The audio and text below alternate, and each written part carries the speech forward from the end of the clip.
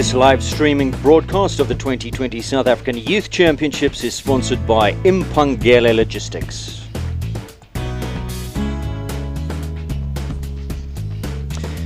Well, very good morning and welcome everybody. Here we sit at the Peter Mini Arena in Kyalami Park Club, Johannesburg. We're featuring 5 classes today during this live stream broadcast. Let's take a look at the lineup. We start with the Equine 74 Pony Riders 1m20 South African Championships. The competitors and coaches are currently walking the track for that. Following that, Chill Out Equestrian Children 1m10 SA Championship. Then we move on to the big ones, the Western Shop sponsored 1m30 South African Championship for juniors, and then the 1m35 SA Champion that will crown the South African Junior Show Jumping Champion for 2020. That's sponsored by Western Shop. And in the final class of the day is the Mark White Nissan sponsored Junior 1m20 South African Championship.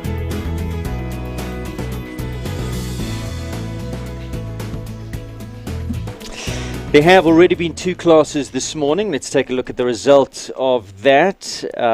The first class of the morning was won by Ella Mostert on high over Ferdinand. Ella, the daughter of Heather Mostert, top rider from that part of the world, from KZN. In second place was Luca Watson on Madunsa Trick or Treats. Then Equifox Lucy Linden in third with Francesca Logan. That was the first class of the morning. And just concluded not too long ago was the second class of the morning, where Cornerstone's Riddle, and I'm very proud to say that young Divan Bosman came out tops there. Hanshi was in second with Georgia Scribanti, and Avatar was in third with Isabella Ballenden. Just a quick note to our sponsors. Big thank you to all of the sponsors that have made this show possible. It's been a trying week. We had the president come out on Monday evening saying that we are now limited to 250 people. The Kyalami Park Club staff have worked very hard to keep us within those numbers, have done a very good job. Obviously, there have been a few grumpy people because of that. But we've got through it, and everybody's got smiles on their faces. So big thank you to everybody who's made this show possible. Big thank you to Herman and Melanie de Waal for giving our youth the opportunity to showcase their equestrian talent through this live stream broadcast sponsored by Impangele Logistics. And then a few shout outs. Big thank you to Neighbours, who have been sharing all of our sponsor posts and our live streaming links and advertising on their social media pages, their website. Neighbours is South Africa's social network for all equestrians. They have 44,000 followers. Join those followers by signing up for free on www.neighbours.co.za for classifieds, news, live chat, forums, groups, giveaways, events, and more. Don't forget to dash in neighbours.co.za. Don't forget the dash in Neighbours, so it's NEIGH-BOURS.co.za. Neighbours, where everybody knows your nay. And then, of course, a big thank you to my good friend Ross. Ross from City Crop has sponsored all the carrots throughout the course of the week. He does one hell of a job in Kyalami and surrounds. If you want to take the hassle out of getting carrots for your horses, don't want to run to the supermarket every 5 minutes, then just give City Crop a ring and they will sort that all out for you. Just find them on Facebook. City Crop, his name is Ross, a hell of a nice guy. He'll sort you out. So the course has been closed and we are awaiting the first competitor to come in for the first class that we will be covering this morning. And that is the Pony Rider 1m20 Championship. I'm going to take a look. Before we move on, I must just introduce my very able assistant to my right-hand side, as has become the norm, Shay De Beer. And we are all covered up, as you can see, for COVID reasons. Shay on my right-hand side. So the next class, Shay, 1m20 Championships, and this is over 2 full rounds. Shay's going to help be calling in some people throughout the course of the day as well, so we hope to make this broadcast a little bit interactive and a little bit different for you. We're going to be bringing you some live interviews with some of our top young riders, junior riders who will be competing throughout the course of the day. We'll be chatting and getting to know them all a little bit better. But first of all, the first class of the morning, the 1m20s. And this sponsored by Equine 74. Big thank you to Kaylee Triggle and Equine 74 for their sponsorship. It's not a big class, just 9 ponies will go through the start. But it is, because it's a championship class, over 2 full rounds. So 10 jumps. Everybody will go through to the second round. You'll carry your scores from the first round through to the second round.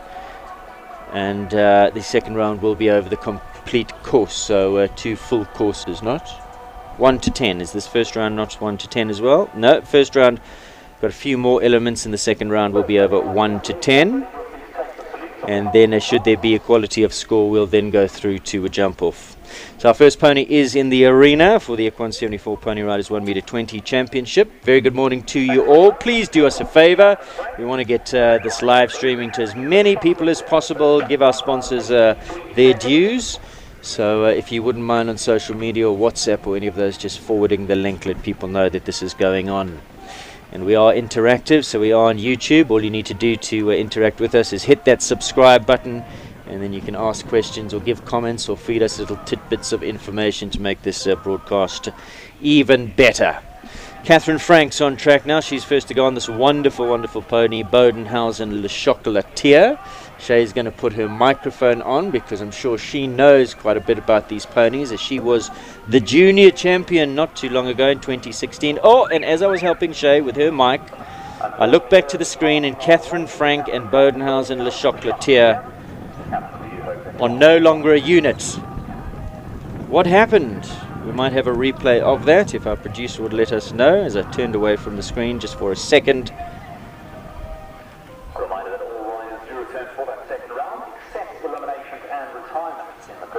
Fortunately, we don't have a replay of that, but so that now means that unfortunately Catherine Frank is eliminated and will not go through to the second round. Bodenhausen Le Chocolatier eliminated. Voodoo is at number 2, Cody Sander. He's had a very, very nice show. I think he's been placed on this pony and he's won a few classes. You'll see him again a little bit later on his other pony, Polika. Shay's got a microphone on. So Shay, this pony's been around for a long time. Were you competing in your time in juniors? He wasn't around when I was jumping, unfortunately, but he seems like a lovely pony, and I do remember watching Cody for many, many years develop as a rider, and he's turned into a wonderful pony rider.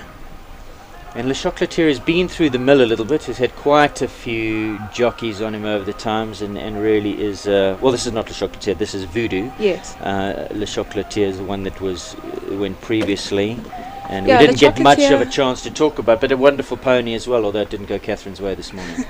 He's done a wonderful job for many, many riders over the years. I watched him with Michaela Fintelman in particular, who was one of my main competitors as a young rider. And he's an excellent pony. He's really been there, done that. Unfortunately, not going their way this morning. Voodoo is jumping like hell, but has unfortunately had 2 down already. Quite a feisty little character. I think he suits Cody, because Cody's also feisty as well. His mom won't mind me saying that. And he's won a few classes already here at the show, so he's on good form. I'm going to carry forward 8 penalties from this first round into the second round, but anything can happen. It's not a big class. We'll take a better look at the track with the next pony that goes round, how testing the track is, and see just how it's riding, and await our first clear. Of course, Cody's got a second chance with Polika, which he won a very good class on the other day, and that is a superstar pony. We'll see it coming up a little bit later. Is the penultimate competitor. This now is Leonard Drotsky, and this is Cornerstone's Rocket 88. Now, what do you know about? Do you know much about Leonard? I think he trains with Anton Hook, if I'm not mistaken. Yes, as far as I know, he trains at Cornerstone. He's been around a bit of a while. Rides quite well. I know more about the pony, who's been around since before I was jumping in ponies. So he must be getting a bit on the older side now, but an incredibly feisty pony. Doesn't look like the easiest ride. Got quite a high head carriage, a little bit unstable with his head, so it's probably constantly coming back at the rider's face the whole time. So the rider would have to remain very, very upright, make sure you don't get too forward, and stay out of the danger zone of that that head coming back at you. Unfortunately, he's already had 1 down. So he canters down to this Aero Plus jump. Also, a big thank you to Midfeeds, associate sponsor of this broadcast. We'll be chatting a bit about them later, and you'll see some of their commercials. As Rocket 88 goes to 10A down, 10B, so sitting on 8, 10C. What do you make of this track? It looks like a decent track, decent difficulty for this level of competition. I see some of the riders are having some problems, but looks pretty good all in all. Total score of, I think it was 2 down, I think it was 8 penalties. We'll get confirmation of that. 2 down, 8 penalties for Rocket 88. Time allowed, is that a factor? Length in this first track, time allowed 86 seconds, so they do seem to be coming in well inside of that. Right, next to go, number 4. This is Thomas van Ryk-Vorsel, Bronwood Bunnet Juniper. Thomas first caught my attention at last year's junior championships. I think this guy, if he continues riding, has got a huge, huge future ahead of him. Sits very still and rides absolutely beautifully despite that pole. That was a bit of a nothing pole, maybe got a little bit deep to that. Trains with Domini Alexander, I believe, lives in George. I'm not sure if he visits Dom or Domini travels to that part of the world to go and train a few riders, including Thomas. But lots of poise, very cool, seems unrattled, stylish, smooth, good eye, good rhythm. For me, got all the ingredients of a really top rider in the making. What do you make of Thomas? Yeah, he looks like a super rider even. He's also our current junior open equitation winner, as far as I know. You're saying from this year, from this show? Year, so yes. He was the equitation winner. Well, I mean, he's very stylish the way he rides. Stunning. He's very impressive. Really effective. Very good body control, upper body position, doesn't get over the horse's shoulders, allows them to jump up to him, stays out of their way, puts them on a good rhythm, doesn't interfere with the horse in front of the fence. I mean, he's had a few down, but I think they're all going to have a few. They're all looking like they're having a few down. This pony's gone very well throughout the course of the week, as has Voodoo, so perhaps a bit of a testing track here that Emery Islinger has pitched for these young riders. Remember, it's over 2 full rounds, and then in equality of score over 2 rounds, we go to a jump off. How many was that? That was 8. Was that 2 down as well? 8 down. penalties for Bronwood Juniper, number 4.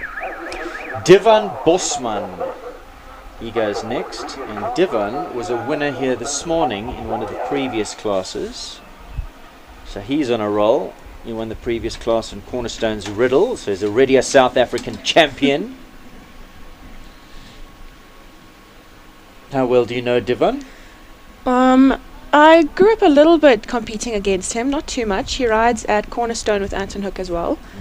I know his parents are super supportive. They're probably watching, or at least one of them is here. And he looks like he's really grown and developed into a lovely rider as well. And I think there's a few Bosman children that ride. I think there's Henri. I think they're the 3 brothers.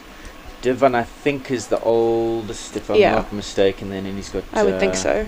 if memory serves, two younger brothers as well, very into the game. And tell us a bit about Cornerstone. Do you know the setup? Not too much, unfortunately. But they do have a ton of ponies that are doing quite well, and the Pony Rider 110s, 120s. So it must be quite an effective setup. Now, Shay, a little bit about yourself before we move on, because you came out of juniors not too long ago, and you were a South African champion. How much does this title mean to a junior? This title, I mean, speaking from my experience, it meant a lot to me. It was an incredibly stressful day to begin with. And it was an incredible feeling winning this title, and winning the junior title, I mean, even bigger. And I think that's our first clear. Well done, Divan Bosman. So I'm going to highlight that one. That was Cornerstone's Mighty Warrior. So Divan certainly is on a roll here. He puts himself in a very, very strong position. He's the only person who's gone clear, and the rest of them sitting on 2 poles behind in 8 penalties. So he'll have a big advantage going through to the second round. Of course, he needs to hang on to that advantage, make sure that he's clear in the second round. But before we get there, another 4 to go. And I absolutely love this little pony, Kyalami, with Louis Peach. We'll get back to your story in a moment or two, but you must know a bit about this pony. I think, did Ada Rain ride it for a while? Yes, this was Ada's pony for a long time. She brought it up the ranks. And she got it jumping 120 before she sold him on to the Peaches. And Kyalami is by another little pony that we've seen jumping at the show called Tigger Time. That was jumping in one of the previous classes this morning. Unfortunately, Tigger Time dumped his rider and got loose and had a Tigger Time running around of the arena loose. And just as cute as this Kyalami. I absolutely adore this pony. Got such a beautiful attitude and well really produced by lovely Ada pony. Rain. He seems to enjoy his job. Unfortunately, one going down there for young Louis Peach, and hopefully we'll be speaking to Louis' older brother Jacob a little bit later about the Peach family and their equine interests, as Jacob does have a couple rides in the main class as well, so we'll get him in the broadcast and chat to him. As I said, we want to get to know some of these young riders. Despite that 1 pole, nice round. Yeah, so far so good. I think it is quite a tough testing track. It's quite difficult to keep your cool for so long. Unfortunately, Louis' reins as he came through that distance just got a little bit long. The pony was in focus until the very last minute on that wall. Walls can be daunting, especially to little ponies, and that causes another problem. So I'm sure there might be some time penalties to add as well. We'll get the final score.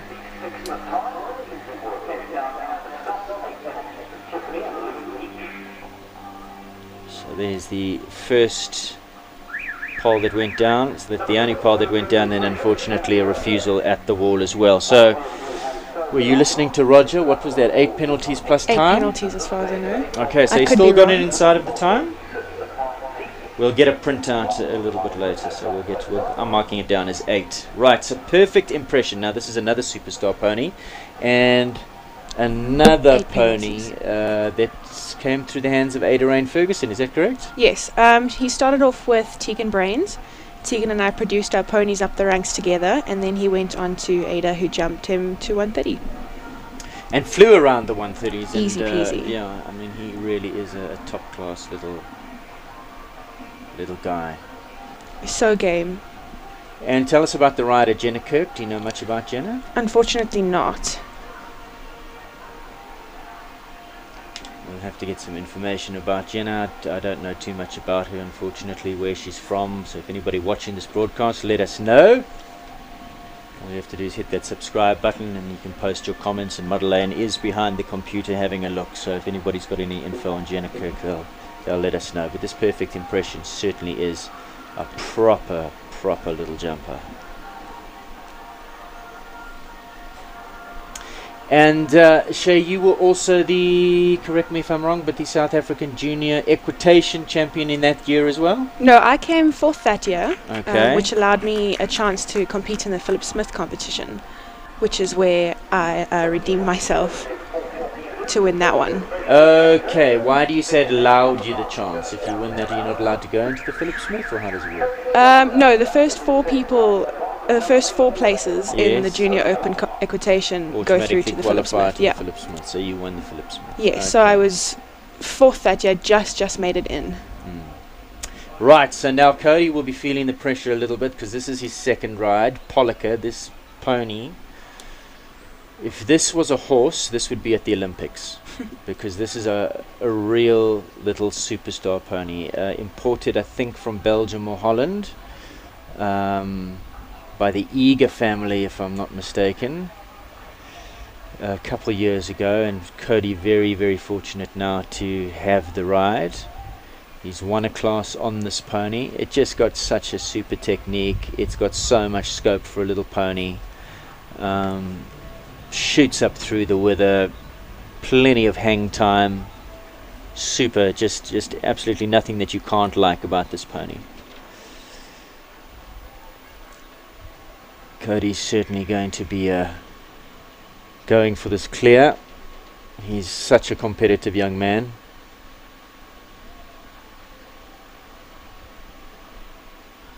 And really has come on a lot in the last year as a rider, training with, I think he trains with Chad. I mean, Yes. obviously Bronwyn must help him a lot as well, but I'm sure, you know, what's the golden rule? Never train your family members. You want to keep peace in the household. Yeah. Good ride there at the last. Looked like Pollica just had a look at that wall, and Cody was really strong at that wall. And got the pony to jump. So let's have a look now.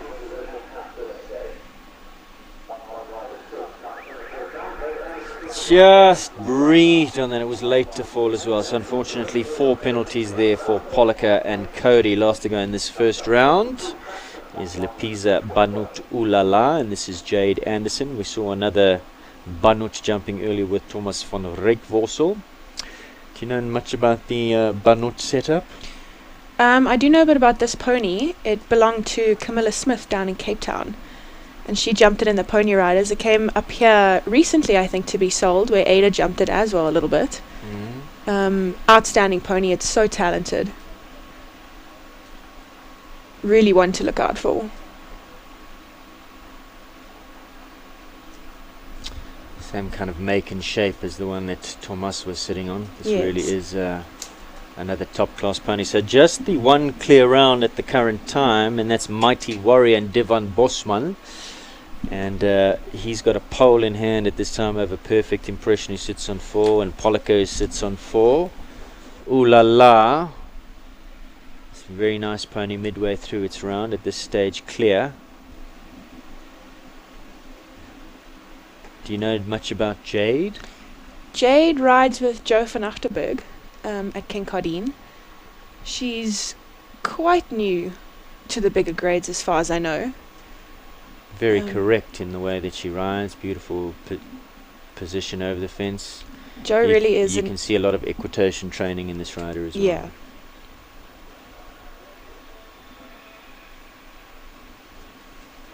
Clear coming to the last. Super. So 2 that have gone clear in the first round: Cornerstone's Mighty Warrior and Lepiza Banut Ooh La La. And Jade Anderson.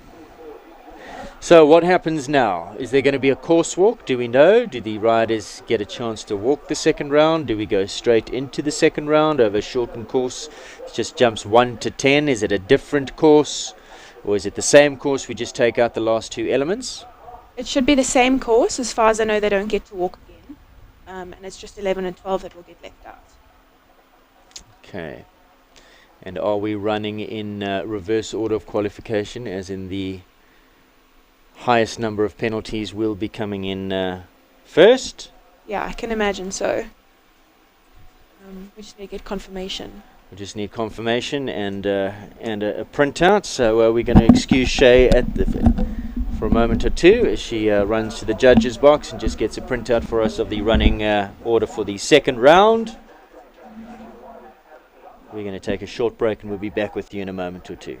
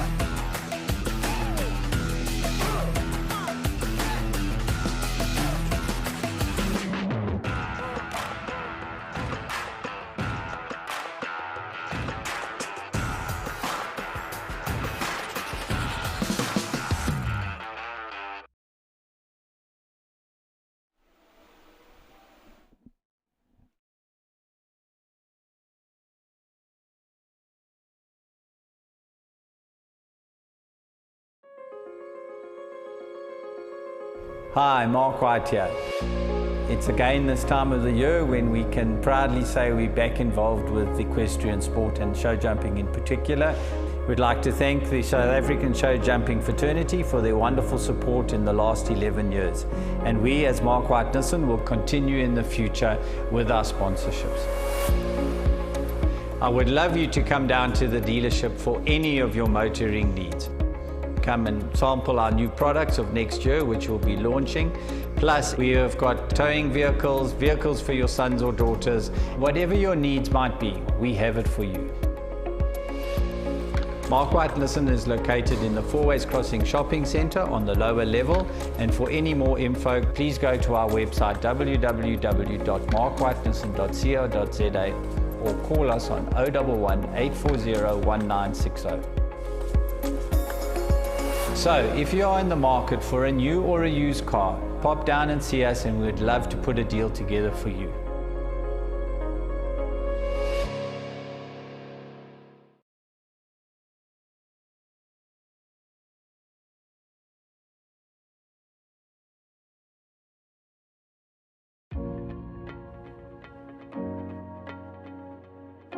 Hi, my name is Caroline and I'm the MD of Espoir and the Marketing Manager of Midfeeds. We've recently launched a very exciting new app for Midfeeds. It's basically everything that you find in store, from clothing to bits, bridles to medication. You can now shop horse food, even orders more than 50 kilograms. There's very easy navigation on the app. You can go to different categories. You can add your products to favorites. There's a little search bar that you can go to. You can check out very easily. We've got a 24-hour turnaround time within Gauteng. So for safety.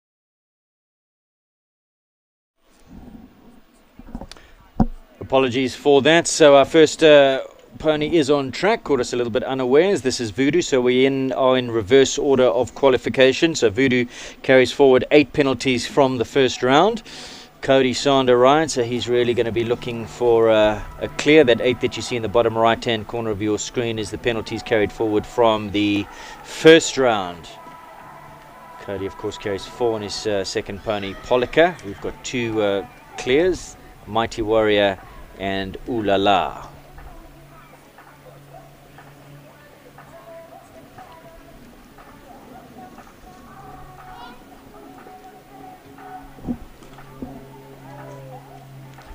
It's looking like a good round, Shay.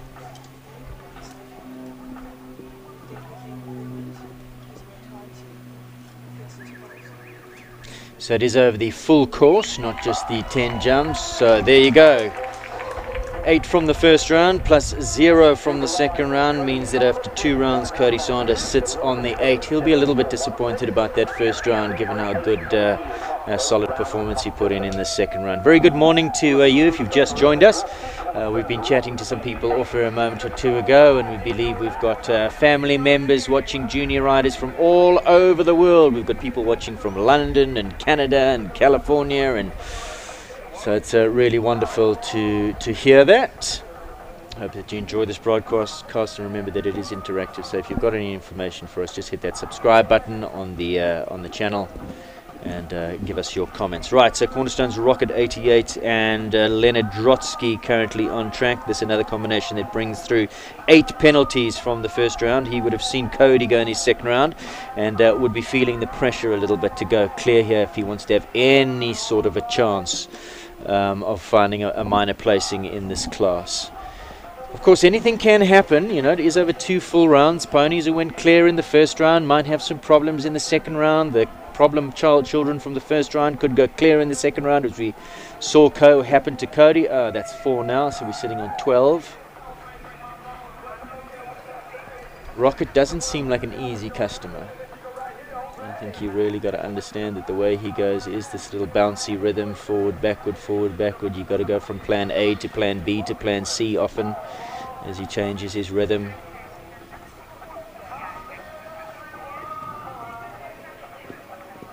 Two left to come in his second round.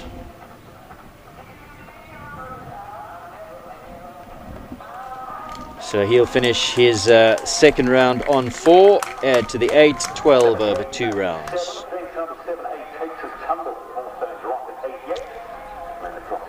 take a look at the replay of this. Comes round the corner. Leonard leaning right into his turn, which is not ideal. And didn't hit that very hard. It looked like it just rubbed it. Shallow cups, light poles these days, and off it goes. It was late to fall. Thomas is on track now. Thomas van Rijkvorsel carried forward.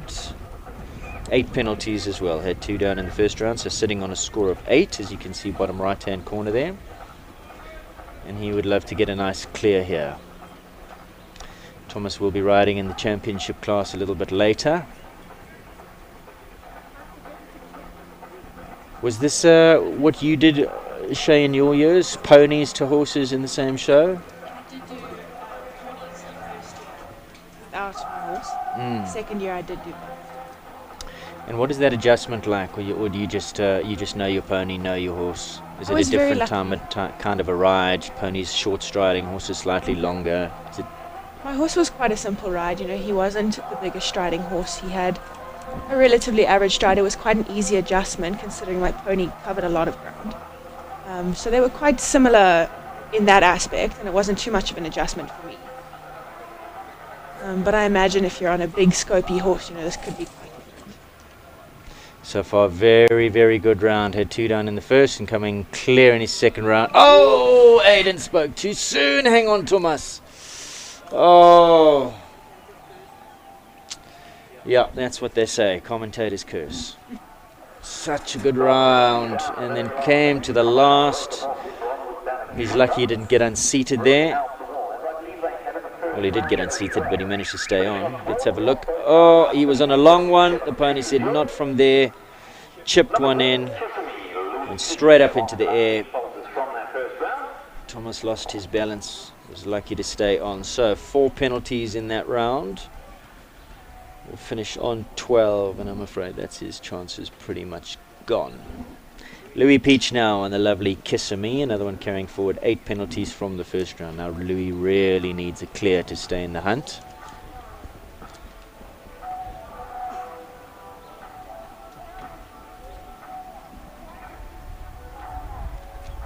Good friends with Cody Sander. He would have seen Cody's round on Voodoo, his second round where he went clear. And he'll be desperate to get himself through to just on the 8 that he got in the first round.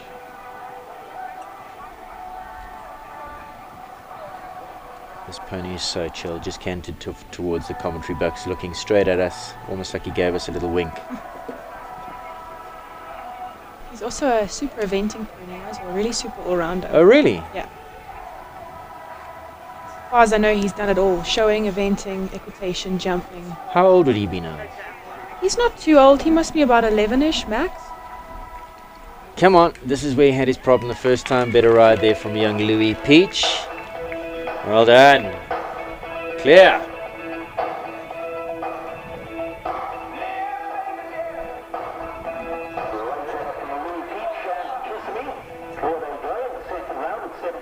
Well done, Louis Peach. So finishes his second round on a clear, so just the 8 from the first round. So again, he'll be disappointed what might have been. Of course, once you've ridden this track already, the nerves settle.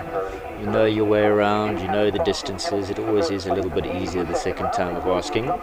Perfect impression now, Jenna Kirk. Big shout out to all Jenna's family members all over the world, in Brisbane and I believe London and Canada, and Andrew Kirk, Father Andrew Kirk, popped his head in a few moments ago, told us a bit about Jenna. We said we didn't know too much about Jenna, so Andrew Kirk was a former junior show jumping champion himself, said he won the title back in the 80s twice, in fact. Went into the adult ranks, produced a couple of A grades, so a real horsey family.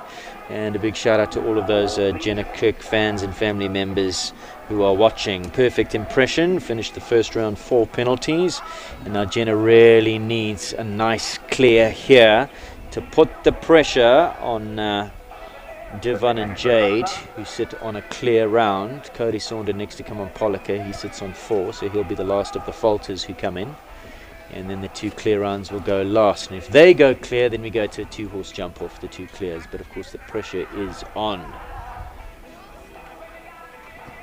She would love to finish here on just the 4 penalties, and is such a capable pony.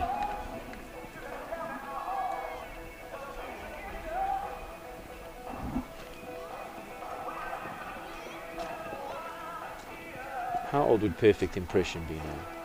He must be about 14, 15-ish. Yeah. Had a relatively good career. He's been through 2 riders. Taken both of them to 130. Who was the first? Tegan Brains. There we go. Brilliant. So finishes on 4. So Tegan and Ada Rain were the riders there before Jenna got the ride on Perfect Impression. What a great little pony he is. Top class. So 4 penalties. So now Cody comes in on Pollica. He was on 4 penalties after his first round. And he must go clear here to stay on the 4 and put some pressure on Mighty Warrior and Ooh La La, who are both clear. And of course, the worst comes out in your character when you sit on the sidelines wishing your others some faults, because that's exactly what I'm afraid to say. If Cody goes clear, that's what's going to happen, because he would absolutely love to go into a jump off, a 3-way jump off with Mighty Warrior and Ooh La La, should they have faults, but we're not wishing faults on anybody. But to keep himself in the hunt, he needs to go clear, otherwise he is in it for the minor money. Super over 1 and 2.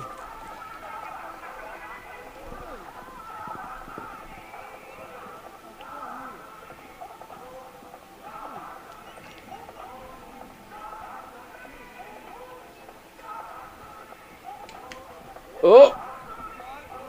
Just lost a bit of rhythm through the turn, it seemed there, and got to the fence on a bit of a backward stride. Cody had to give him a encouragement down the neck. Good pony. Jumps it clear.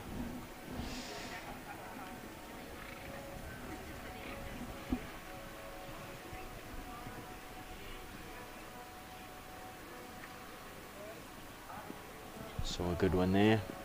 Off the turn. Pony keeps its rhythm really nice. Yep.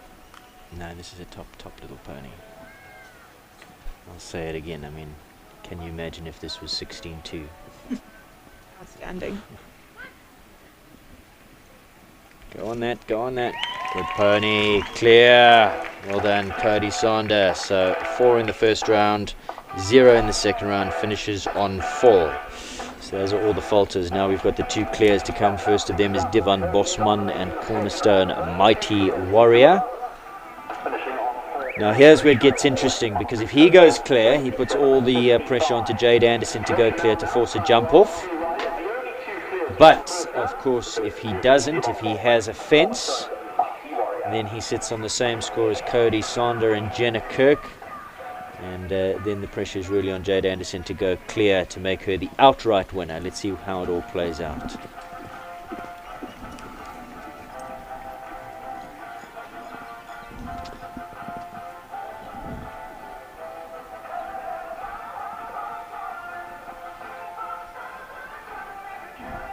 So far, so good.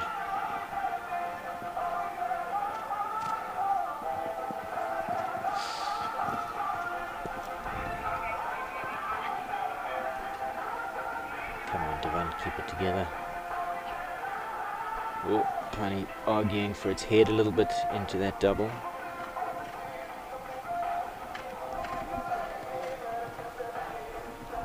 Tivan keeping really cool.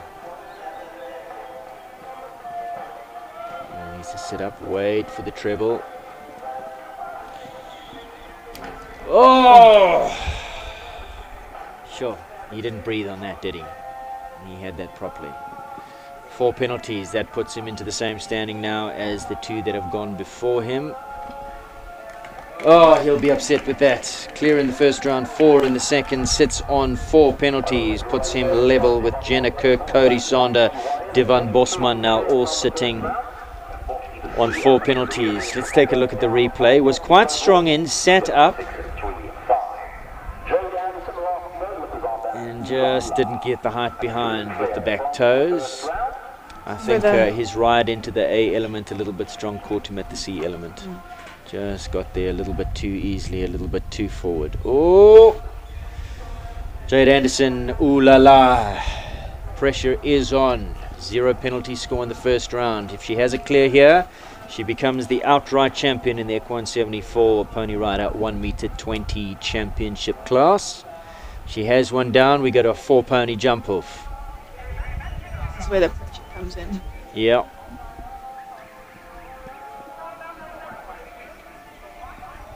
Good pony though. There's no reason why she should have one down. Jumped a beautiful round the first round, but of course anything can happen. As you saw with Devon, just a little bit strong into that treble, takes the C element down.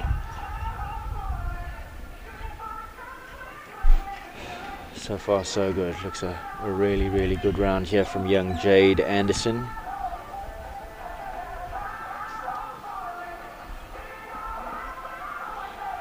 Good ride in, sit up, perfectly ridden.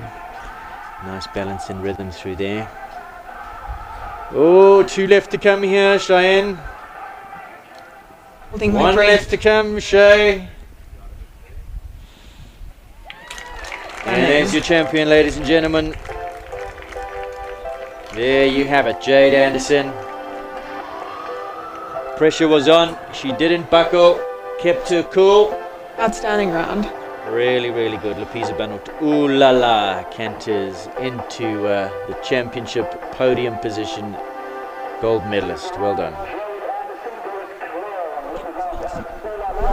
So Shay's going to run out and get the full result. We know who the winner is. We just need to separate the others on time for the minor money. There were 4 on 4 penalties, 1 on 8 penalties, 2 on 12. And 2 on 8 and 2 on 12. So we'll get the full result for you in a moment or two. Stand by. We're going to go to a little commercial break, and when we come back, we'll have the full result and the podium, the presentation.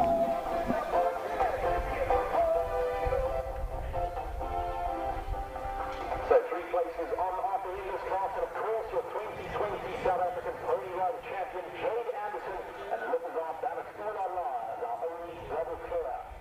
Second place was the fantastic ride from Jennifer. Hi, my name is Caroline and I'm the MD of Espoir and the Marketing Manager of Midfields. We've recently launched a very exciting new app for Midfields. It's basically everything that you find in store, from clothing to bits, bridles to medication. You can now shop horse food, even orders more than 50 kilograms. There's very easy navigation on the app. You can go to different categories. You can add your products to favorites. There's a little search bar that you can go to. You can check out very easily. We've got a 24-hour turnaround time within Gauteng. So for safety reasons, and especially now with the coronavirus, you can very easily place your orders online and check out, and we'll have it delivered to you very quickly. Go onto both app stores, Android as well as iOS, and you can search for Midfields or Tack and Togs and find the app there, download it and enjoy it.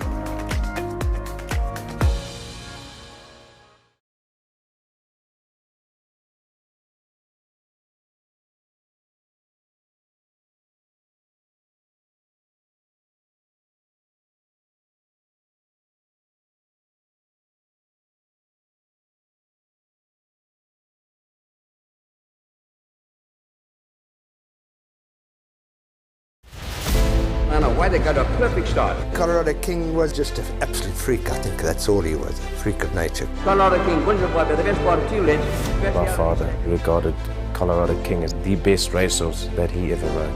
He was a friendly horse, and Sydney just knew that he was going to be a superstar. And here comes Mustard Cluster in the middle of the track. It's Colorado King in front, Native Diver and Mustard Cluster.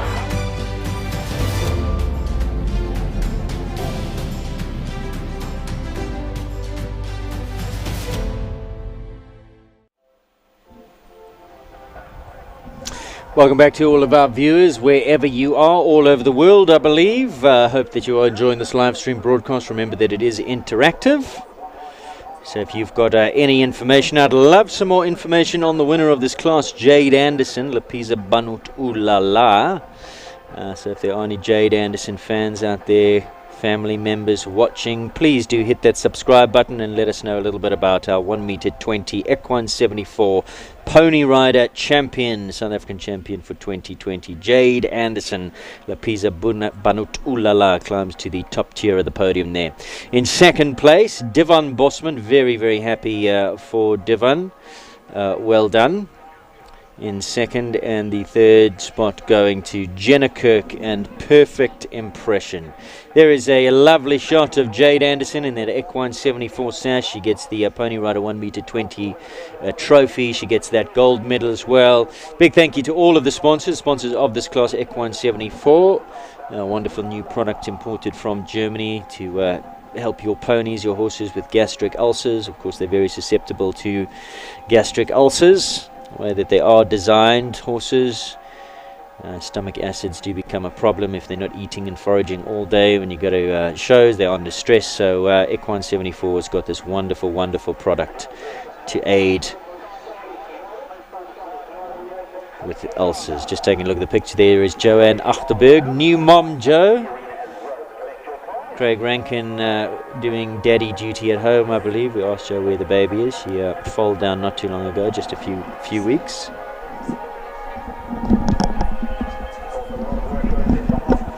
So there is Joe Achterberg. We'll see if we can actually get Joe in for a little interview. She'll tell us a little bit more about Jade. So we'll try and track her down. Off she goes. Photo time. Denford Studio is going to take a few photos of these three young riders. In Perfect Impression, Jenna Kirk gets that third spot. The minor money is on time, so it's the time in the second round that comes into play. So the quickest time in the second round determines the minor money. So if you've got equality of score, if they're all sitting on 4 penalties after 2 rounds, the fastest 4 penalty round in the second round, the time of the second round comes into play. And young Cody Sander, look at that, the Victor Ladorum winner. Well done, Cody. We're going to get Cody into the studio a little bit later. Come have a chat to us. Very proud mom Bronwyn, and Ryan, if you're watching from your hospital bed or your bed at home, Ryan Sander, we wish you all the very best. He's holed up at home. He's had some terrible injury to his leg sustained in a riding accident over a year ago now, and still battling. He's had multiple surgeries. So Ryan, if you're watching, we hope this cheers you up a little bit. And there we go, the young pony riders going off on their lap of honour. So big congratulations once again to Jade Anderson, the winner, Lapisa Banut Ulala. Shay, you're going to go and try and track down Joanne van Achterberg for us, are you? Shay's going to go. Shay's got a busy day. She's in and out of the studio. She's running around finding people for us to chat to. And our next guest, or our first guest of the morning, is going to be Amy McCow. Amy's going to pop into the seat here. We're going to be chatting to her. Amy, one of the top junior riders in the country, and going to be riding in the big class a little bit later. So we're going to go to a short break while we get Amy ready for her interview, and then we're going to come back, have a chat to Amy before we move on to class 3.4 Chill Out Equestrian 2020 South African Children's 1 meter 10 championship class.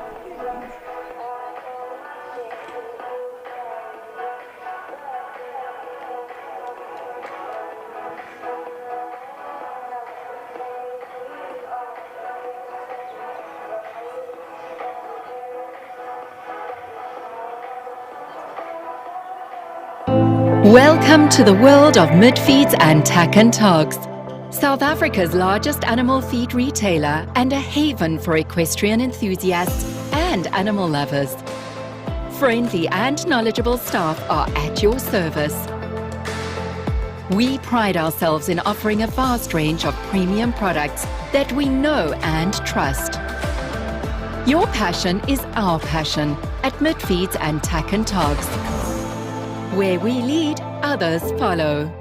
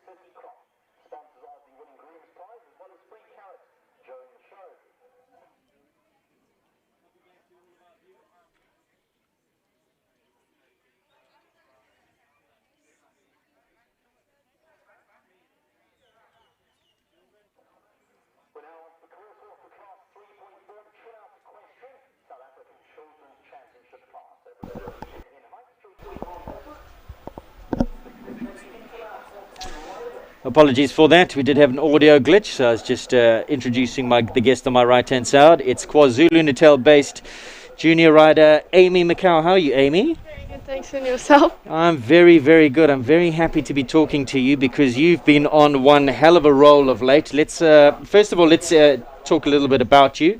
From KwaZulu-Natal, how old are you now? Is this your last year in juniors? Have you got a while to go? It's my last year in juniors, 18 years old.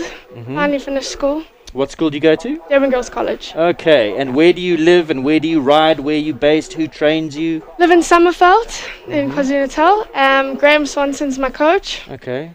And yeah. So much like me. Do you know that I was a Summerveld boy? And also Yeah. Graham also trained me way back in the day, but I'm a lot older than you. The horses that you ride, tell me about them. Well, I've got Go To Blue. Mm-hmm. It's quite cheeky. Lots of scope. Yes. Love him. He's from the Netherlands. Mm-hmm. I got him last year. I haven't seen him before. This is the first time I've seen you riding him. Only done a few shows. Okay. Haven't done many. And then I've got Elliot Vance. And tell us a little bit his pedigree, Go To Blue. He's Bazarocco Blue. Yes. I'm not sure about his mother. Okay. But the mother's produced a lot of really nice horses overseas. And he came in at what level? 120. Okay. Yeah. All right. So you've done a bit of production work on. He's Yeah. now jumping in the 135s, and he's your top horse, is he? Yes, yeah. Okay. And Elliot. So we've got Elliot Vance. Mm-hmm. He's by Scudo. Mm-hmm. And I've had him for about 3 years now. Yes. And yeah, he's basically like my junior horse to have fun with. And Yes. Yeah. Now tell us about the show that you've been having.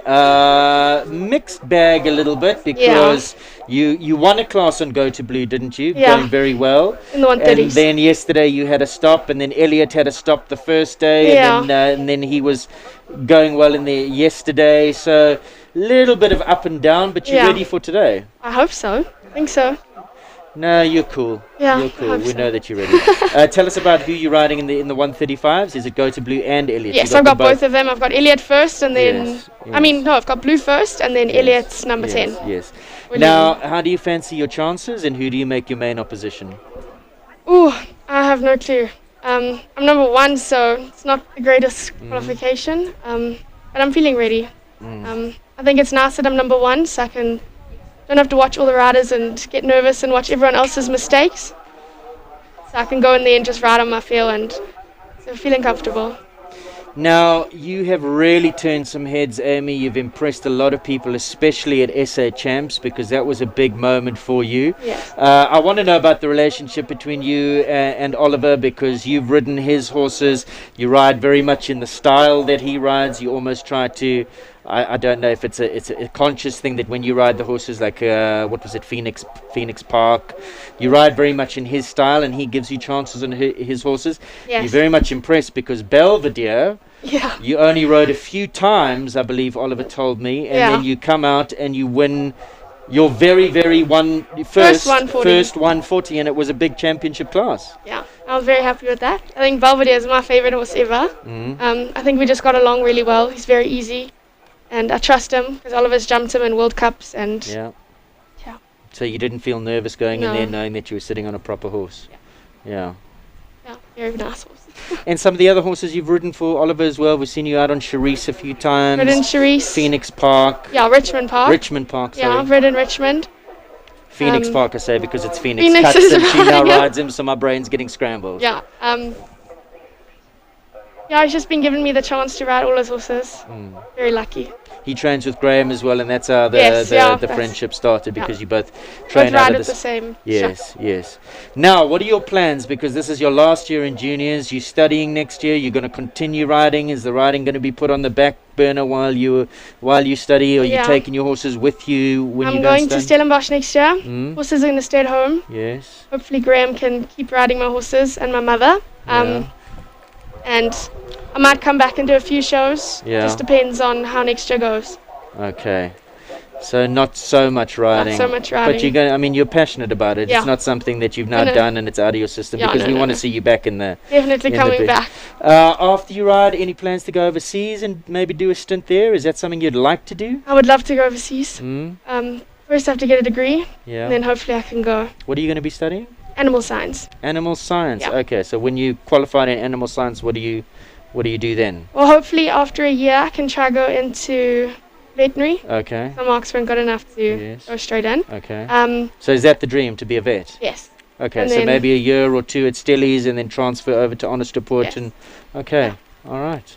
Well, Tina Schrissel did that as well, Yes. so Yeah. he's he'll be the next. Yeah. Well, all the very, very best. Thank you so Good luck much. for today. Who do you make your main rival in the competition? Probably Georgia and Ada. Yeah, they're on good form. Georgia was Yeah. a winner yesterday, and she was second in the same class, so she's on good form. Yeah. All the Yes. best for today, Amy. My money's on you. Don't disappoint me. I know you won't. You're too cool. You've got the head for it. Do you feel Thank the you. pressure? Do you get nervous? Get very nervous, but I think I Really? jump better when I'm very nervous. Because you look so relaxed and just at ease doing the whole thing. Not before the class. Really? Yeah. Okay. Well, we'll be watching keenly. All the very best. Have you won this title before? Never. Not. Would Last this chance. is this a big box to tick? Would you? Yes, I would love to I win mean, this if you class. left juniors not having won this, would you be disappointed knowing how much is ahead of you? I mean, you're a star for the future, let's be honest. Thank you. Yeah, I'd be a little bit disappointed, but I think there's a bigger picture, and it's fine if I don't. Perfect. First of all, I just want to mention your mom before you go, because your mom's a big support. Yes. We see her at all the shows, and she was a rider herself, I believe. Yes. Yeah. Okay. Yeah. So shout out to your mom as well. Chantal in the background doing all the work. Hey, mom, standing on my left-hand side here. Amy, thanks so much. We're going to go to a Thanks, short Aidan. commercial break, and when we come back, we'll be ready for the Chill Out Equestrian 2020 South African Children's 1 meter 10 championship class. Don't go away.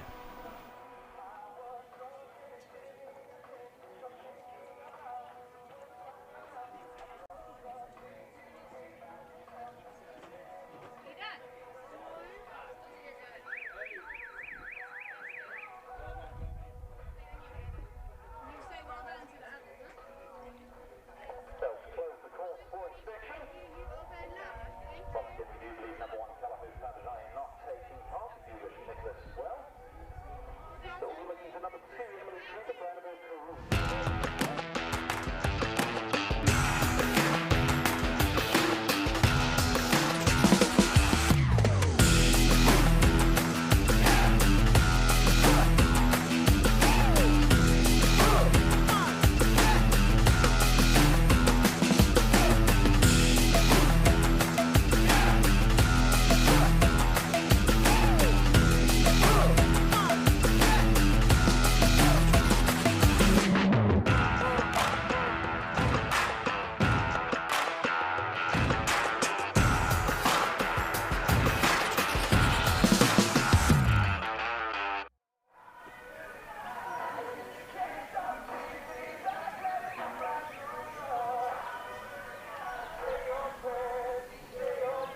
So we keep the course over just a few minutes longer. Welcome back, everybody, to our live stream broadcast. This broadcast brought to you by Impangele Logistics. We'll be chatting to Herman de Waal a little bit later on about his involvement in equestrian sport and a bit about the company Impangele Logistics. Big thank you to them. Coming up next is the Chill Out Equestrian Children's 1 meter 10 championship class. We're going to take a look at the final result in a moment or two of the previous class. That was the Equine 74 Pony Riders 1 meter 20s. The winner there was Jade Anderson. Hopefully we'll get to have a chat to Jade. And one of the people on the podium was young Cody Sander. And I'm very pleased to say that I have Cody here with me in the commentary point. Cody, how are you, first of all? Very good, thanks, and you, Aidan? I'm very well, thank you.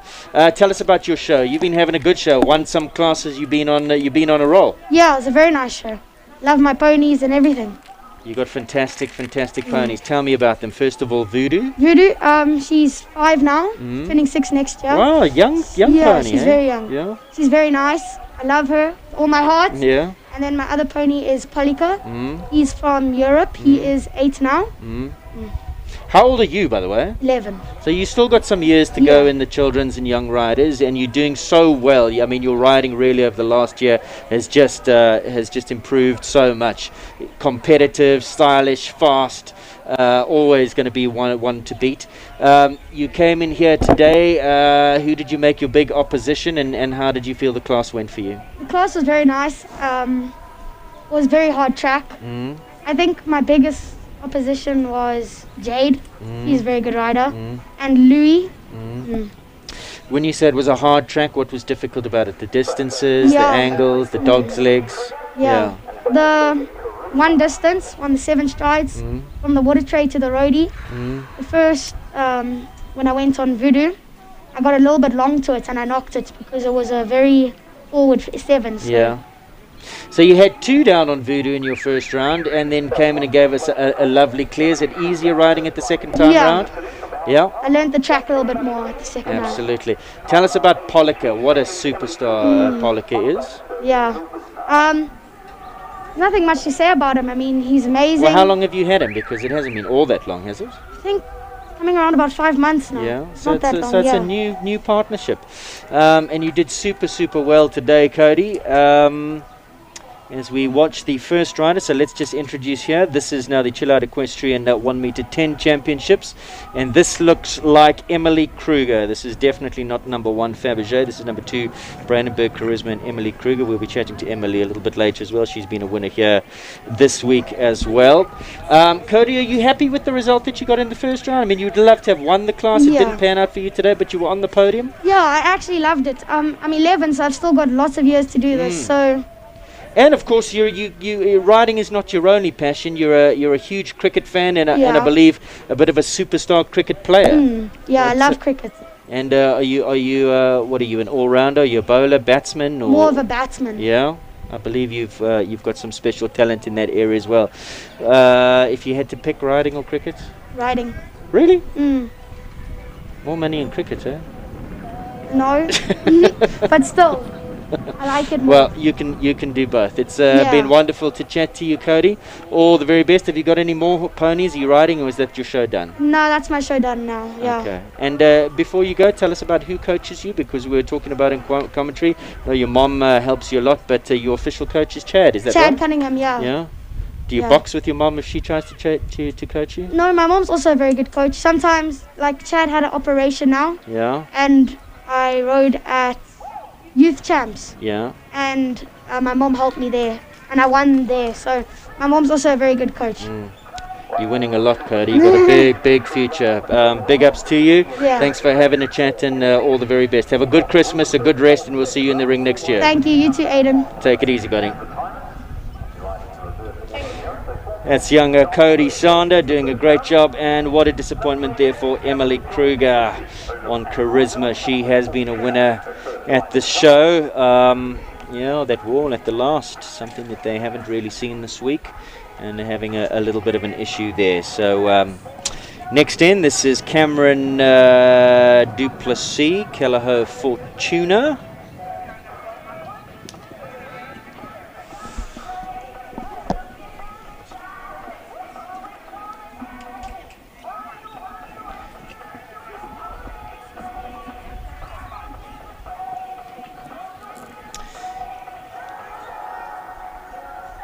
So currently on track here in this Chill Out Equestrian 1 meter 10 championship. Looks like Cameron Duplessis having a bit of a problem there. So we're still looking for our first clear. This is the second horse into the arena. And that goes down as well. So already on 8 penalties. There will be time penalties to add after that disobedience.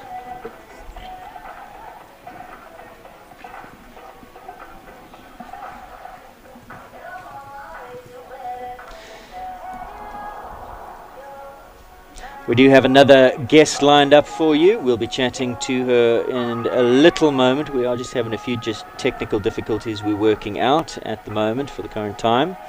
We'll be with you in a moment or two. Seems to have been rectified. So, moving into time penalties, 91.32 seconds. I'm going to have a look at the time allowed for this class. Time allowed in this first round. As we take a look at the disobedience. Yeah, just a bit of a miscommunication there. Cameron looking for the long one and the horse just going, no, not from there, I'm afraid. Digging its heels in and 4 penalties came. So a final score, I think, of 11 penalties for Kelleher Fortuna and Cameron Nicole Duplessis. 11. So just a reminder, this over 2 full rounds, and in the event of equality of score after 2 rounds, we will then go to a jump off. Brandenburg Charisma sits on 4, Kelleher Fortuna sits on 11, and this now is Holly Smith. Holly rides Capital Chester. Don't know a huge amount about Holly Smith. Lauren Pretorius, I think, the trainer, but Holly, I believe, actually lives in Mauritius. Horses are kept in South Africa, and she comes out ever so often to ride them and train with Lauren and do a couple of shows. Very passionate about the sport, but obviously not the, well, I was going to say not the ideal situation living in Mauritius. How can you say not the ideal situation living in Mauritius? Kelly Duplessis, how are you? Good, thanks, and you? I'm very, very well, thank you. With me is Kelly Duplessis, another top junior who will be riding in the big class this afternoon, the Junior South African Championship, 135. And we're going to come to pictures of her in a moment or two. Just to first complete Holly's round. 4 penalties. Holly will be pretty happy with that. That's a really, really good round. Obviously, she would have loved the clear, but that 4 is competitive. Remember, 2 full rounds and then a jump off. Right, so Kelly Duplessis, tell me about yourself. Where are you from? You're a Joburg girl. Where do you go to school? How did you get involved in horses? I go to school at Dainfern College. I've been riding since I was 2. I think more my mum just got me into that because she also used to ride. Yeah. And ever since then, I've just ridden, I guess.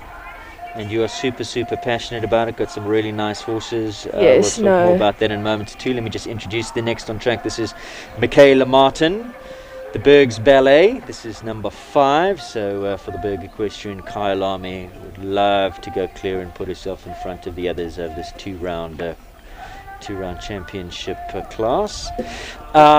So you've ridden since you were 2 years old. Did your mother's riding have to go into the back burner when you started riding? Probably. She every now and then comes and rides with me, but not as much anymore. More my focus now. Yeah, but she is a super, super supportive mom. Yes, always no, with you, I don't know what shows. I would do without her, yes. And you guys seem to have a wonderful relationship. You look more like best buddies. Yeah, no, I don't know what I would do without my mom. She is probably my biggest supporter. Now, tell me, Kelly, who's your trainer? Where do you stable your horses? So I train with Chad Cunningham, and I stable with Ron Santos at Izetu.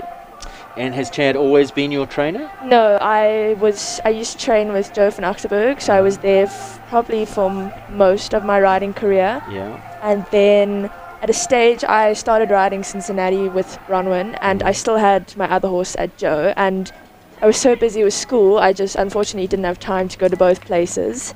Yeah. So we decided to move Rambo to Izetu for me to be able to ride Cincinnati.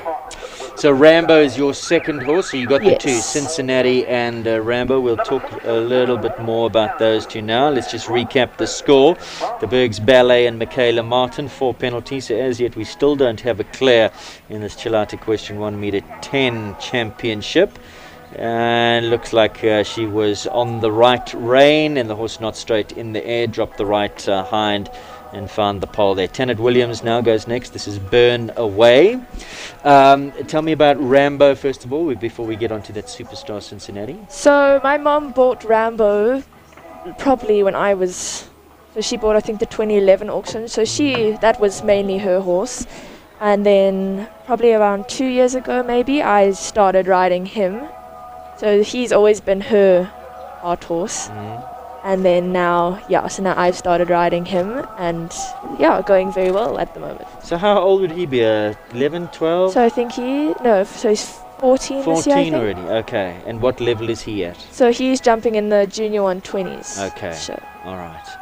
As a 14-year-old, still in the 120s, is that his chop? Is that his ceiling? Or He started very late. My mom was quite laid back. She kind of did hacks for a year and then sent him to a friend, Charlene Thompson, in PE.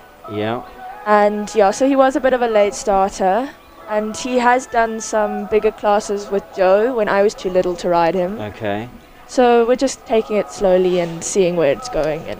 And how good do you think he is? Could he jump bigger think classes? Or? Maybe the 120s, maybe the 130s, but I don't. He is quite small and a little bit difficult, to get striding and positioning. So I think 120s, maybe 130s one day. Yeah. Yeah. Well, unfortunately, not Burnaway's day today. 2 disobediences there, and that means that young Tanit will not be advancing through to the second round. Let's take a look at the first one. So she has a strong ride in here, really presses him, was a mile off that, and I'm afraid to say Tanit Burnaway was quite right in saying sorry, just can't go from there. That was the treble combination, the A element as well, so if that fault hadn't happened, I think the distance would have caught her. She was pretty strong and pretty far off. Her second stop coming at the walls, unfortunately an elimination. Next to go, this is Lundy's time, young Kylie van der Westhuizen. We'll keep an eye on her round. We go back to conversation with Kelly. Now you've got the superstar mare who's coming to the end of her career. She was ridden by Sten Muchner originally, then Erin DeSantos right through Erin's junior career, and now you are the very privileged person to have the ride on that little freak of nature, Cincinnati, and what a wonderful horse she is. And I have to say, no disrespect to the other 2 who came before you on her, I think I like the picture you create with her the most, I think. Thank you. No, she really is my heart horse. I actually don't know what I would do without her. I don't think I would be in the big class today without her. So I do want to say thank you to Bron and the DeSantos family for that. And she's just wonderful. I mean, despite her diminutive size, because she is small. Do you know what she measures? I think she's just 16 hands. She is very small, but she does have a heart of absolute gold. Yeah. And scope for a little horse, just absolute scope. Daughter of Nelson van der Hille, Cincinnati. Is this her, you were telling me a while ago, is she coming towards the end of her career? So the way it's going, I think next year would probably be my last year. Yeah. I think she is as strong as an ox and could carry on. How old is she now? She is 19 this year. Yeah. So as strong as she is, I do think it's the same with my pony Chelsea. It does come to a time where I think they've earned their time to retire. Sten has been desperately asking me, as definitely wants a baby. Yeah. So I think next year, end of the year, probably would be her time. But I guess we'll just have to see how it goes. Yeah. Unfortunately there for Kylie van der Westhuizen, the wall creating a problem for Lundy's time and the second elimination in this class. You are 15, so you do have time. It would be nice to get another year or 2 out of her, because what a partnership it's going to be. Yeah. Currently on track is Lanzarote and Ziskanel. This is number 8. How do you fancy your chances today?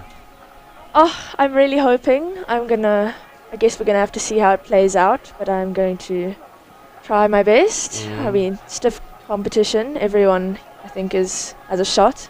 So we're just gonna have to see how it plays out. The big rivals, do you think? The ones that you know you're going to really have to, who are going to be in the second round? Georgia Rorich, maybe? Georgia's had a very great show. Jana, she's been having a very, very good time.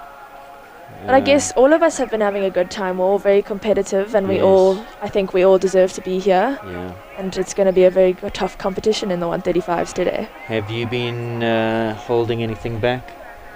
It's actually, I'm only just starting in the 135, so I've been just mainly trying to just get nice rounds. So as quick and fast as CC is, I have been trying to just go around nicely and get some confidence before trying. There's a couple gears. You've had her in third gear the whole way. You still got fourth and fifth to come today if you need them. Most likely, yes. So I'm going to say that you have been holding her back. Are you confident? I am feeling confident. Obviously, the nerves are kicking in now as it starts to come closer. But I am very excited and can't wait. Let's take a look at the score for Ziska now. Final score of 6 penalties after that disobedience and 2 for time. 4 for jumping, 2 for time.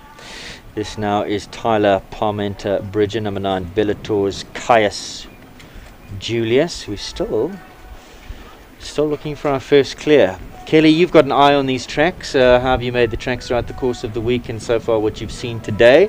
Are they testing? You're going to have to work a bit? From what I've seen the last 2 days, people have actually been struggling quite a bit, and I think you're going to have to ride quite hard and fight quite a lot to get it clear today. But your little mare's got step, right? She does. For such a little mare, she does get there rather quickly. Yeah, so you're not going to be worried about distances or anything like that. Yeah, the treble might be quite of a work, but we will have to see. Well, all the best. Thanks for coming in and chatting. Thank you so much for having me. Appreciate it. We'll keep an eye out for you. I think you're in with a big shout. If I was a betting man and somebody was running a book here, I think you'd be quite a short-priced. We hope so. Combination, and I look forward to seeing how you go later. Thanks for coming. Thank you so much. That was Kelly Duplessis chatting to us, and we wish her all the very best for today.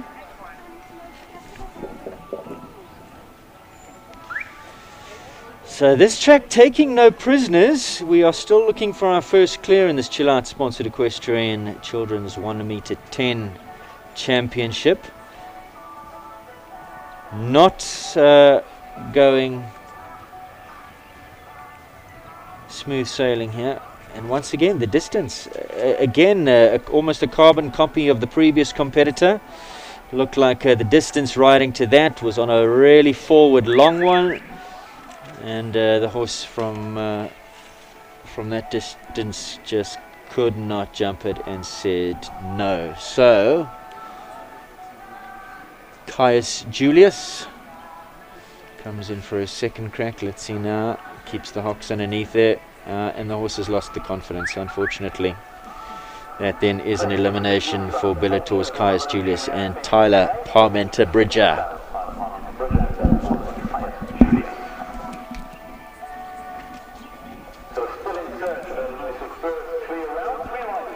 So, coming in next is Leonard Drotsky.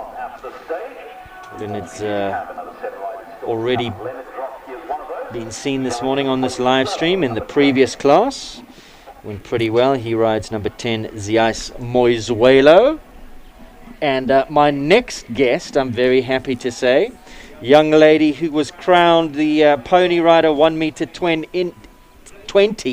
individual champion for Equine 74, the winner of the previous class, Jade Anderson. How are you, Jade? You're on top of the moon. I am good, thanks, and how are you? I'm very well. You must be beaming. What a Yes. wonderful class. Tell me about it. It was very competitive. It was a very hard track. There was lots of lines and combinations with hard striding and very scary jumps. But it was an overall very nice class. Had you guys had the wall in the week, or is this the first time you guys are seeing the wall? We had the wall, just the bottom pillars with poles on top. So they've had a little feeling of it, because it seems to be Yes. causing quite a few problems today, and especially in your class. Not for you though. You were one of No. only 2 clears in the first round. Yeah. You must have been elated. That put you into a very good position coming into the second round.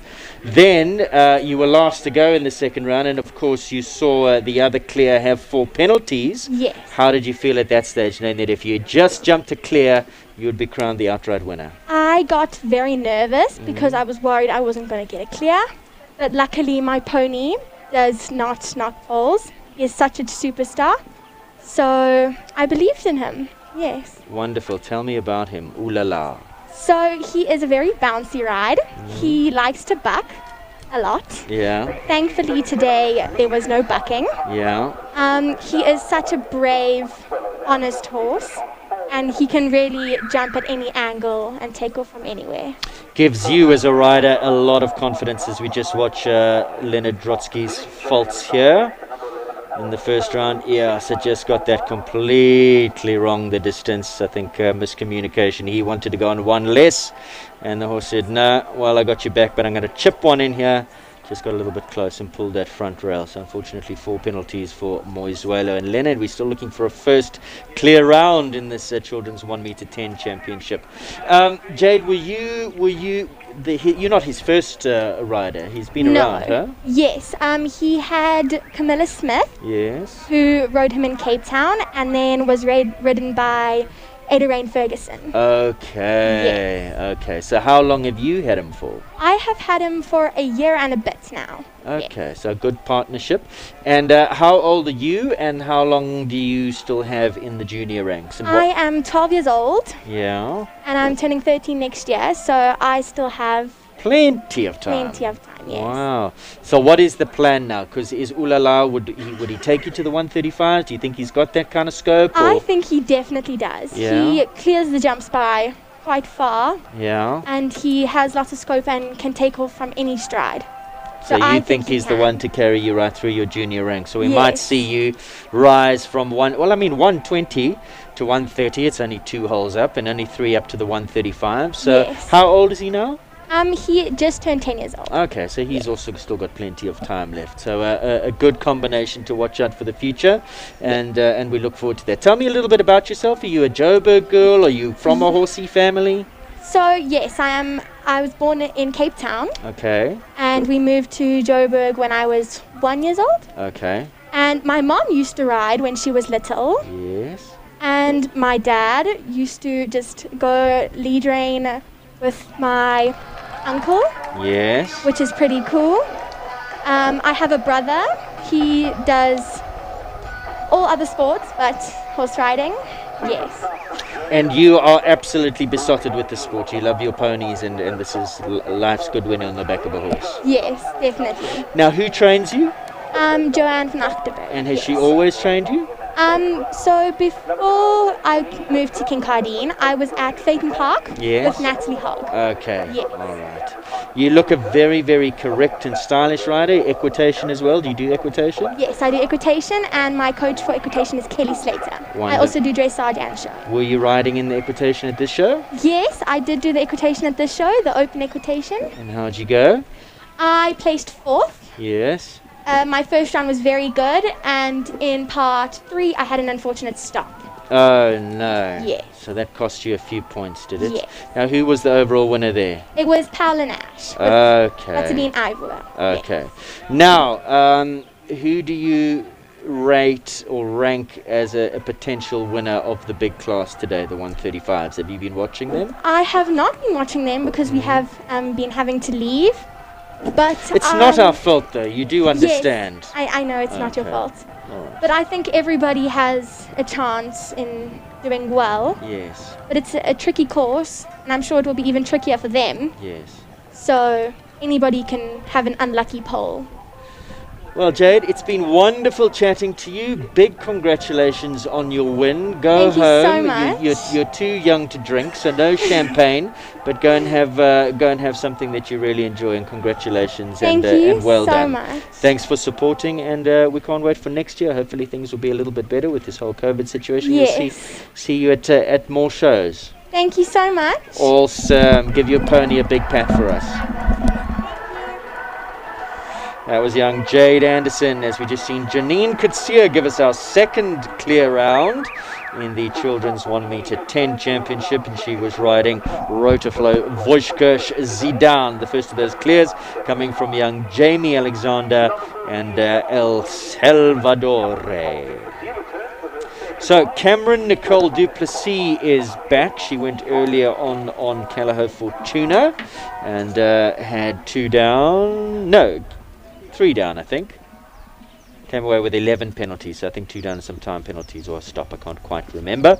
And here she goes again with the lovely Callao Lady Benjamin. I've been watching this horse throughout the course of the week. Lots to like. Really nice looking horse, nice attitude, straightforward, does the job. And she would now love to get a clear round. Remember, 2 full tracks. And then in the event of equality of score, we will go to a jump off. Not too many more to come in this class, mind you.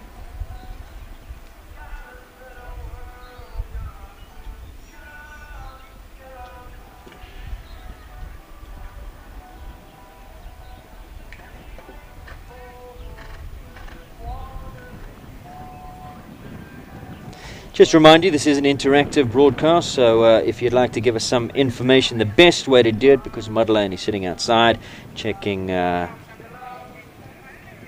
the comments, hit the subscribe button and then feel free to comment on the live stream broadcast, or you can try and send me a WhatsApp if you've got my number. Just checking my phone and I see quite a few have come through, so I'll start to disseminate that information as well.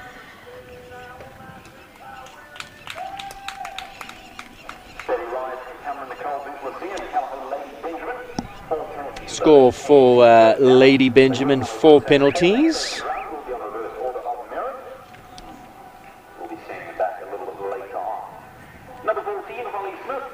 And just the C element coming down. So it was a good ride in, possibly just a little bit strong, and got to that C element a little bit quickly. So oftentimes the mistakes that you see at the latter end of those trebles are really the culmination of what happens when you go in. Right, who do we have here? This is now Holly Smith, Fran Laren, Bo DeLoon, and a big thank you to Lauren Pretorius for some of the information on Holly Smith. Lauren sent me that Holly Smith is 13. She's been riding with Lauren for 8 years, so since she was a knee-high to a grasshopper. She was based in Mauritius for 4 years and has now moved back. I'm assuming that's to Mauritius. She rides with Lauren and Chad, and her horses Chester and Corona were purchased on the Capital 2018 auction and have been produced by Holly as well as Lauren. Thanks very much for that, Lauren. If you do have any information on our young riders, do let us know. Fran Laren, Baudelin. We've seen Lauren Pretorius riding this one around. Cheyenne De Beer, who's back with me in commentary. Do you know much about Holly? She's a little bit younger than you, so you wouldn't have shared the ring with her much. No, she didn't compete against me at all. I do know I've had a couple lessons with her and Chad. Yeah. And I've watched her on Chester. This is an incredibly cute horse as well. Yeah. Really just knows his job. Heart of gold. Bred by the Fran Laren stud, and I think it'll be nice to give a shout out to them. To Lynn and Victor. Fran Laren's been around for a long time, have bred some really, really top class horses. They've had some wonderful stallions, Beau Bonheur, Last Step over the years.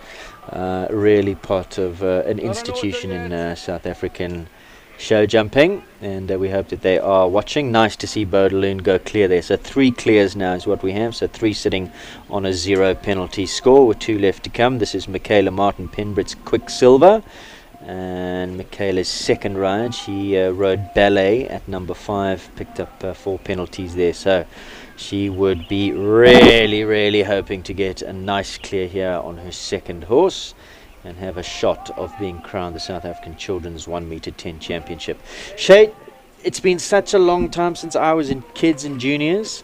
In my day, it was called Children's and Juniors, and there was no pony riders, and there was no, I mean, we were still like CA, CB, CC. Yeah. Just explain to me and the viewers out there how it all works nowadays. What are those fundamental changes? So you're a children until what age? You're a junior until what age? You're a pony rider until what age? You can have licenses and all that kind of thing. It's far, far more complicated than when I was riding at that time. So I stand to be corrected, but as far as I know, children and pony riders both compete up until the age of 18. You can be a junior from 16 onwards. Children and pony riders, the only real difference is the size of the horse. Yes. You know, we've been through a couple of changes to the pony rider heights over the years, and I think we've settled on a height of 148 for the ponies. Okay. Anything bigger is classified as children on horses. Because this class now is for children, but they're all riding horses. Yes. In So my they're day, all- no, children rode ponies. Yeah. When you turned 14, you became a junior, and that's when you got to ride a horse. Yeah. Now it's different. If you're a So- child, you can have a horse, you can have a pony, you can have whatever you want. Yes, you can compete on both. They do have different classes. I think there is a slight stride advantage to some horses, which is why they did try and separate it a bit more. Yeah. Yeah, so you can be a children on horses rider from 14, and a junior from 6. I could be wrong. It could also be 14, but yeah, this was just an addition. And if you're a junior, you're still allowed to ride in children's, or not? Because you I said think- children's up to 18 or up to 16, and then you're a junior. Yes, I think up to 16 Somebody's got you're to a children on clarify. horse. Somebody's going to send us a whole breakdown, a dissertation on Yeah. it all. It's quite complicated. I mean, it's a whole list of things. But yeah, I think when you turn 16, you can become a junior and you can compete in the junior class. Okay, all right. So I think it's just to fill that little gap in between horses and people who didn't really have a pony career, or maybe decided to get onto a horse a bit sooner, was a bit taller maybe. We're currently watching Lady Rollum and Tanit Williams. They have been winners here this week, and there you go, true to form. This is Tanit's second ride. Lady Rollum, I think the better of her two mounts. She came in earlier on Burn Away and unfortunately eliminated there, but no problem this time round on Lady Rollum. Another clear round. So it's over 2 full rounds, and then we go into a jump off. That's all of them in the first round. We've got 5 clears: El Salvadore, Zidane, Bodaloon, Quicksilver, Lady Rollum. But apart from the eliminations, I think everybody will probably be coming back in to do their second round. It's in reverse order of qualification. And that'll happen in a few moments. Don't go away. We're going to go to a short commercial break. And when we come back, we'll have the running order and the second round of this Chill Out Equestrian sponsored South African Children's Championship over 110.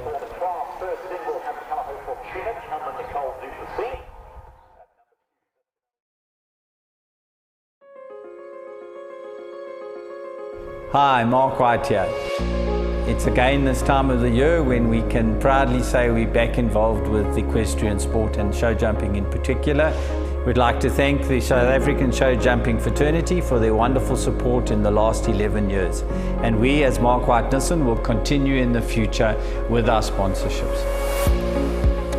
I would love you to come down to the dealership for any of your motoring needs. Come and sample our new products of next year, which we'll be launching. Plus, we have got towing vehicles for your sons or daughters. Whatever your needs might be, we have it for you. Mark White Nissen is located in the Fourways Crossing Shopping Centre on the lower level. And for any more info, please go to our website www.markwhitenissen.co.za or call us on 011 840 1960. So, if you are in the market for a new or a used car, pop down and see us and we'd love to put a deal together for you.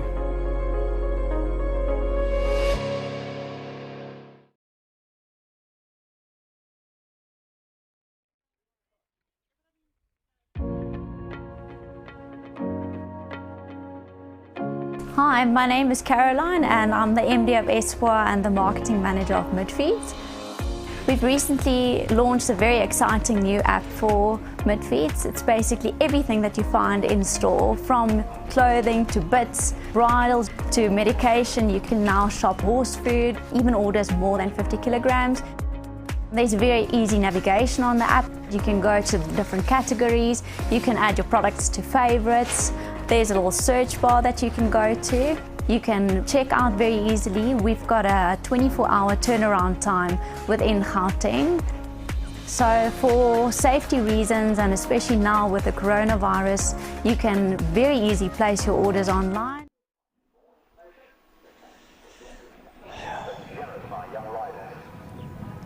Oh, sorry to have to interrupt that commercial, but we will be flighting them throughout the course of the day. Of course, Midfeed's one of the associate sponsors here. A big sponsor, big thank you to Impangele Logistics, the Duval family. We'll be chatting to Herman Duval and daughters a little bit later on about Impangele Logistics and their involvement in equestrian sports. This is Cameron Nicole Duplessis, Kelleher Fortuna.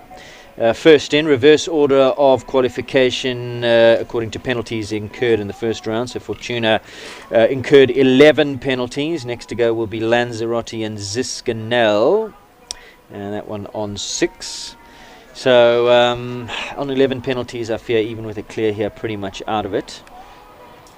There's no ways those who went clear in the first round, well, I suppose anything could happen, but it's unlikely that anybody incurs 11 penalties after having a clear in the first round.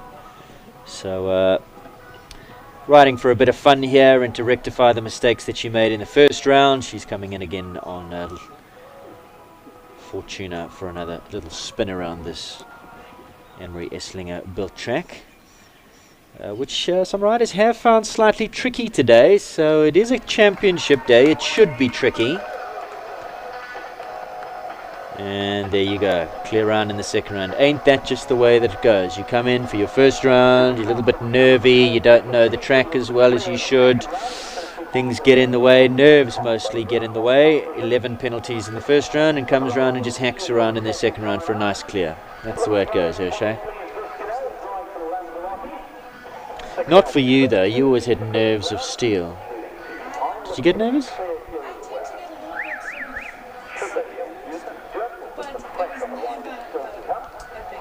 Yeah. Like physically sick? Really, the morning of the show? Oh, wow. But I mean, it never came from my head. I think it was just kind of in the back of my mind. Yeah. It affected me. Ziskanel now, 6 penalties in the first round and looking for a nice clear. Capital Chester will go next with Holly Smith. No, beg your pardon, it will be Charisma and Emily Kruger who go next.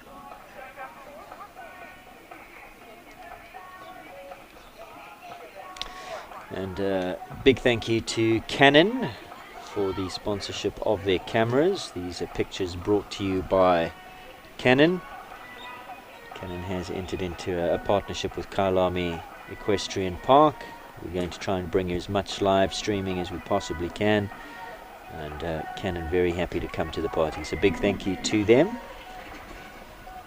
Sponsorship of these Canon cameras, bringing you these wonderful pictures from Kyalami Equestrian Park, the Junior Youth Championships for 2020. Today we will crown the South African Junior Show Jumping Champion. A lot of championship classes, but of course the big one, the 1 meter 35s.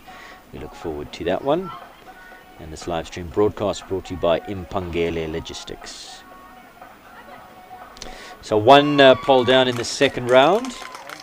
Comes home in 77.2 seconds. So a final score of 10. 6 in the first round and 1 down in the second round. Total score of 10 over 2 rounds. Next to come will be young Emily Kruger. We're hoping to have a chat to Emily later on. She is a very, very fun, entertaining young lady. I like the name of this horse, Charisma, because that's Emily, boy. She does make us laugh in that judge's box.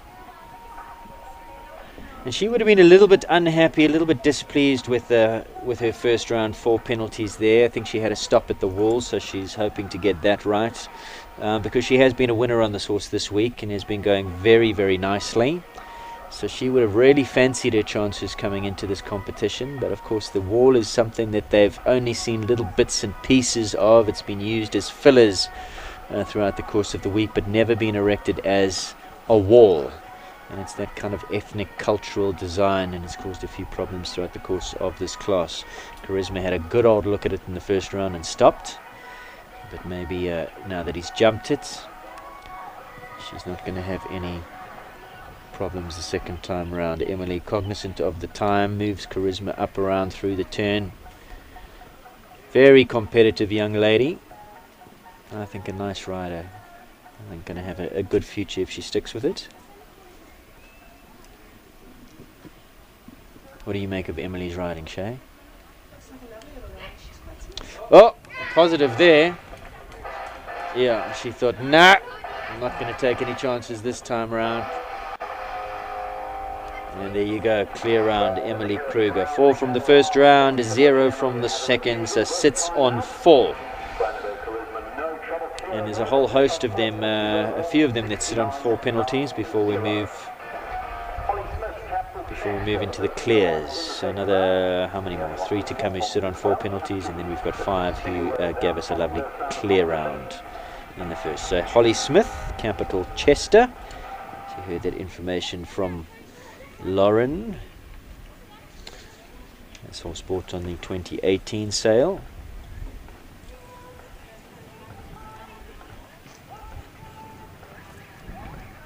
Four penalties in the first round.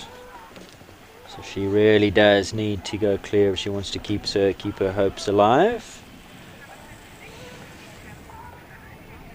It's a bit of an outside chance though, given that there are already 5 clears. You'll take forward 0 penalty scores through to the second round. You really got to, can't imagine that all 5 of them will, after jumping a clear, would have a rail down in the second round, but you never know. It's not over till that fat lady sings. Anything could happen.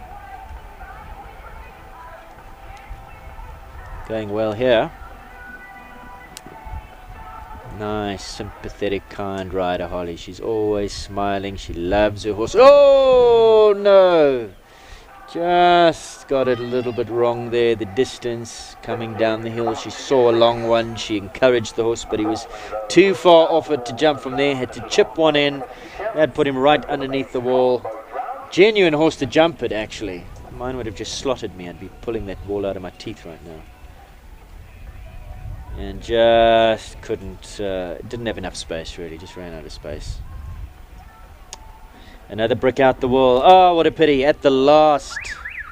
Causing some problems, that wall, Shay.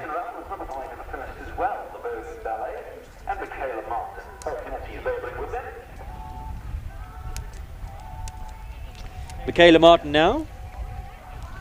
Did you compete against Michaela at all?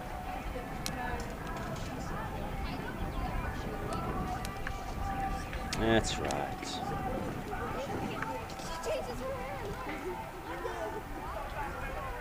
Daughter of Belinda Martin, who runs an equestrian setup just outside of Aikenhof, south of Johannesburg. Belinda sits on SA Show Jumping Council as well. Very, very horsey family. And she would have been brought up right in it. I mean, she would have been riding from a very, very early age. She was born at Penbrit, been raised there, lived there her whole life. So Michaela knows horses. Riding very, very nicely here. This is the Berg's Ballet. So the Berg Equestrian Kyalami currently sits on 4 penalties. She wants to really give herself a nice clear round. Safely through that treble combination, sponsored by Rionet. Around the corner she comes, 2 left, 2 more to go. Just the wall now. And there you go, lovely clear. 4 in the first class, first round.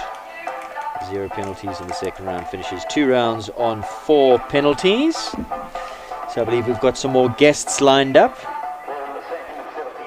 Ada Rain Ferguson's going to be chatting to us in a moment or two. Thanks, Shay. We'll see you in a moment.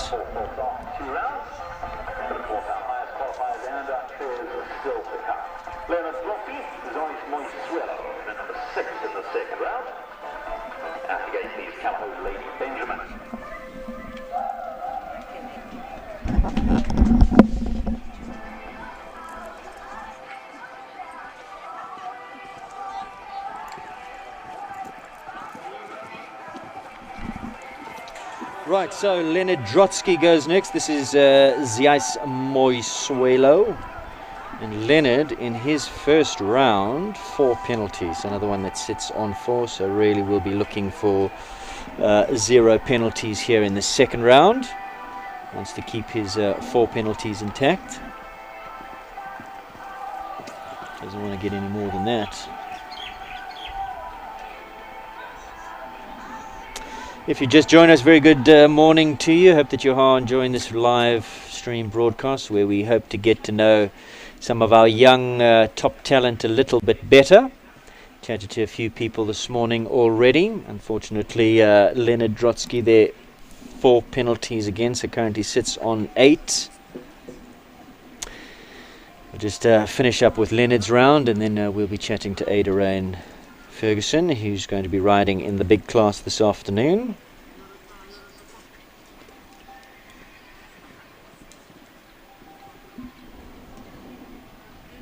As Leonard canters towards the wall, the final fence, safely over that. 4 and 4, 8 penalties over 2 rounds. Very good morning to Ada Rain Ferguson. How are you? Super, and you? I'm very, very good, thank you. Nice of you to join me. Just going to quickly take a look at the second fault of Leonard's. Comes off the turn, not 100% straight. Horse pushing, bulging right through its left shoulder. Got too close to that and didn't couldn't jump from that position. Just wasn't straight, basically, long and short of it. This is Callao Lady Benjamin next, and this the rider is Cameron Nicole Duplessis. And Lady Benjamin currently sitting on 4 penalties. Ada Rain, tell me about yourself, because you weren't originally a Joburg girl. You were from the Western Cape. Yeah. So I was in Western Cape for 10 years and then moved back up here for riding, of course. When you say back up here, you were born here and then went to the... here. Okay. Yeah, okay. and then went to Cape Town, and then I don't think my mum thought I was going to be a rider. So that turned out very differently. So we came back up here just because traveling from Cape Town to here, we started doing it so many times a year. It was just too much to do. So came up here for the competition. And when you were in Cape Town, when you left Cape Town, you were how old, and who trained you during that time? I was, I think, 10 when no, how old was I when I left Cape Town? 12 when I left Cape Town. Okay. Yeah, and then I trained with Sue Copley there and Damien Stevens, and I think from moving up and down, I've had a lot of input and opinions from coaches. So I think it was actually quite cool to have lived in Cape Town and ridden there for so long and then come up here as well. Yeah. So you were 12 when you moved, and you're how old now? Yeah, 16. Okay, so 4 years you've been in Joburg. And where are you located, and who's taken over the reins as your coach? In Kyalami, just down the road from Keck. And I've trained with Ronnie Healy since I moved here. Okay. So, yeah, very close with him. We're going to just take a little look at the replay here of the faults coming for Cameron Duplessis. Just seemed to lay a front toe and then caught it also on the way through behind. So this now is the first of the clears. This is El Salvador and young Jamie Alexander. A very, very nice clear round in the first round, 0 penalty score. Now Jamie's got to really do her best to stay on that score to push a jump off, to see us go into a jump off, because she's got another 4 clears coming up behind her. So Ronnie Healy's been your trainer ever since, and you've had some very, very nice ponies during your pony rider time. Tell me about some of them. Perfect Impression, Ooh La La, who we just saw win. I was super happy to watch them all this morning and so proud of them all. I just saw JD actually. Told her we all cried this morning watching Ollie. Yeah. That was his owner staying with us as well, his previous owner. Okay. So yeah, all of us watched this morning. We're very happy. But yeah, Ollie, I had him. Is this Ollie is Ooh La La? Is that the stable name? Ooh La La, okay, yeah. okay. Ollie, got it. He only jumped with me in the Bob once, I think, and I only did a few shows here in the Peter Mini, and JD jumped him, I think, his 2nd or 3rd show only in the Bob at Outdoor Grand Prix, and she did super, and I mean, they're so consistent. It's just, he's such a stunning pony. I'm so happy he went such a good rider. Now, Jay thinks he's going to go all the way through to the 130s, 135s. Do you think he's got that? I would have no doubt. Oh, really? Okay, because so you've super. ridden some small ones in the 135s. Yeah, Perfect Impression. Perfect Impression was a wonderful, wonderful... Princess Leia too, actually. Yes. Yeah. Oh, you've had some good ones, eh? I like seeing what they can do, pushing them further. Jamie Alexander, wonderful ride there. So after 2 rounds, 0 penalties, and now the pressure is on Janine Kutsia, Holly Smith, Michaela Martin, Tanit Williams. All need to come in still for their 2nd round. All of those clear in the 1st round. So she's now said, right, the pressure's on. No mistakes, please. You want to get into that jump off, you need to be clear. This now is young Janine Kutsia, Rotaflow Voshgersh Zidane. and the second of the clears coming in. Now, the horses that you've got now, you've moved off of ponies, right? Yeah. There's no more pony riding for you. It's all about horses, and it's all about the bigger grades. Your career is going from strength to strength. Very nice horses you have. Action Girl is always going to be competitive. If you pin your ears back and say, right, I'm going for the win, if you leave them up, you're pretty much guaranteed to be the fastest. Tell us about your chances today, and who you think your big opposition is going to be. I think we've had some very consistent riders this show. I think it's a very competitive class in general, so I think there's quite a lot of competition, and also obviously I don't think everyone pushes their horses every day, so their strength's only going to come out today, so I think there's a lot that we're going to have to watch out for. Have you been holding back? I don't think on Levita I pushed her much. Action, I think, I didn't push her to her fastest, but I did take some chances on her, but I did also give her the break day yesterday. She puts in so much effort, she gets tired in her body because she refuses to show it, and she won't show that she's running out of energy, so gave her a break day yesterday, so I'm hoping she'll be feeling fresh and ready to go today. So and I think Levita's definitely my less competitive horse. We bought her not with the intent to win the junior classes. So Action Girl, I think, was a because you've ridden her around some 140 classes as well. I mean, so this should be really a skip in the park today for you. I think because of her I might go adults next year, so this could be my last junior champs. Okay. Just so I can take her into the bigger grades. So now you've won the title before, haven't you? I've won in ponies. Okay. So, Okay. Not juniors yet, so is this a big title for you to win? Is it one that you really want to win? I mean, you don't want to leave juniors and go into adults without this title under your belt. I think it's a big one. I think I'd love to have it. I think Ronnie would also love one of his students to have it, so we're both feeling the pressure today. But I think Action Girl I think I've been lucky with her. I think she's a good horse to have in the class. Ada, life outside of horses, do you play any other sports? Where do you go to school, and hopes and dreams for the future? Do you want to make this a profession, or is this going to be your passion? I don't think with horses that there's much time for life outside of it. I actually went online. I came to a small Cambridge school when I first came up to Joburg, and then I left to go online last year just for more time, and I think I started work riding for Ronnie, and then it takes up the whole day, so and it's always been riding, never really done any other sports, and I think it's just very time consuming, and I'd love to always do it and maybe keep it as a profession, but it's obviously a very difficult thing to do, not always an opportunity for everyone, but I hope that I never have to give it up. Plans to go overseas? I mean, you've got the talent. Is that something that you'd like to do once you leave juniors? When would that, if that were to happen, when would it happen, and where would you like to be based? I think it was in the beginning. I think it's a dream for everyone to go overseas, but I don't think at the moment it's my biggest goal. I think I'd actually plan on staying here longer. If the opportunity came to go overseas, I'd definitely take it, but I think it's a lot trickier than people think. So you've obviously chatted to Ronnie about it, because he's done it. It would depend what the opportunities would be and see what came up, but as it stands, I think it would be better to stay here. And I mean, I've got such good horses here. I don't think it would be worth going overseas, with so tricky getting it right there and getting a good horse and being able to compete in the bigger grades there isn't as easy as it appears to be. Well, I don't know. I mean, if you've got, for sure, it's going to always be a struggle and to make it, but if you are a rider and that's what you want to do and you're good enough, you're always going to regret it if you don't give it. It would be incredible. So I'd love to take that if it came up, but for now I think I'm happy being here, and I mean, I've got such good horses. I'd love to first produce them to the best that I can and take it from there.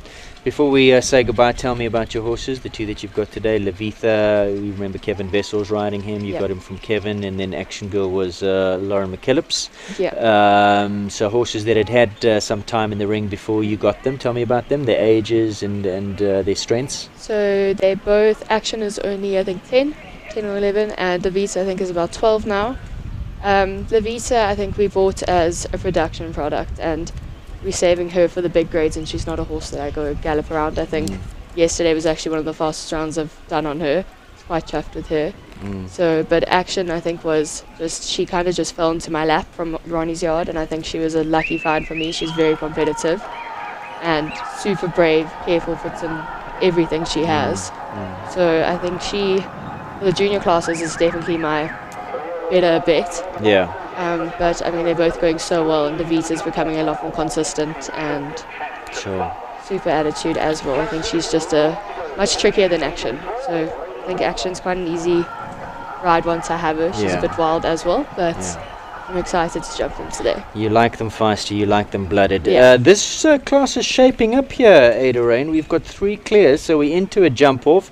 1 left to come in the second round. Currently on track is Lady Rollum and Tanit Williams. So the only one of the clears that hasn't gone clear in the second round was Janine Cousier, had 1 down in her second round, was clear in her first round. Tanit Williams and Lady Rollins could give us our 4th clear, so we could be going into a 4-horse jump off to see who will be crowned the South African Children's 1m10 Championship. Now, before we say goodbye to you, and I don't want you to go just yet because I want our producer, Mr. Mike Domain, to come to a shot of you. We haven't shown you yet on camera. Tanit Williams is our last competitor to go because there's something the viewers need to see, that when I was in commentary yesterday that I spotted 2 riders. It has become somewhat of tradition, and you're going to tell me all about that. Tanit's got 2 jumps left to come. It's looking pretty good here. Clear. I don't want to jinx her. I don't want to put that commentator's curse on her, but clear to the last. Tanit! Clear all the way. Well done. So we've got a 4-horse jump off, and the jump off we'll get to in a moment or 2. But first, before we go there, we're going to cut to a shot of the 2 of us here. And this is Ada Rain Ferguson on my right-hand side. What is all this about?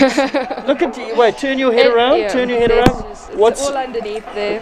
Yeah. I spotted it yesterday. This has now become a tradition. Tell me about it. So 2016 champs, I think it was my second champs, and on Princess Leia, I said to my mom, I think it just was a thing at the time, I wanted to have pink crazy hair. I said to my mom, if I won champs, can I please dye my hair? Because she said there's not a chance to dye your hair pink.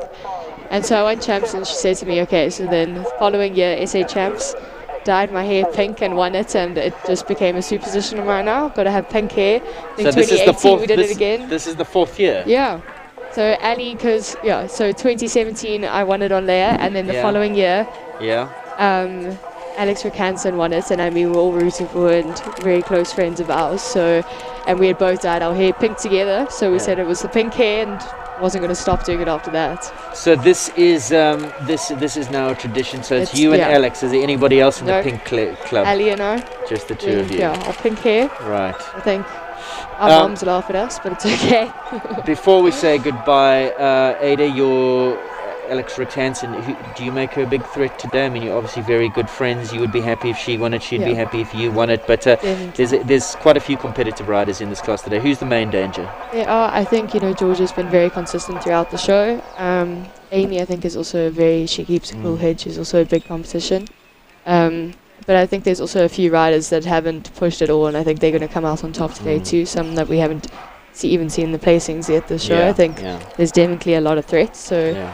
But all friends, and I think it looks we like all going to be a strong class. Definitely, yeah.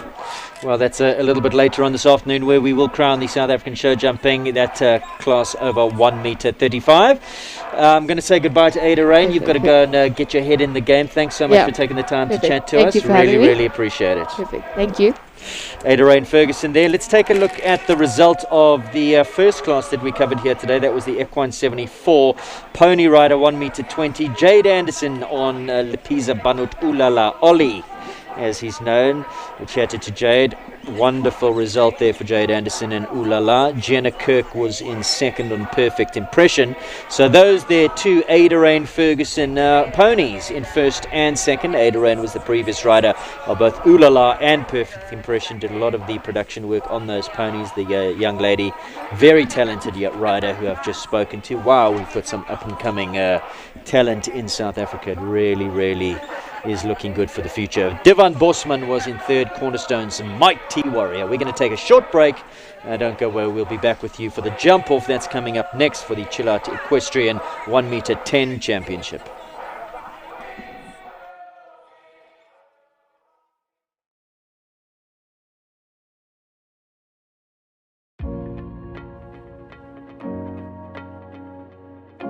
Hi, my name is Caroline, and I'm the MD of Espoir and the Marketing Manager of Midfeeds. We've recently launched a very exciting new app for midfeeds. It's basically everything that you find in store, from clothing to bits, bridles to medication. You can now shop horse food, even orders more than 50 kilograms. There's very easy navigation on the app. You can go to the different categories. You can add your products to favorites. There's a little search bar that you can go to. You can check out very easily. We've got a 24-hour turnaround time within Gauteng. So for safety reasons, and especially now with the coronavirus, you can very easily place your orders online and check out, and we'll have it delivered to you very quickly.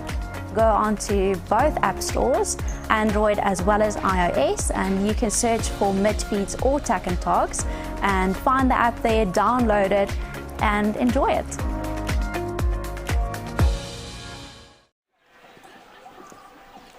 Welcome back to commentary here, Kyalami Equestrian Park, for the 2020 South African Junior Championship show. If you've just joined us, this is the Chill Out Equestrian Children's 1 meter 10 championship. We've had 2 rounds already. From those 2 rounds, we've got 4 double clears.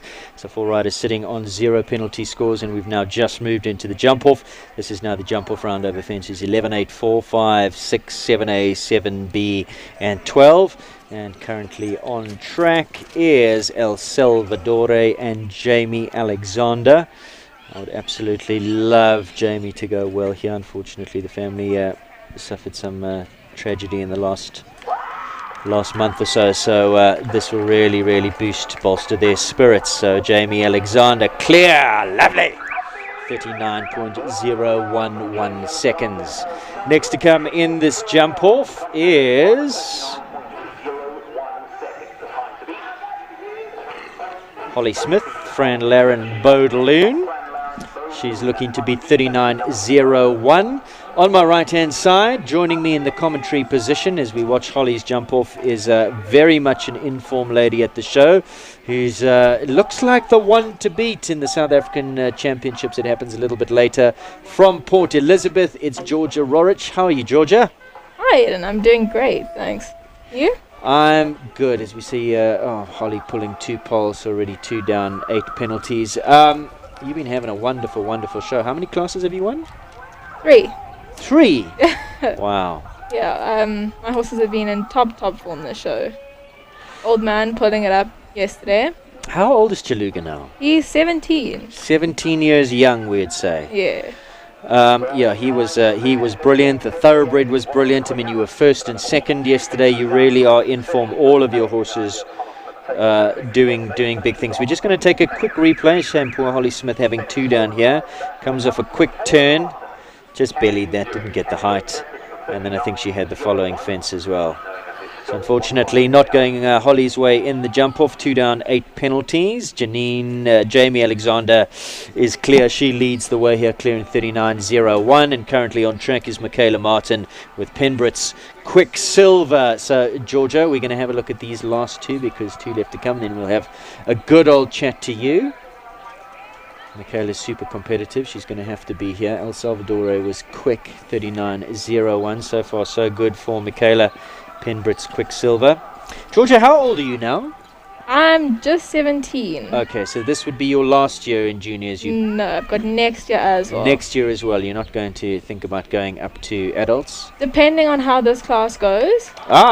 So it all comes down to today, does it? Yeah, so I've made a thing that if I'm on the podium, then I think it's time to move to adults.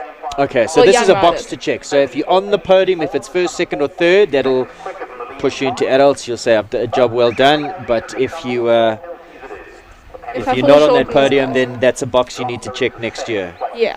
Michaela Martin, unfortunately, 4 penalties. So looks like young Jamie Alexander in a very strong position here with 1 left to come. Tanit Williams needs to keep them all up. She needs to go quicker than 39.01 or Jamie Alexander will be crowned the South African champion for 1 meter 10. Sponsored by Chill Out. Let's see how they go. So Tanit off to a good start. And this is super fast. I think Lady Rollum has been a winner here this week as well.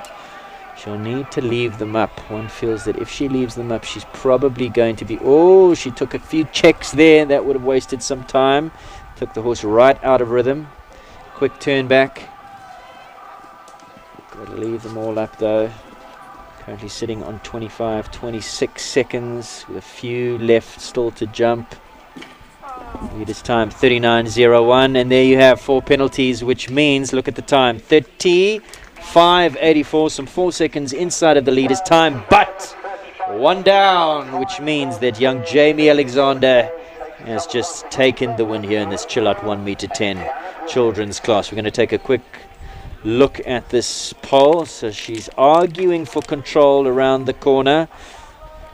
Horse a little bit unsteady with its head, and I don't feel she had total control off of the turn, and that's where the fault came, just flattening out a little bit. So 4 penalties there. We'll take a look at the full result for you in a moment or two, but we've got Georgia Rorich, and without anything happening in the background, this gives me a great opportunity to have a good chat to Georgia. So tell us about yourself. PE based, trained with Diane, am I right? So I've been training with Diane since I was 10 years old, so quite a while now, and I've come up here since Kowena show, and Ian's helped me a little bit, Ian van Skalkbeek. Okay. And hopefully next year I'll base myself up here from about February. Are you done with school? You Yes, homeschooled? homeschooled last year. Okay. All right. So matric and that's all out of the way. No, I've got matric next year. Okay. Do you have the discipline to come up here? Does your mother trust you to come up here all on your little lonesome and continue studying? No, she will be here. Oh, okay. Yeah. All right. So until I turn 18. Okay. And then she will probably go back home. Strong pool of riders come out of PE. Diane does a great job down there. I mean, Jade Hook's a champion rider, 2-time Derby, rode overseas, came through Diane's ranks. Plenty of strong PE riding. Diane really does know how to produce a really good rider. Yeah. She's really just been there for me, really throughout my whole pony rider career, and then through juniors. Now, Georgia, tell me, are your horses kept with you at home? Yeah, so I have my own private yard in PE, where I have a stable manager, Wayne Dell, who keeps everything going, chucks my horses to lessons, keeps everything in check, and then obviously Mom oversees kind of. Yeah. Where are you going to be based next year in Joburg? Yeah, with Ian at London Lane, and then I have a flat just behind Kyalami Corner. Okay, all right. So riding is your vision, your life's passion. That's what you want to do. You want to do that professionally, or are you thinking about studying something, or? No, I want to make riding a career. Okay. All right. So, overseas ambitions at all? I was hoping to go at the end of next year for 3 months, just to maybe test it out, see what it's like, and lease a horse in with the option to buy a horse there, keep it there, maybe at Oliver Lazarus or... Yeah. Are you in touch with Ollie and some of the guys overseas? We're very good friends with his mom. Okay. So definitely got the contact too, but all hopes and dreams at the moment. Yeah. No, listen, you're talented and you're hardworking, diligent, motivated. Let's hope the stars align for you. Everybody who I've spoken to already who's riding against you in the big class makes you the one to beat today. They say that you're just on super form. How confident are you? How much is left in the horses? Have you taken it easy and those wins have come with you just cruising around in, third gear? Is there anything? Have you left a little bit in check and hold? With Cognac, the more he jumps, the easier he becomes. So for me, the more class, he's quite strong. He is a strong horse. And I mean, Anthony rode him before, and Anthony's a lot bigger and stronger than I am. Yeah. So the more he jumps, the better he gets, and the easier he is for me to be able to ride him. Chaluga, he's an older horse. He's quite lazy. Maybe I did burn him a bit hard yesterday, but I'm not writing him off for today. Yeah. So I'm quite excited, but I'm also going into SA Champs with the attitude of I'm here to have fun. Every single one of the kids in this SA Champs class has an equal opportunity to win it. Yeah. We are equally as good as each other. It's literally on the day. It's a strong class, isn't it? It's a strong field. There's some proper horses, proper riders. Who do you make as the big dangers? Amy's been to chat to us. I think she's in good form. Amy Machau, definitely. I really like her horse, Go To Blue, I think it's called. Ada, obviously she's on very good form with Action Girl and with Levita. I'm definitely not writing off Daniel Moore. He's second highest qualifier. He's definitely there. And Kelly Duplessis on a very good horse. But everybody. Olivia Caratu's been jumping nicely. So really, anybody could win can it. Pull it out the bag today. It's definitely on the day today. Yeah. Well, Georgia, we wish you all the very, very best. We're very, very happy that you've made the trip. Things were touch and go with our president's speech on Monday night, but I think you guys were already here. You guys were already on the road. We were here for Kawena already. Oh, right. Okay. Of course. So it didn't really affect us. If we had to spend Christmas here, I would have. Okay. What is the plan? When will you be heading home? I'll be heading home on Tuesday, and the horses will be heading home tomorrow. Okay.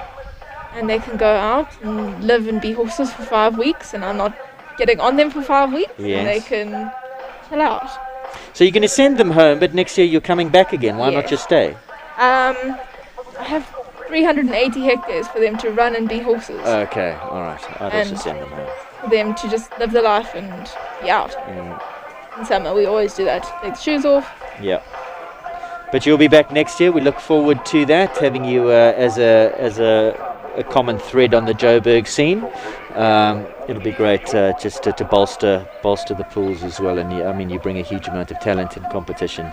Wonderful chatting to you. All the very best. Come this afternoon. We'll be watching out. Of the two, Chaluga or Cognac, who's your number one? Who's your pick?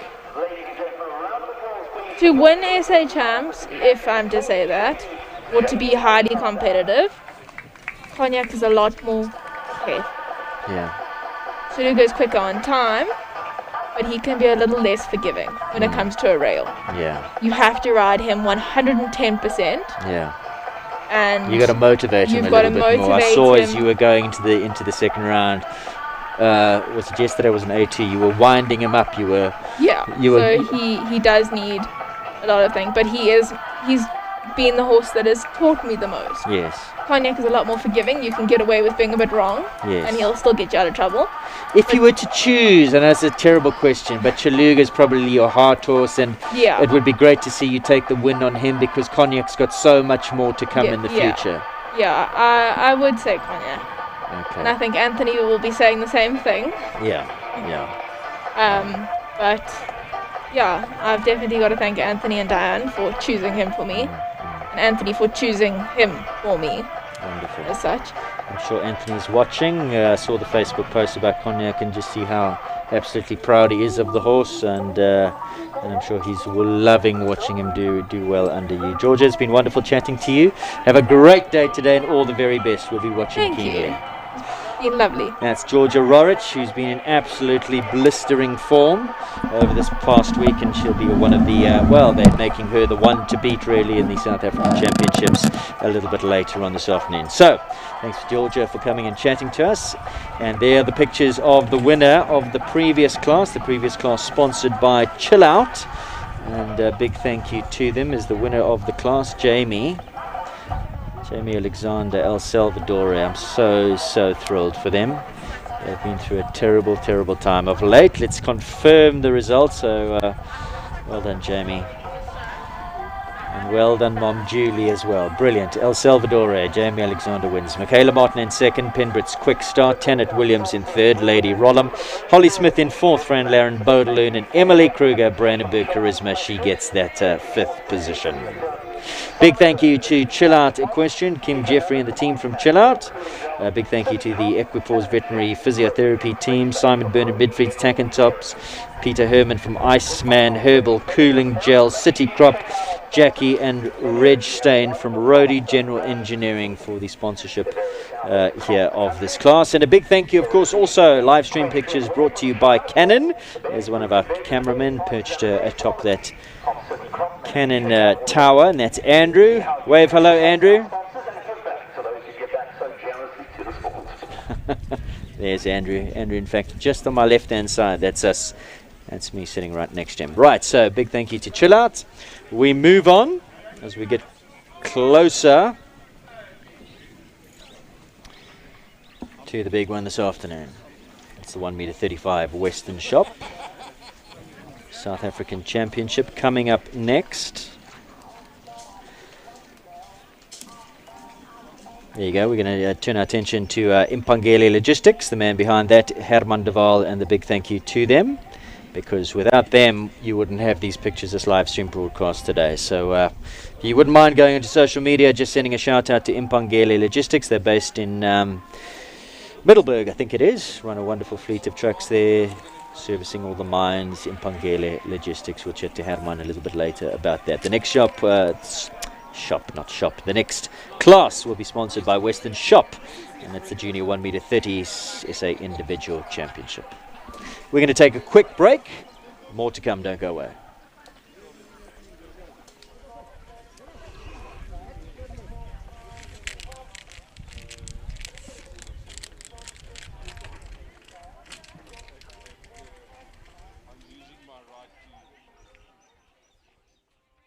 Again, the most convincing win for Renounce.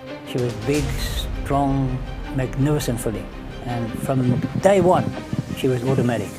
The best plans often come unstuck. At the time, it was already frightening. We didn't know which way it was going to go. Our hearts dropped when we saw the swelling in her throat. She couldn't eat. I said, don't even doubt it for one moment. This filly will win the Metropolitan. She showed the courage, what she can do. And near the centre of the course, Alexander sends Renounce forward.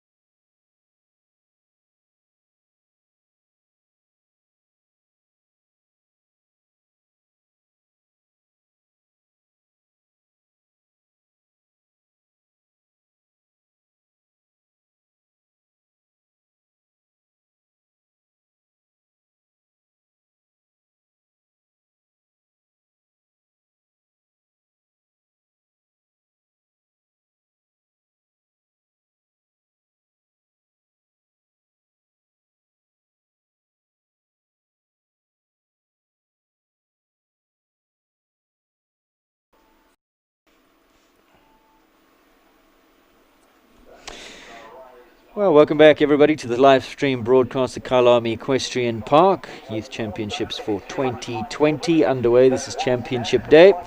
Ryder is currently walking the course for the Junior 1 meter 30 Championship, so we look forward to that one. That's going to be a very, very competitive class. We've been getting to know a few of the young up-and-coming riders a little bit better. Some of them were already very, very well established, having won many championships in their own right as young riders, juniors, pony riders. And one such lady who's simply dominated the scene, especially in KwaZulu-Natal, is Alexandra Rick Hansen, who's on my right-hand side, who's made the trip from KZN to be with us. How are you? Good, and you? I'm very, very well. I don't think it was a big build-up that I've given you at all, because it's quite true. You have. I mean, tell us about some of those wonderful ponies. My Irish Boy, where is he now? Because you've gone purely onto the horses, have you? Yeah, I have. I've stopped riding Pony Riders end of last year. SA Champs was my last official show with him. Yeah. He's currently sitting on my farm and getting fat. Oh, so he hasn't been handed to anybody else to do those Jason did well on him. You did supremely well on him. So he's done enough and he's now retired, is he? He's not retired. We are on the move of trying to move him on. Yeah. But it's a slow process, because you want the right home for him, especially because he's done so much for me. Yeah, yeah. And I love him to bits and pieces. I mean, you won pretty much everything there is to win in ponies on him. Outdoor Grand Prix was the only one that slipped me. Oh, well, you know, I'd like to say next time, but we only get older, not younger, so I'm afraid not. Leos, when did you get him? We got him in February. Yeah. The beginning of this year. Plans to just get my confidence going in the juniors and jump my first 130 like towards the end of the year. And he's done everything and more than I've ever wanted so far. Yeah, so he's a real up-and-coming big-time horse. Alex, how old are you now? How much more time do you have in junior I am ranks? 14. Okay, so plenty time. Oh, plenty. And you're having your first crack at the big title today? Yeah, I jumped my first 135 yesterday and it went well, so I thought, why not try it? Okay, so that was your first 135 ever that you jumped yesterday, and today you're in the big class. Yeah. Oh, it looked like you'd been doing it your whole life. It looked really good, really smooth, lovely round. Tell us about Leos, amount of scope that he has, his strengths, his weaknesses, what type of character he has. Oh, he's just a phenomenal horse. I love him to bits and pieces. He doesn't have a single mean bone in his body. I'd do so many outrides bareback on him, and I'll be gone for 2 hours, and my mom won't have to panic.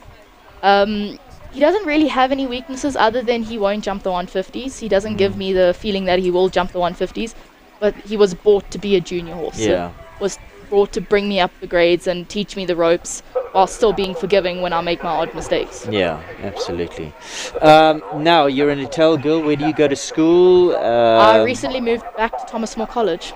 Okay. Yeah, I was at St. Mary's before. Okay. And I went back to Thomas More. Is that the technical school? Technical? Is Thomas More the technical school, or isn't it? Oh no, I'm thinking of something else. So Thomas More is where? That's in. That's by St. Mary's. Okay. Yeah, just across the road. Okay. And you live in Summerveld? Yes. Okay. And you've lived there your whole life? We moved there when I was 2. Okay. All right. I'm from that area. Yeah. But when I grew up there were sand roads and there were mealie fields in the middle, and it was still sand roads. Was not what it looks like today. Yeah. I terrorized that neighborhood for years. It was wonderful. And coach, who coaches you? I'm with Graham Swanson. Okay, so Graham's got a really strong pool of riders, doesn't he? Yeah. Okay, so you would know Amy McCow very well, and she's obviously one of your big. I mean, you must be friends with her, but you're also rivals. You also want to win the titles. Who do you rate as your big competition today? I don't really have. I'm not saying I have competition, mainly because I'm not trying to win this. I'm trying to. Are you not? No. What if you go into the second round and you clear and you jump the second round clear and you find yourself in the jump off? I'll give it a crack. Yeah, you will. I'm just wanting to get experience. Who do you think? Definitely Ada. I'm a bit scared of Ada. Yeah. If she can get clear on both, it's. She's going to go scary. fast. Yeah. Georgia Rorick. Yeah. She's had a phenomenal show, and also Amy. Yeah. Amy, she knows the way around these courses, and she's very good. And the boys, Tomas and Jacob. I don't know enough about Jacob. It's going to be a girls class. Yeah, I think so. Yeah. let's see how it all plans out. It's been absolutely wonderful chatting to you. Before we go, I wanted to, well, actually, I'm going to keep you here because our director's going to come, Mr. Mike Demain, I hope you're listening, going to come to a quick shot of Alex, because we had Ada in a little bit earlier, and Alex is the other member of the Red Hair Brigade, so she's going to show us a big little shot. Is this your first time dying? Oh, shame. A little bit of a run out there. This is not Ashley Taylor. I'm afraid this is Olivia van Rooyen, number 2. I mean, Will, yes, number 2 on Will. So ignore the strap there. This, in fact, is not Katina. I think Katina is scratched. Sorry about that. This is number 2, Will and Olivia van Rooyen. There you go. And not Will's day today. That, Alex, that wall.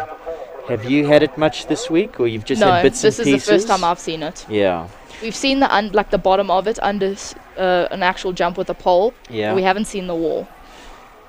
So there you go. Yeah. That's going to take a replay of the look at the wall. Your horse doesn't have problems with walls, does he? Not that I know of, no. It's this. Well, you'll find out today, won't you? Because I'm sure that's going to be in it. Right. So I wanted to get a quick shot of my guest. So we're going to keep you here. You're going to help me commentate on this round. This is Sweet Cheeks and Teresa van Staden. This is number 4. It's not conventional in Michaela Powell. This is Sweet Cheeks. Do you know much about Teresa? I don't know much about her. I don't know a lot about her. I know she rides with Chris van der Merwe. Okay, so she's from that part of the world. Very, very speedy little horse. Yeah. I haven't seen it a lot. The first time I ever saw it was at Youth Champs. Yeah. How do you make these tracks that Anna's been building this week? I love them. Today looks a little bit more testing and technical than what we've seen throughout the course of the week. Has asked some questions. You're well prepared? I hope so. You never know what's going to come your way until you're Graham jumping build the course. you your distances and get you well set up for this kind of competition? Our plan was just to jump 130.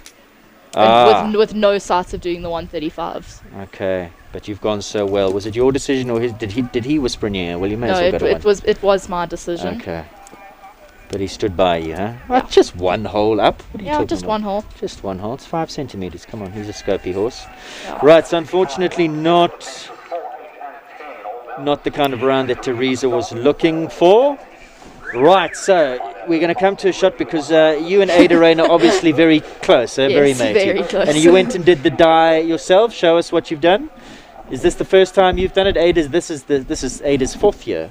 Ada's 4th year. I did it last year. Okay. Because there was a little mishap of the show and it didn't go well. And you know, with mainly girls, there's a little crisis and you dye your hair or you do something to your hair. Yeah. So we decided, let's dye our hair. We did it, and I won SA Champs with Ladman. My Irish boy. Oh wow! And so then we just decided to carry on doing it. Well, it's becoming tradition, so we'll see. I hope it comes out. It's not permanent, is it? No, it does. It comes out. It comes out. You hope it has comes to. out. Yeah. Ada and I hope, because I read the instructions wrong and I think I did the permanent one. So we'll see. Right, so thanks very much for coming and having a chat to me. Thank you for we'll be having watching me. with it. No, absolute pleasure. And thanks for coming and joining us in Joburg. I know that you guys put in a lot of miles up and down the highway between Joburg and Natal. Not so much this year, obviously, because of the whole COVID thing, but hopefully next year is going to be much better. And we always enjoy having you here. So thanks for visiting. Yeah, thanks for having me. That was Alex Rick Hansen, and we'll see her with Kalaho Laos a little bit later in the next class. In fact, that's the Western Shop sponsored Junior Championships 1 meter 35, and that's gone a little bit pear-shaped, I'm afraid, for that's Capital Hotshot number 5 on track, Michaela Janse van Rensburg. Oh, this wall is causing some grief today, ladies and gentlemen, viewers. Anna standing there in the background with her wheel. I wonder what's going through her mind. Oh, should I have put that wall in? Should I not have put that in? Listen, we're a championship show. We've got to test the riders. And they are being tested. So not Michaela's day today. She won't be happy with that. Hot shot, unfortunately eliminated. Let's take a look at the second fault, the second disobedience. First disobedience was at the wall. She had a good ride there. That seems to be a little bit of a tricky distance. We've seen that happen quite a few times this morning. You've got to make a decision. We're going to have a closer look at that. I haven't been looking close enough to see what, in fact, we should be adding one there or going on the long one. It seems when they go on the long one, when they're strong in and they're pushing for that long one, they're just not quite getting there, landing up a little bit far away, and the horses are just saying, sorry, can't. This is Thomas van der Rijk Vossel, who's on number 6, Gledsmuir's Ivory.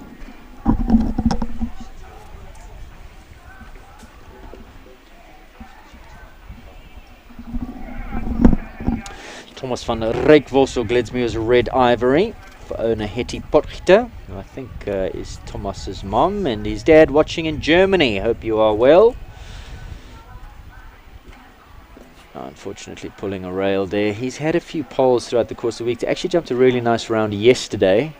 Was clear, but in the earlier part of the week the horse has been finding a few rails.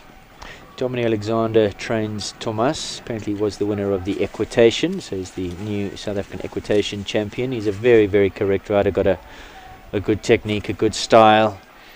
Tries to stay away from the horse's front end, lets the horse jump up nicely to him. If I'm going to be overly critical, perhaps just a little bit too dramatic the way he sits back in the air to give the horse the space that could at times just push the horse's back end down onto that rail. If you look, the horse more often than not is finding the rails with his back end, not the front end. And Thomas's technique, which is correct, you'll see a lot of riders doing it. You'll watch, he's got a style very similar to a Kent Farrington, to a Lorenzo De Luca. They don't get over the horse's front end. They very much allow the horse to jump up and then sit up and let the horse just jump through between their legs. But Thomas sitting back a little bit on the horse and perhaps just pushing him down a little bit. And that's if I'm nitpicking. I'm sure Domini's going to have a discussion with me. So there you see the horse having it behind. But he's a young man with a huge future ahead of him. This is now number 8, Zonjati Shivas. And the rider is Rain Marshall, Rain from KwaZulu-Natal. Not too long ago, I remember Rain as a little girl riding Jelly Tot, How Time Flies. Here she's riding Zonjati Shivas. She's had a pretty decent week. Some nice solid rounds. Trains with Grant Langley. He does a lot of miles up and down. We often see Rain at shows here in Gauteng. Rode a very strong ride to the wall. She's obviously had her eye on what's been going on with the other competitors. The horse is backing off that wall terribly. Oh, and there again, the distance coming into play. So those are the two bogeys. The wall is a problem, and that rear net treble combination is a problem. And perhaps I should go and get comment from the course builder and Anna to ask her opinion on the distance between 5 and 6. How many should one be putting in there? Let's take a look at the replay. If we can get the replay from the previous jump, and let's count and see what happens. So there, the landing, 1, 2, 3, 4. 4, and you land up a mile off, and the horses are just paddling in the air. At least Shivas tried to jump it. So 4, I don't think is the right ride for me. You land and you hold and you go on the 5. It just doesn't seem to be working on the 4, especially pressing up the hill. It just leaves you wanting with that distance. But hey, it's easy to sit in here and make comment from here. One thing sitting in here, another thing being out there and doing it. You see, it's not in fact the fence. They're not shying off of the treble combination. It's just the distance that they're getting on there that they're not loving.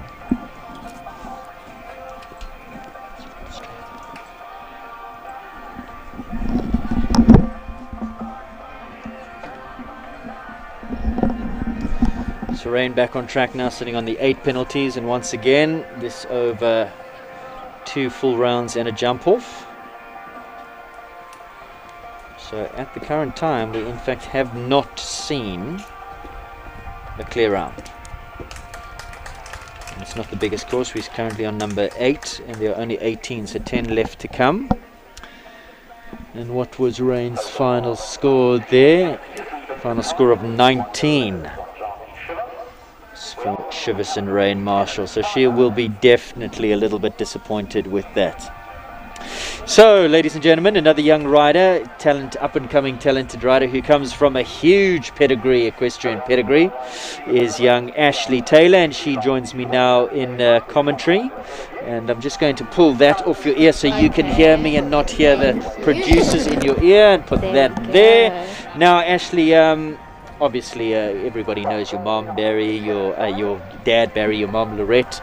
You've grown up in it. You love it. You're passionate. Yes, very. Always wanted to do it. Yeah. Tell us all a bit about yourself. How old are you now? I'm 15, turning 16 next week. Wow, time flies. Huh? Sure, 16 next week. So this will be, how many more years in juniors will you have after this one? Well, 2. Well, is the plan to stay in juniors? Yeah. Yes, well, I already ride in the adult. Yeah. Some shows when I don't have the junior shows. Yeah. But I do prefer the juniors. Yeah. And now tell me about your horse. I see you were supposed to ride in this class, Katina. Why have you scratched? Well, she's just... I've had a few nice rounds with her this year. I jumped my first young rider youth champs on her, and just with 4 faults.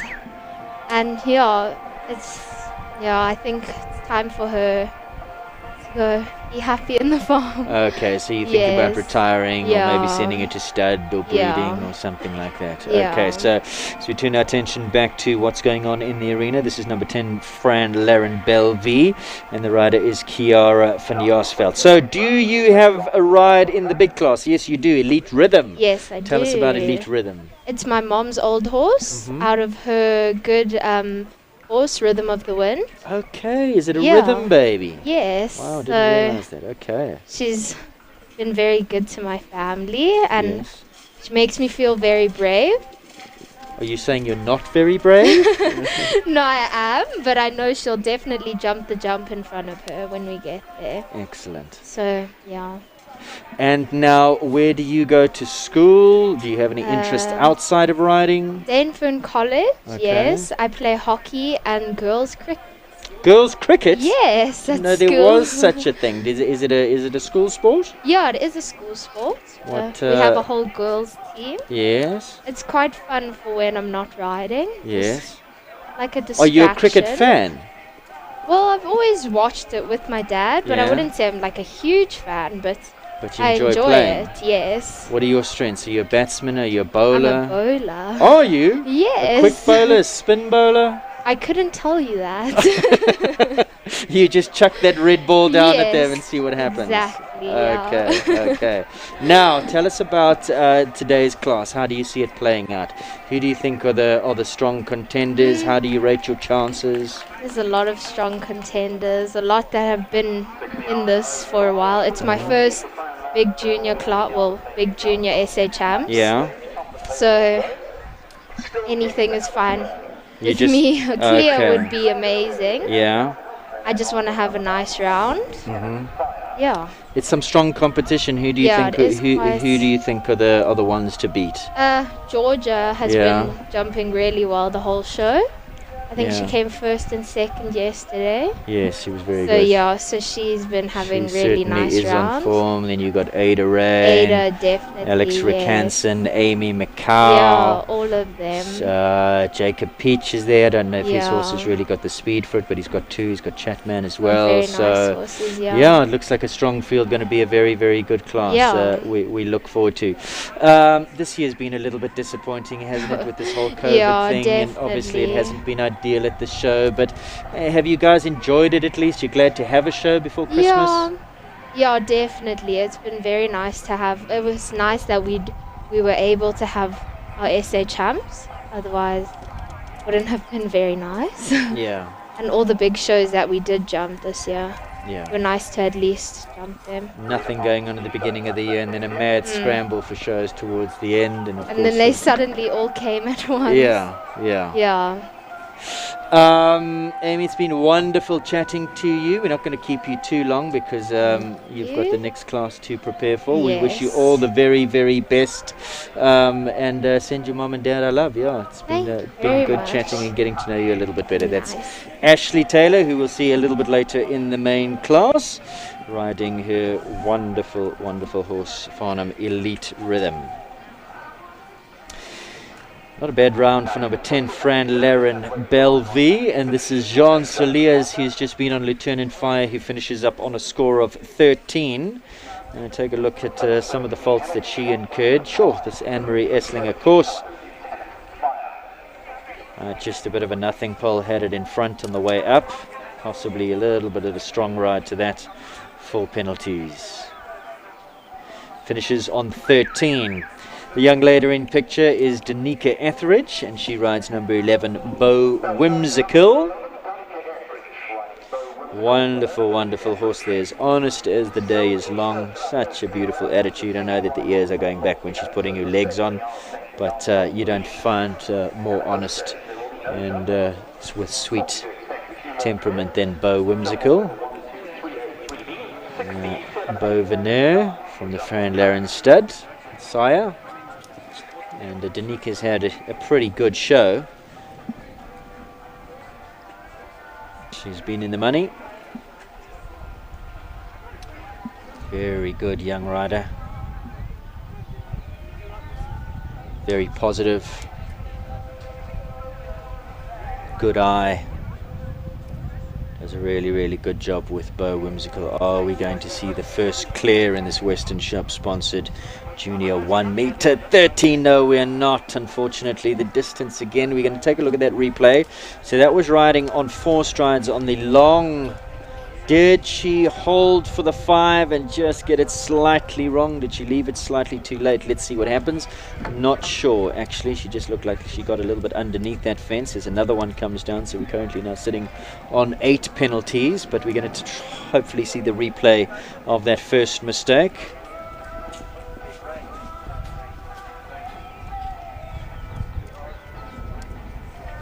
Safely over jump number 11 and 2 down, so 8 penalties for number 11, Beau Whimsical. Let's take a look at that replay. So this was riding on the 4. They were trying to get there to the treble combination on the 4. She gets in, land, 1, 2, 3, 4. No, he couldn't do it on the 4. Tried to chip one in the 5, got underneath it and found the back rail. I just don't think that 4 is working. Don't think that 4 is working. She was positive. She came in strong. She had a good landing. She rode up to the fence and she still landed up on 4 strides, a mile off of it. I think you'd be better to try and get a little bit of a deeper ride to the previous fence, land and wait on the 5 strides. Let's see. But I didn't walk it. Lauren Duval now, Impangele Capital Cavalier. This is number 12. And Lauren Duval, daughter of Herman Duval, who brings us this live stream broadcast. Big thank you to Impangele Logistics. This is a lovely, lovely horse. Capital Cavalier.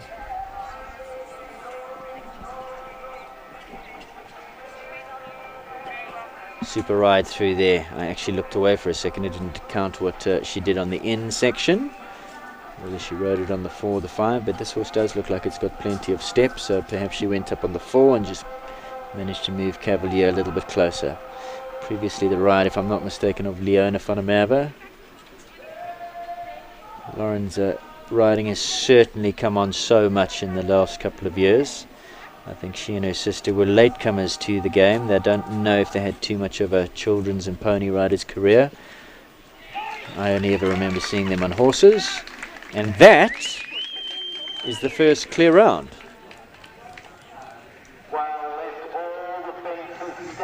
No, I'm afraid. Left all the fences up. I was waiting for the music to be played by Roger. It didn't come. Roger came over the PA and said, a victim of the clock. So 1 for time, 71.47 her time. Oh, well, that'll hurt a little bit, but at least she's into the lead.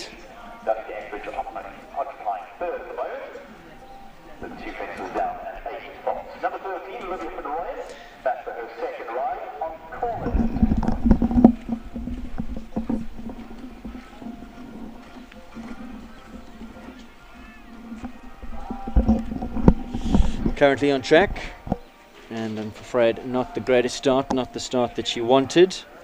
Olivia van Rooyen, number 13, Corland, has already incurred 4 penalties at fence number 1. Not the start that she wanted.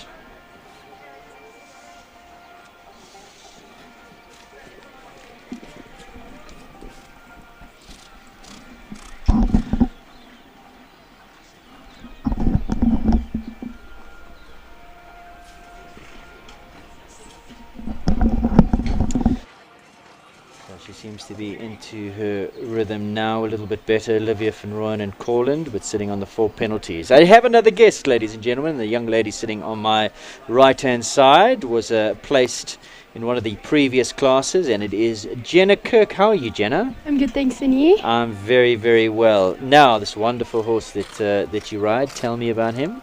Yes, Perfect Impression. He's a stallion. He's 18.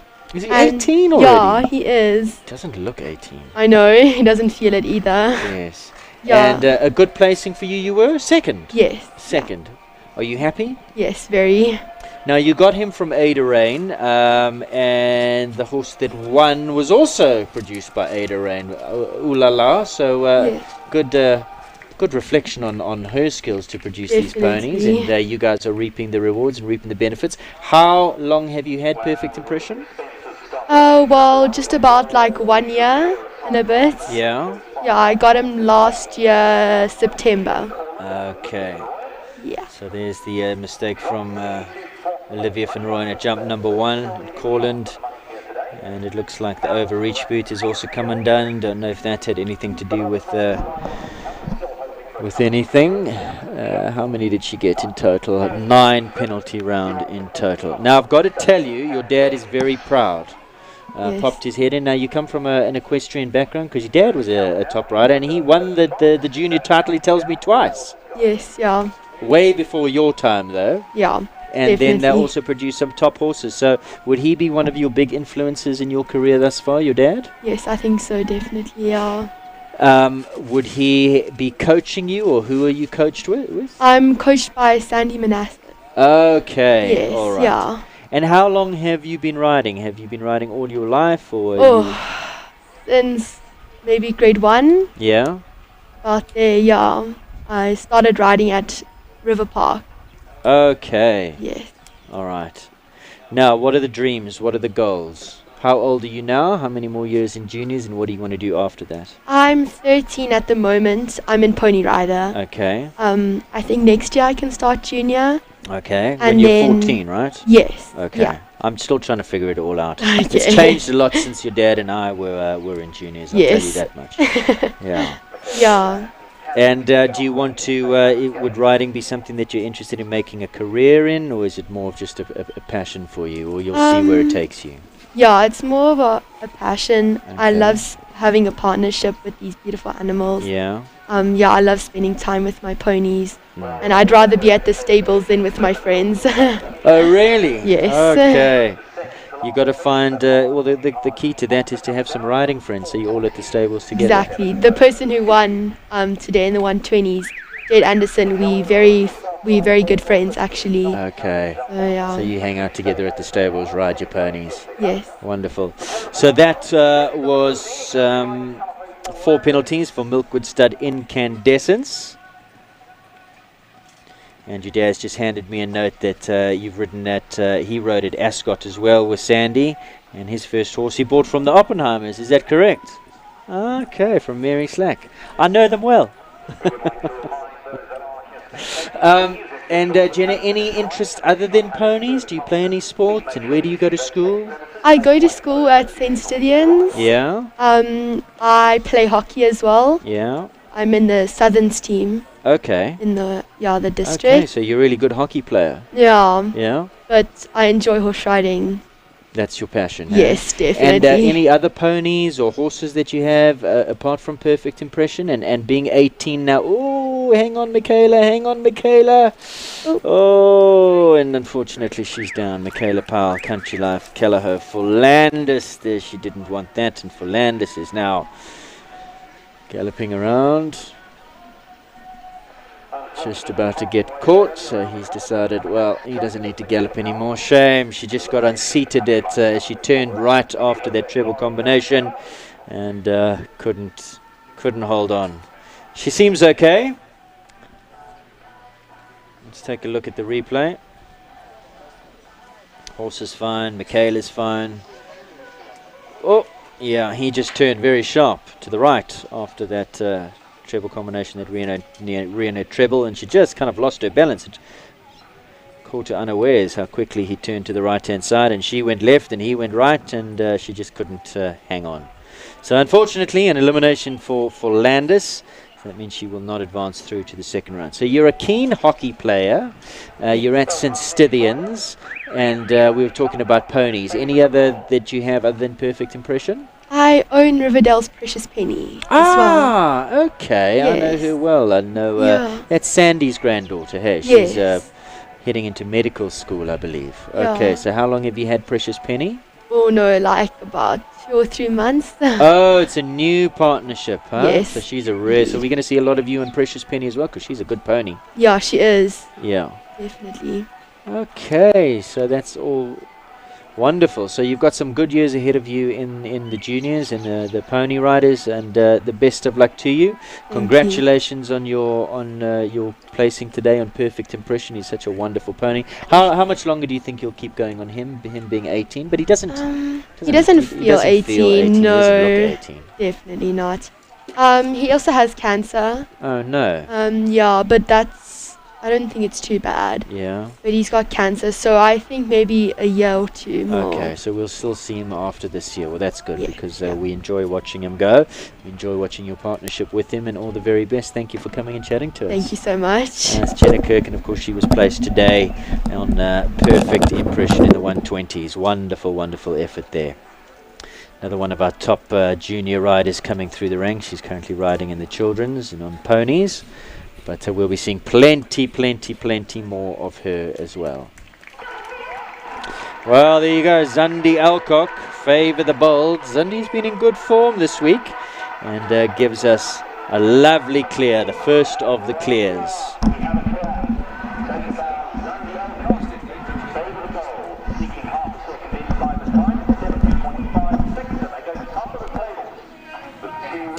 First of the clear rounds there, Favour the Bold and Zandi Alcock, number 16, with just 2 left to come. She puts herself in a very, very strong position here. Next best score, 4 penalties, Milkwood Incandescence, Caleb Seaton Smith. Also on 4 penalties is Fran Laren Bell V, Kiara Tain van Jaarsveld, so the 1 clear. And of course the 1 just on the 1 time penalty. Lauren Duval, is that time penalty going to come back to bite you? I think it is, because oh man, that could have so easily have been a clear round and you could have found yourself, well, let's see, it is over 2 rounds. This of course is only the first round, so anything could still happen. Oh no, another one that is absolutely not to that wall. This is Kelleher Con Casino and Rebecca Oddy, number 17. She obviously suspected that Con Casino was going to have a good look at that wall and rode him pretty hard to that wall.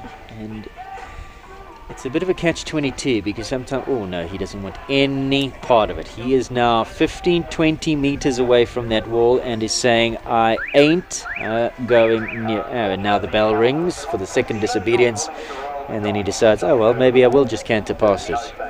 What a disappointment.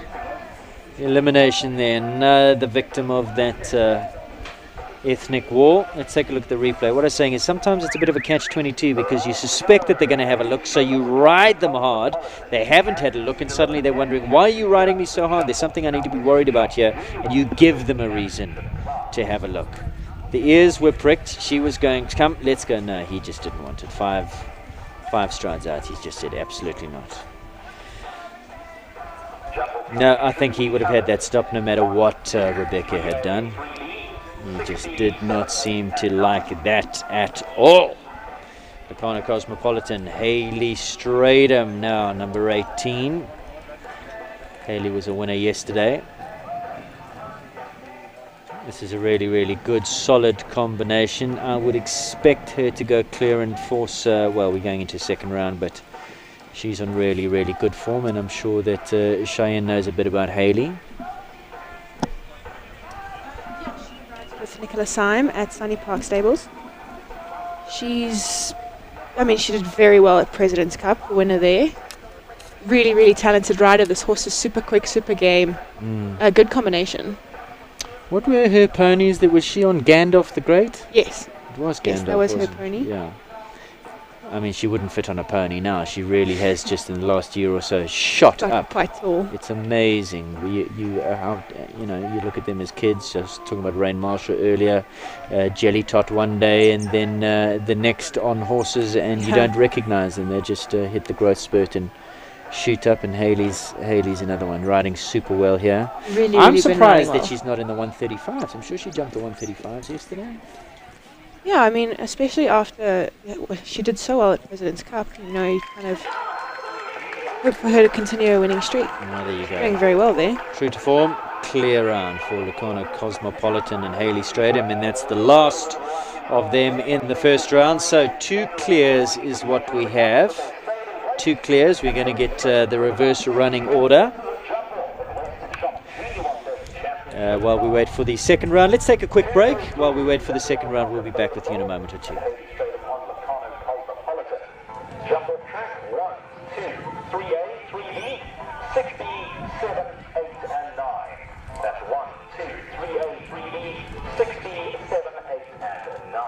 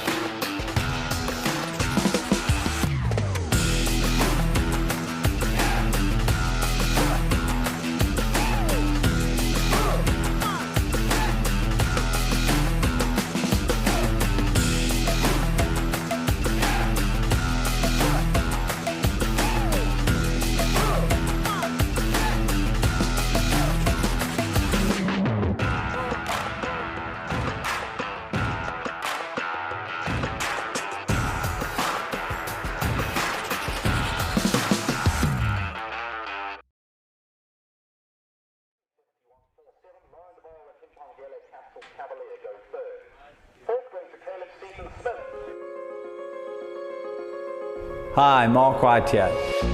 It's again this time of the year when we can proudly say we're back involved with equestrian sport and show jumping in particular. We'd like to thank the South African show jumping fraternity for their wonderful support in the last 11 years. And we as Mark White Nissan will continue in the future with our sponsorships. I would love you to come down to the dealership for any of your motoring needs. Come and sample our new products of next year, which we'll be launching. Plus, we have got towing vehicles, vehicles for your sons or daughters. Whatever your needs might be, we have it for you. Mark White Nissan is located in the Fourways Crossing Shopping Centre on the lower level. And for any more info, please go to our website www.markwhitenissan.co.za or call us on 011 840 1960. So, if you are in the market for a new or a used car, pop down and see us and we would love to put a deal together for you.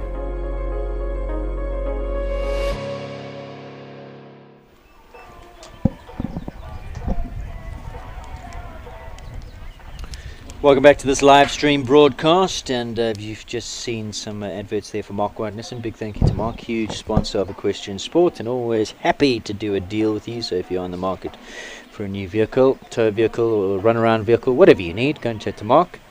Also the second-hand trade-ins, and he will definitely do you the deal of a lifetime. So I must apologize, I had it all wrong, chatting to guest after guest, didn't check the notes, and this is a competition with one jump off. I was saying it's over 2 rounds and then we go to a jump off in the event of equality of score. Not so. In fact, the junior 1 meter 30 champs is 1 round and a jump off. The jump off is over fences 1, 2, 3A, 3B, 6B, 7, 8 and 9, and 2 go into the jump off. Favour the bold, and Zandi Alcock will go first, and Hayley Stratham will get a chance to see what Zandi does. She's going to have to put her foot down because Hayley's going to be super fast. So Zandi really needs to just say, well, I've got to let it all go here, because you know that Hayley's going to be quick on Cosmopolitan. Try and force her into mistakes.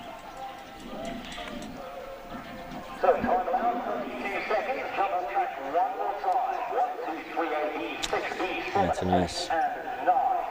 Zandi just taking in the jump off. Let's take a look. 1, 2, 3A, 3B, 6B, 7, 8 and 9.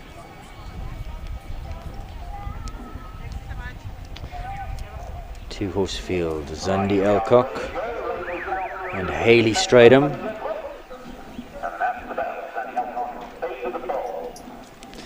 Here we go. Ready for action. Zandi's going to go first. Cheyenne is back in commentary with me, and you would know a bit about Zandi, wouldn't you? Yeah, so she started her show jumping career, as far as I know, with Michelle Dawson on this lovely thoroughbred gelding. She went up the grades quite quickly with him, as far as I know, before she moved to Ray Corbett to further her show jumping career. She's recently acquired one of Ray's top rides, Lansing, so that'll be a really exciting partnership for the future. Absolutely, she's been going really well on Lansing at the show. I think she just has him in the 120s. Yeah. So we're probably going to see them a little bit later. This is looking like a really good round. Outstanding rider, Zandi. And this horse, I mean, he's quirky, he's feisty, he can put up a bit of a challenge. That was a really good round. Super ride. 38.73. Into the lead she goes. Obviously, the first of only 2 rounds. Leaves them all up, and I think she wasn't hanging about. Not at all. Is there anything, any turns that she didn't make? Is it possible, Shay, from this one fence to get a deep stride into that and cut inside the wall to number 9, the Western Shop? Is that too much of a gamble? Would that save you any time? You know, it might be possible, but I'm not sure it'll save you too much time. I think that extra deep stride that you'd need to take might set you back a second. Well, Hayley Stratham's currently on track on... Oh, Peck's on landing on Cosmopolitan. Tell us a bit more about Hayley. Do you know much about where she's riding these days? She rides with Nicola Syme. That's right, you said so, yeah. And This Nicola horse is the ultimate competitor as Nicola's well, so she'll have a strong mindset. really been in front. Oh, gave that a rap. It stayed in the cups. She's really pushing for it here. Is she going to try and take this? No. I thought she was lining up for it. She got quite close to that left-hand upright. Is she inside the time? Cuts the beam. 38.29. And that, ladies and gentlemen, by just less than a second. 38.29 the time there for Cosmopolitan and Hayley Stratham, and Favour the Bold Zandi Alcock 38.73. 38.29, 38.73. What a brilliant class. Not much in it at all. Super tight at the top of the leaderboard, but Hayley Stratham prevails on Locarno. Cosmopolitan, Shay. Really well ridden. Super ride. There's Zandi's mom, who's just walked in front of us, and she'll be super happy as well. I mean, obviously they would have loved the win, but lovely people, they understand that she was just beaten, and literally beaten by a whisker. Absolute whisker. So that's the class. That's the 1 meter 30 championship as we build up now to the big one. It's the Western Shop South African Junior 1 meter 35 individual championship. That's up next. We'll take the prize giving in a moment or two. Don't go away.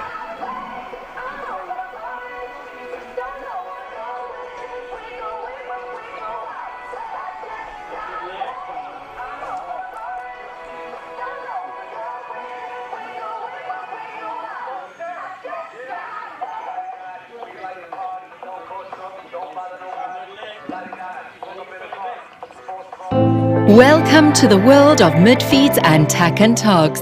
South Africa's largest animal feed retailer and a haven for equestrian enthusiasts and animal lovers. Friendly and knowledgeable staff are at your service. We pride ourselves in offering a vast range of premium products that we know and trust. Your passion is our passion at Midfeeds and Tack and Togs. Where we lead, others follow.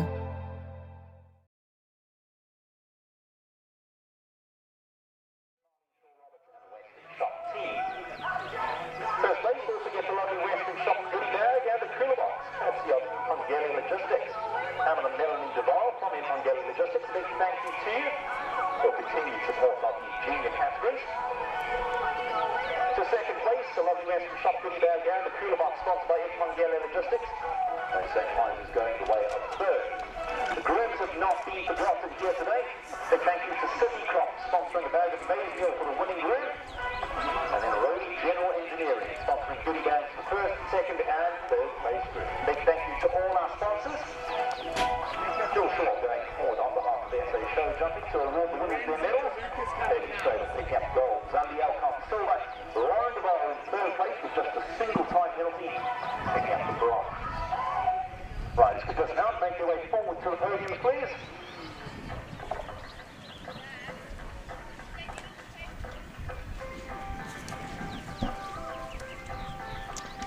Once again, an all-female affair here in the 1m30 championship class. There is the lineup.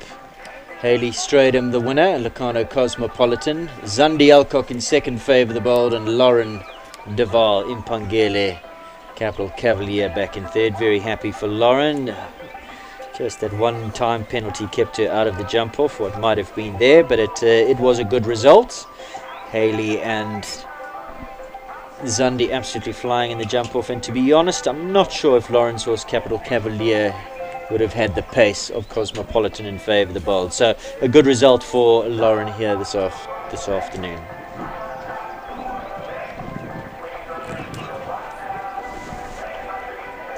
Hayley's had a wonderful show. Cosmopolitan was a winner yesterday, a winner again today, so in really, really good form. And I think Hayley has done a lot of the production work on Cosmopolitan, so this the even extra rewarding.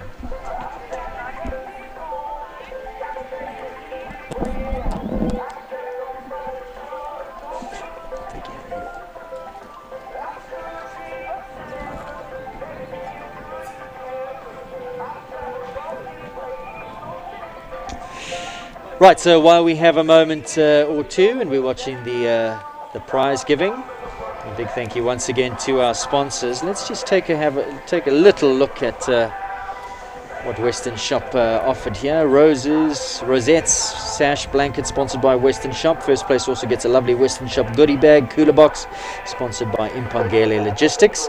Second place gets a lovely Western Shop goodie bag and a cooler, sponsored by Impangele Logistics. Third place also a Western Shop goodie bag and a cooler box, sponsored by Impangele.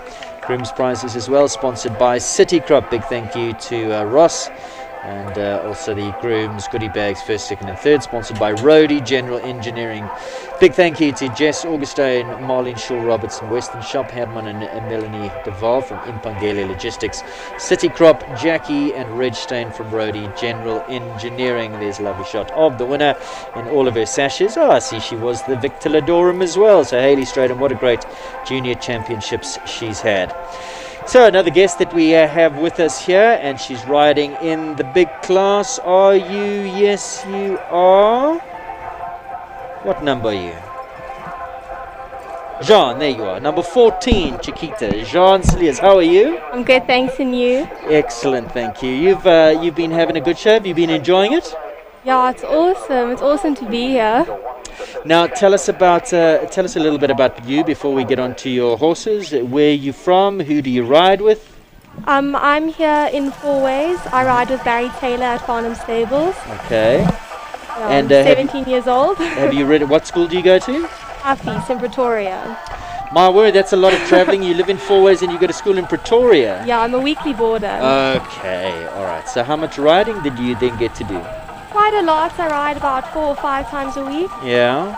Yeah, my parents are luckily, with me in it, and they don't mind driving me around. Okay, so you board at school, so your mom or dad comes and fetches you from school, takes you out to Barry, and then shepherds you back to school. Yes. Okay, so that's a lot of dedication. And you are how old, you say? 17. 17, so would this then be the last year in juniors or next year as well? Next year, my last year. Okay, all right. But you'd like to take a crack at the title this year, right? Yeah, of course. I'll give my best shot. Tell me about your wonderful horse. Well, she's awesome. She's 9 years old. She's an import from the Netherlands. Yeah. Her name is Chiquita. I've had her. Pedigree? She's a Tarkadi mare. Yeah. Out of an Ajola mare. Okay. She's 9 years old. I've had her when she was 6. Yes. So she's a bit my project. I've been producing her. Yes. But she's going well. I mean, she's come a long way. So yeah. Very excited for her. And that's so rewarding, extra rewarding when you produce them yourself. It's it's so much better when a win comes, when it's your hard work behind it. Yeah, of course. I mean, there's so many more small victories. Every single step is so important. Absolutely. Yeah. Did you guys import her yourself, or did you? No, Lisa Williams imported her. Okay. But just before she went overseas for the Equestrian Games, so then we kind of were a bit lucky to have snatched her up. Okay. Yeah. And is Lisa keeping a keen eye on her as well? Yeah, but Lisa is so supportive. She never puts any pressure or anything. Yeah, absolutely. Now, have you always ridden through the Farnham setup? Were you with Tamar before you went to Barry, or how did it all work? Yeah, I started with Tamar. I started with one of her coaches there, Pietrus, when I was 9. So I started with him, and then when I was about 10, I went to Tam. And then when I was 12, I went to Barry. Okay. Yeah. All right.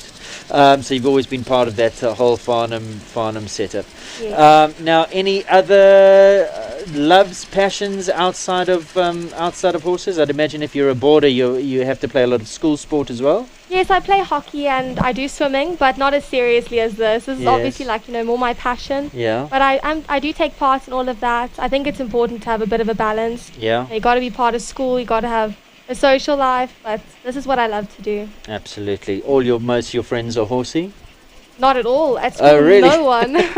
No, I don't have one friend at school who rides horse as well. So it's a totally different world this from them. But on weekends, you're mostly mixing with the horsey crowd. That's what I'm saying. Yes, Okay. Yeah. All a lot of lovely people here. Now, what are your passions, your goals after school? Are you academic? Are you going to be studying? Do you want to make a career out of horses, or do you see it more being a passion outside of work? I think it's more of a hobby than what I want to do with my life. I think I always want to be part of it, but I don't want this to be all that I have. Yeah. I'm planning to go study engineering at Stellenbosch. That's the goal. So. I think I'd like to take a break, to take the 4 years to get out of it, to have a normal life, and then, if I come back, that'll be great, but not to put pressure on myself to do this forever. Yeah. So you actually see yourself when you're going to study, just take a step back from riding while you're studying, and then if the calling's there, if the bug's still there, then go back after the 4 years. Yeah. What about Chiquita? She's young. Oh, I'm taking her with me. Well, you've just said you're not going to ride. No, well, the plan so far is to take her with and to see how it goes. If, I find that, she's not happy or, she's got so much potential and she needs to keep doing this, then I might send her back, but I'd love to take her with and just to spend the 4 years doing outrides and having fun with her. Why not let her have a nice little Chiquita baby while you're away and let that grow Yeah, up? that's also a possibility. Yes. Well, listen, you're going to Stellenbosch, and that's right in the heart of breeding country, so I'm sure Rivendell Stud is actually just down the road. Exactly. So, anything could happen. Yes. Now, tell me about today. How do you rate your chances? Well, I'll give it my best shot. You've got to believe in yourself. Yeah, I'll give it my best shot. I'm a little bit unfortunate in the in the regard that my horse is a bit inexperienced at this height. So it's the luck of the day. If she's feeling it, if she's feeling good, then I'm lucky. If she's not having the best day, she's unfortunately with the mares, if they don't feel 100%, they're not always on your side. Yeah. So if Can she be a bit marish like that? Oh yeah, she's definitely a chestnut mare. Yeah. She has her quirks. So a lot of the time I kind of have to put my faith in her. Yeah. If she's feeling the day, then she can be a star. But if she's a little bit on the wrong foot, then she doesn't like it, and she'll give me a bit of a quirk. Yeah. So How many 135s has she jumped? I think around 5. Okay. I think around there. Not a lot. She's been in the 130s for a while though. She's comfortable in the 130s. The 135s have been a bit of a stretch for her lately. Yeah. So we'll see how it goes. Main rivals, big competition. You know, in the 135s, all these juniors are so good. I mean, just to be here, you know, everyone is so good. There's no one here that doesn't know how to ride. Everyone has a fair shot, I think, today. Everyone's got good horses. Everyone is mature and old enough for this, you know. Yeah. So I think everyone's got a fair shot. Yeah. Sean, it's been absolutely wonderful having a chat to you. Herman de Waal, he's standing outside, the man who's bringing you this Impangele Logistics sponsored live stream. Wonderful chatting to you, and all the very best. We'll be watching keenly, and all the very best for next year as well, and what the future holds for you. Thank you so much. Thank John you for having me. Saliers, wonderful chatting to her. She rides in this class coming up now. She's currently just getting ready, leaving the box. The course walk for the Western Shop sponsored 1 meter 35s is about to happen. We're going to go for a little break. When we come back, we'll be touching to another young man, Thomas van der Reikvorsel. We're going to get him into studio. Stay tuned.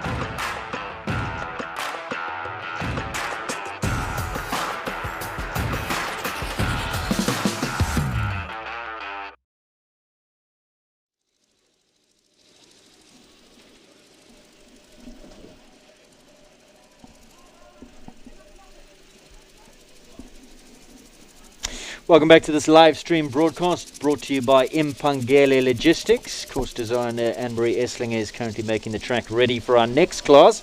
That'll be the big one. That'll crown the South African show jumping champion for 2020, sponsored by Western Shop. And the course just currently being made ready. And I do have another young man standing by. The first, in fact, of the male candidates that we're interviewing this morning. All of them have been female. You're the first male who's come in to chat to me. Thank you, Thomas. How are you? Good, how are you? I'm fine, thank you. Right, so tell me a little bit about yourself. You're not from these parts, are you? No, we're from George. Yeah. Yeah. So we came down for Outdoor Grand Prix and then the show. Right. But you ride with Dominic Alexander, so how does that work? Are you flying up to train with him, or is he coming down to train you? We started getting him just before lockdown. Yeah. And he came like once a month. Okay. And then help us down there. Okay. And are you based in George as well? Because I know my lady Ivan van der Sade used to ride. So is there a relationship with Ivan as well? So we bought my lady from the auction. Yes. And then Ivan rode her for 2 years. Yes. And he's just in Plate, so just down the road. Okay. Yeah. Has he helped with your training at all? He helped in the beginning. Yeah. And then we kind of split ways. Okay. So now we're with Dominic.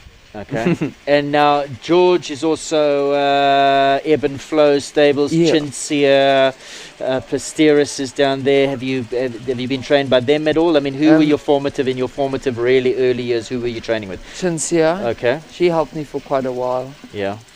A lot of my pony years were with Chinsia. Okay. And then, we started off with Gareth Kutsia, and then we went to Chinsia, and then to Ivan and them.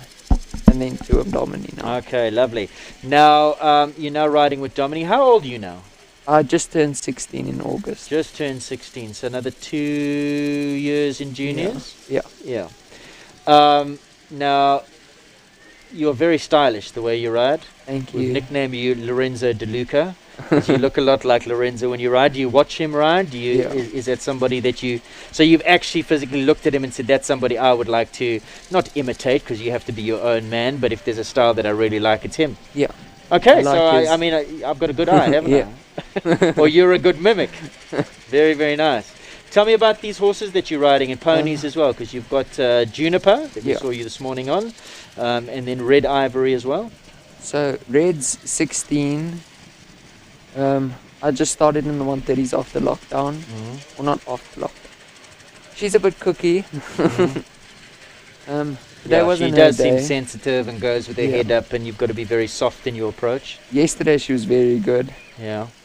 And then, June's, he's actually Ulala's dad. Okay. Yeah. All right. So they gelded him just before we got him. Yeah. And then he started his jumping career. Okay. Yeah. Lovely. And how much longer will you be on ponies for? This is my last show. Okay. So where the pony's going to go now? Your He's brother going to rides? my brother, Okay. yeah. Now tell me about the whole family and how you got into horses. My grandma just like started with the horses, and then before we moved to George, we stayed in Wolmaranstad, so we used to go down for holidays. And then when she went to the horses, we'd also tag along, and then we started like that. And Okay. when we moved, it started getting more serious. Did she ride, or she just liked horses? She used to, she rode, but I think she... But not competitively? No, or not anything? really. Okay. So there was nobody who was a competitive show jumping rider or something before you. You are pretty much first generation. Yeah. Okay. Your parents are super supportive. Your dad's in Germany, I believe, because we got a message on the live stream that it was so nice for him to watch from Germany. Yeah, the whole family's But I thought I saw him earlier in the week. So, my dad's in Germany. Yes? Yeah, my real dad's in Germany. Okay, yes, hear you. Okay, all right, that's your real dad. Now, tell me about the name. Van der Rijkvoorse, is German or is it Austrian? Dutch. Dutch, okay. Now, you have a passport. Were you ever over there? Are you planning on going over there to ride at any stage? I want to go there and ride. Yeah? We go every second holiday to visit my grandparents there. Okay. We were supposed to go now, but they're scared of Corona. Yeah. Now, where do you go to school? In Glenwood, in George. Glenwood, in George. Okay, all right. In any other sports that you play? Not really. No. Riding's the thing, eh? Yeah. And is your brother just as passionate about it? Yeah. And he's younger? 2 years younger than me. Okay. And you guys get on? Yeah. Do you fight about who gets what ride? Sometimes. Yeah? Yeah. Who wins? Me. So now, what is the dream? Now, once you've, because how many more years? 2 more years in juniors, 2 more years at school as well. What's the plan after that? Do you want to continue with your riding? Are you going to study afterwards? I'm not sure. I want to carry on riding. I'm going to have to go study. Yeah. But I want to carry on riding. What are you thinking of studying? I don't have a clue. Are you academic or sporty or both? Both. Yeah. Yeah. So there's a brain in that head, and your parents say you better go and use it. If you get a job, get a career, support your horses. Yeah. Good advice, sage advice. Yeah. And you're very fortunate that you're on the Dutch passport and your dad is over there. So if you wanted to go overseas and ride overseas when you finished here, it's an easy move. Yeah. Yeah. Right. Tell us about this class today. How do you see it playing out? Have you got a ride here? No, I was supposed to. Yeah, I was wondering why you weren't. And then I can't do 2 open title classes. So we chose to do the pony as Reds. Yes. Yeah. You can have a pole behind. Yeah. Yeah. So we thought the pony has a better chance. Yeah. We took him. But the pony, how did it go with the pony? You had you had a stop or a pole? No, I had 2 poles in the first round and then a wall in the second round. Yeah. Okay. Well, that's the sport, eh? Yeah. You can't win them all. And so now you've decided to not go in the 135s. You went in the 130s. Yeah. Tell me about if you were going in the 135s. Who do you think would have been your main rivals? Who's the person to beat you? I don't know. I think Georgia's gonna be flipping good. Yeah. And she's got 2. Yeah. You must know Annette well, being from that part of the world. Yeah, we go to PE quite often. Yeah. I like, what's her name? Puck Claessen's horse. Yes. Altera. She won Western Cape Champs. Okay. I think that'll be good. She's a name that hasn't been mentioned today. They say Amy McCow's very good. Ada Rain Ferguson is very strong, action girl, so it should be a really, really competitive class. We look forward to it. It's a pity you're not there. We could have done with some male representation. We've got Jacob Peach riding, but it would be nice to see you there as well. Next time? Yeah. Okay. Now, are we going to see, if, say, we're not in the corona pandemic next year, we're going to see more of you in Joburg? Are you planning on traveling quite a bit now that you're based with Domini? Maybe leave a horse here, come up and down for shows? I want to try and do that. Yeah. Okay. Well, I've planted the seed. Go chat to your parents. Thomas van der Rijkvorsel, certainly a star in the making. You watch him ride, you watch Lorenzo De Luca ride, you can see why we call him Lorenzo De Luca. Thanks for coming and chatting to us. Really, really good to chat. Thomas van Rijkvorsel, let's take a look at the result of the last class. Final result of the Western Shop sponsored Junior 1m30 Championship. Hayley Stratham being on blistering form. She wins another one here. Was a winner yesterday. And this is the one that she really wanted, so congratulations to Hayley Stratham, Locarno Cosmopolitan. Second place, Zandi Elcock, favour the bold Lauren Duval. In third, Impangele Capital Cavalier, Caleb Seaton-Smith, fourth place with Milkwood Stud Incandescence. A little bit thoroughbred representation there. And in fifth place, Kiara Tain for Newsveld on Fran Laren Belvey. We're going to go to a quick break. When we come back, it's going to be the course walk for the big one, the Junior 1m35s.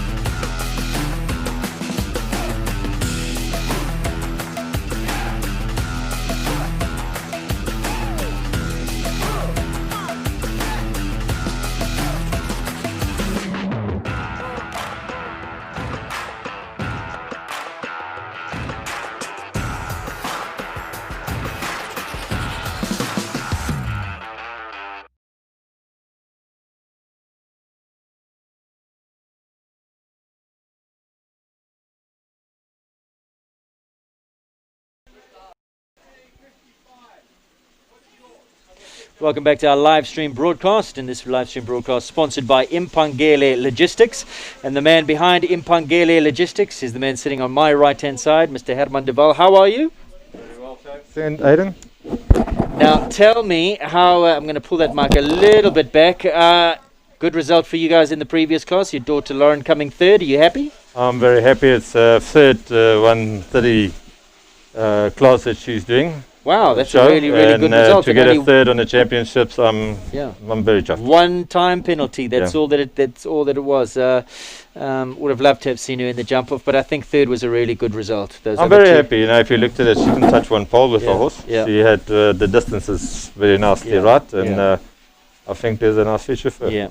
Now, Herman, tell us about Impangele Logistics. What do you guys do? Where are you based? Aiden, we're from Middelburg, Mpumalanga. Yeah. We do bulk transport and side tippers. Basically we carry what we can fit in the bins, you know, but our major work is in the chrome and the coal industry. So you have to be based around the mines, because I asked you off air yesterday, why don't you move to Joburg? I mean, you hear so much with the riding. It's a 2-hour drive. You know, why don't you send a small fleet of trucks this way? Well, we do a lot of work in this area. Yeah. In Joburg itself, out to Krugersdorp, Rustenburg, Dabazimbi, all those places. But still, I don't like the huzz and buzz of this area. I think I'll stay in Middelburg. Thank you. How big is your fleet of trucks? That's quite a nice size. Big. Yeah, no, we're not that big, and we're one of the smaller guys in Middelburg. Yeah. But I think our clients is very, very yes. Impressed the way we do our things. We really look after our clients and their products, secure their products and so on. Yeah. And so we're very blessed in this stage that we have a constant grow every year, and we keep on growing, and we can only thank our clients for that, you know, because the more work we get, the better we do it. Has 2020 affected you guys much, or has mining continued? Has it been a rough year? We had a bit of a stand in the beginning of when the COVID shutdown came. Just waited for the mines to get their permits going and so on, and from there on we were running. So we had a little bit of interruption in our operations, but from there on, non-stop. Now, tell me about equestrian sport. You guys have been involved for a few years now, but am I correct in saying your daughters were a little bit late in getting to the game? They weren't babies when they started riding. No, they were not small. We basically had started. I mean, my wife used to be in equestrian sport. I was in equestrian centre for SANDF those years for that time. And with Peter Stark and all those guys? Yeah. Oh, wow. Commandant Stark, yeah. Yeah, okay. Cry Comfort used to be my lieutenant. Yes. That's here with us at the moment, you know. Okay. Yeah, and we've been and grew up with horses, you know, and from there on thank you. And then from there on we thought one day, my wife thought, well, you know, we had a bit of a problem. The kids were very shy and so on, and they didn't get along with others. You know, when we moved from KZN, we moved from KZN Camp to Middelburg, and she took them for the first horse riding lessons, and from there on it started. And it's just. Where from KZN were you? Well, I grew up at a place called, today is known for Pinda Game Reserve, just between Tlhluwi and Sodwana Bay. Yeah. Was in primary school in Tlhluwi. My wife grew up in Mahlabatini and then eventually moved to Malmöth, and she. So like Zululand kind of. In the Zululand area, yes, proper Natal area. Yeah. Okay, and Middelburg, who were the girls trained by? Well, we started off in Middelburg.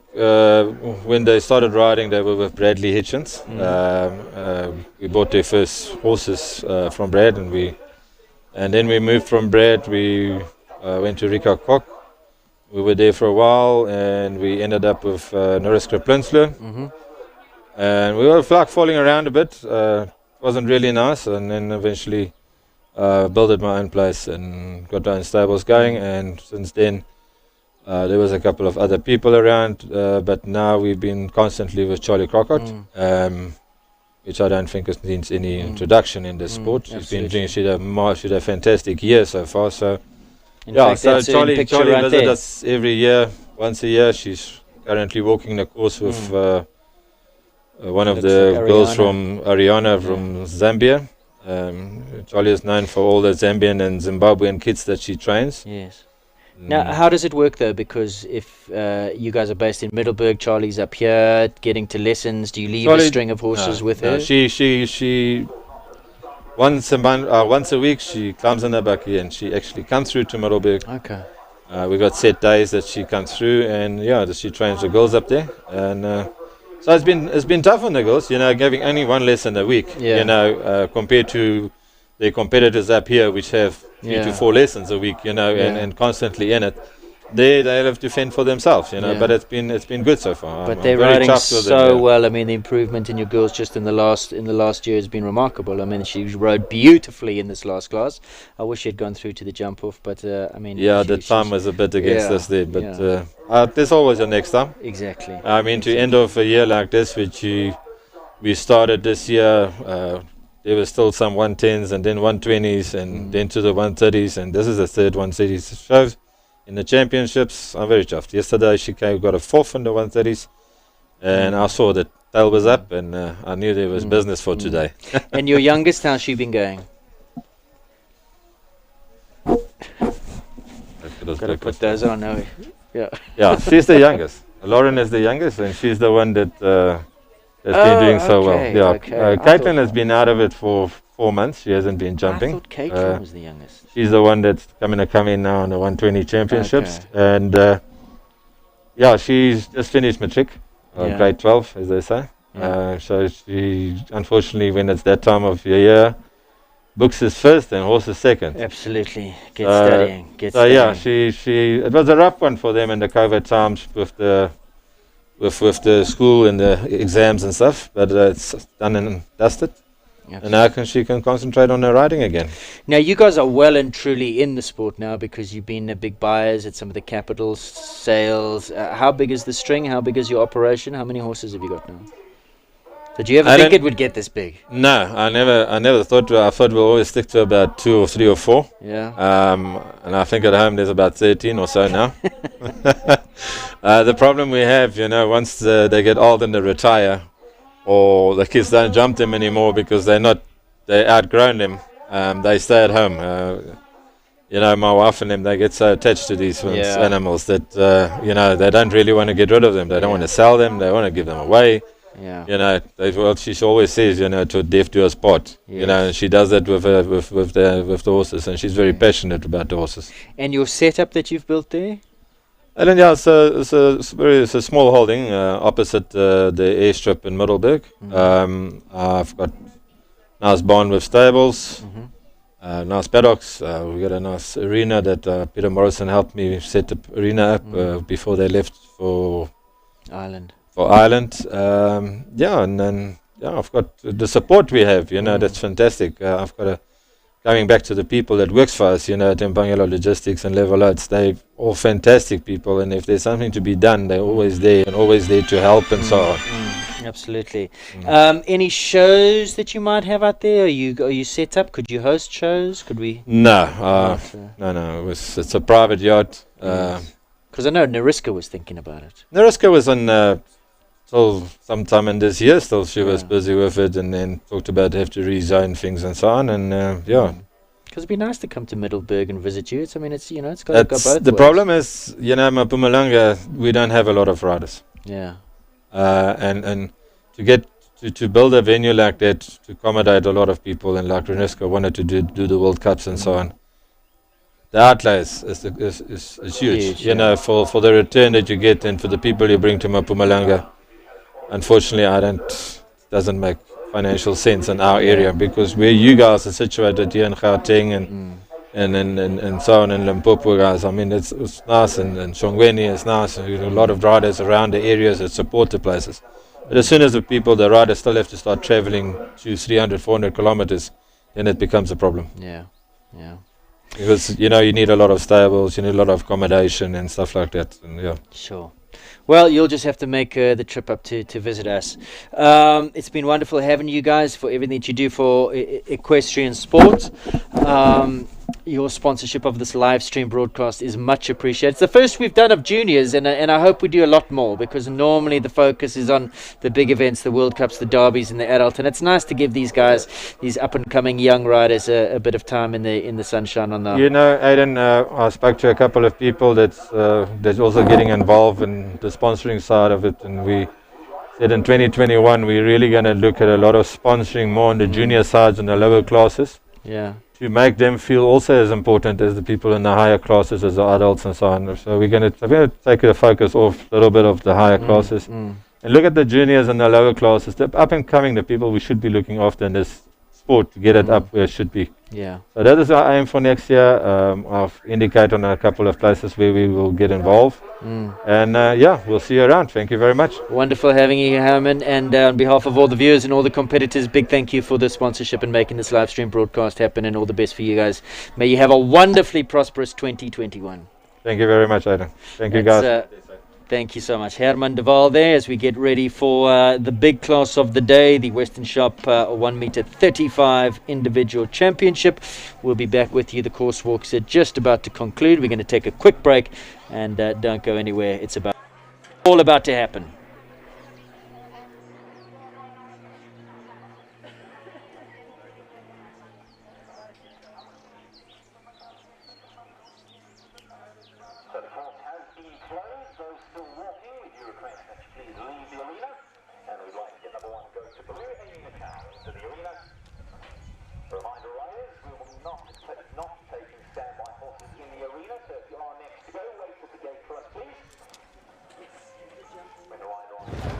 He was the easiest of horses. A child could have ridden him.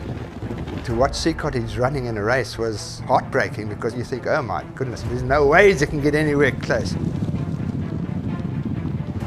It's a fool's bet, sir. He said, I'm going to win more money than I'd ever have in my life. Now he's favourite for the July, and there's lots of people that didn't want him to win. I was on the beach. I saw people running down the beach, trainers and grooms and jockeys, and they're all shouting and screaming. Sea Cottage is just being shot.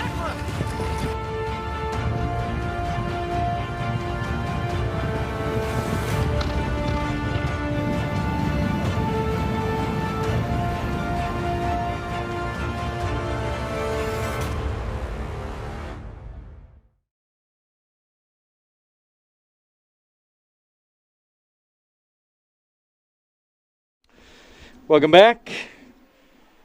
And we are just about ready for action for the Western Shop South African Junior 1 meter 30 title.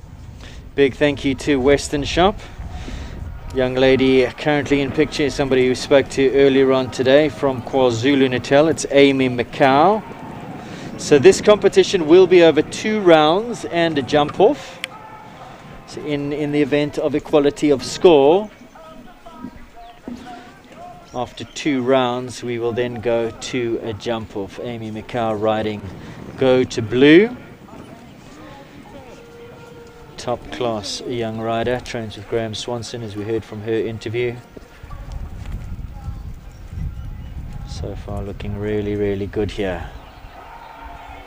In fact, it's a cracking field of young riders. Amy McCow, Olivia van Rooyen, Adrienne Ferguson, Alexander Rick Hansen. Chatted to all of them this morning. And we're in for a really, really good class. With me in co-commentary, we've just spoken to her father, Herman de Waal. We're now speaking to Caitlin de Waal. Caitlin, how are you? I'm good, and you, Aiden? I'm excellent. Tell me about how your show's been going. Well, my show's been good since it's only been the 4th show for the year for me. Yeah. I've been writing finals. Yeah. So it's been a great show. How are the finals going? Well, or how did they go? They're over now, aren't they? Well, it wasn't too bad actually. It was actually quite nice. Yeah. Yeah. Now, are you academic as well, as sporty? I only do show jumping. Yes. I don't do any other school sports. Yes. And I do quite well in my academics at school. Is this your final year at school? Or Yeah, I'm done. Okay, you're done? You finished? Yeah, I'm done. Oh, wow, okay. Now, Amy McCow has just jumped a beautiful clear for jumping, 86.30. They're saying 1 for time. Unfortunately, time allowed is 84 seconds. Amy looked like she was moving. So I'm sure they're going to keep an eye on that time there. The course designer, Anne-Marie Esslinger, will be sitting in the box with the judges, and she'll have 3 full rounds to have a look at before they decide to. They only get 3 horses to look at, but it has to be full rounds. So if somebody has a stop, then that doesn't count. So they'll keep an eye on the time, see how the next couple riders go. So Amy, at the moment, she has that 1-time penalty, but that might be pushed out. The current time allowed 84, her time 86, and I didn't see her. She looks like she was going at a decent pace, so let's see. Yeah. Let's see what happens. Tell me about your show. You've been jumping in the 120s, have you? Yeah, I'm jumping Kyalami Macy Gray in the 120s, and I've got Capital Colin in the 1 meter 10s. Yes. And then I've got my baby Capital Cancun in the 1 meter. Okay, so you've been a busy girl, and those are all wonderful horses that have all come off of those Capital stud sales. Yeah. Tell me about some of them. I know that Colin's a staccato. Yeah, Colin's a chin staccato, and he's a really big boy, and he's quite difficult to ride, but with the help from my coach, Charlie, I'm really starting to get used to him. Then Capital Cancun is a stallion. We bought him off the Capital auction in last year, 2019. He is quite a cheeky boy, but yeah, he's really nice to ride, and he's very brave. And is the plan to breed with him a little bit as well, being a stallion? Maybe when he's older, we'll just wait and see how he behaves and turns out to be as a stallion. Yeah.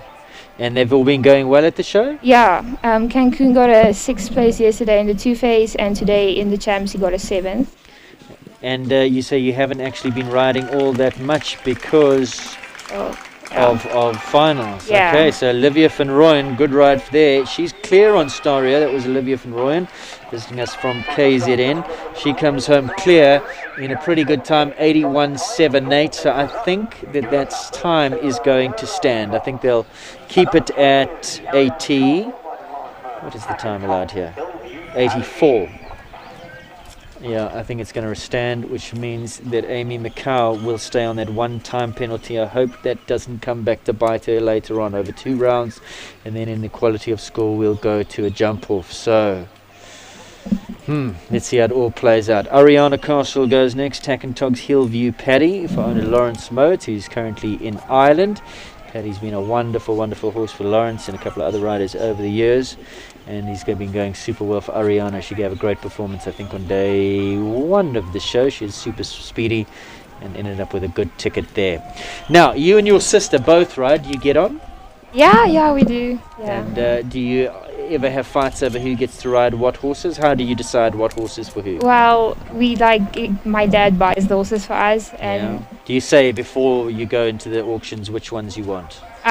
yeah, like we go try them at tryouts, and then Charlie comes with us, and we decide from there. Okay. So what's going to happen next year? You finished finals, are you going to study, and what are you going to study? I'm going to the University of Pretoria. I'm going to study genetics, and I'm bringing my horses down to Charlie. Okay. We still keep riding. Yes. And what will genetics lead you on to? I mean, that's a big study. That's a big subject. I'm planning on doing it for the first year and hopefully getting into vet. Okay, you're the second person today that has said that. But we'll see how things turn out, though. Okay. All right, so you are academic, eh? You are clever.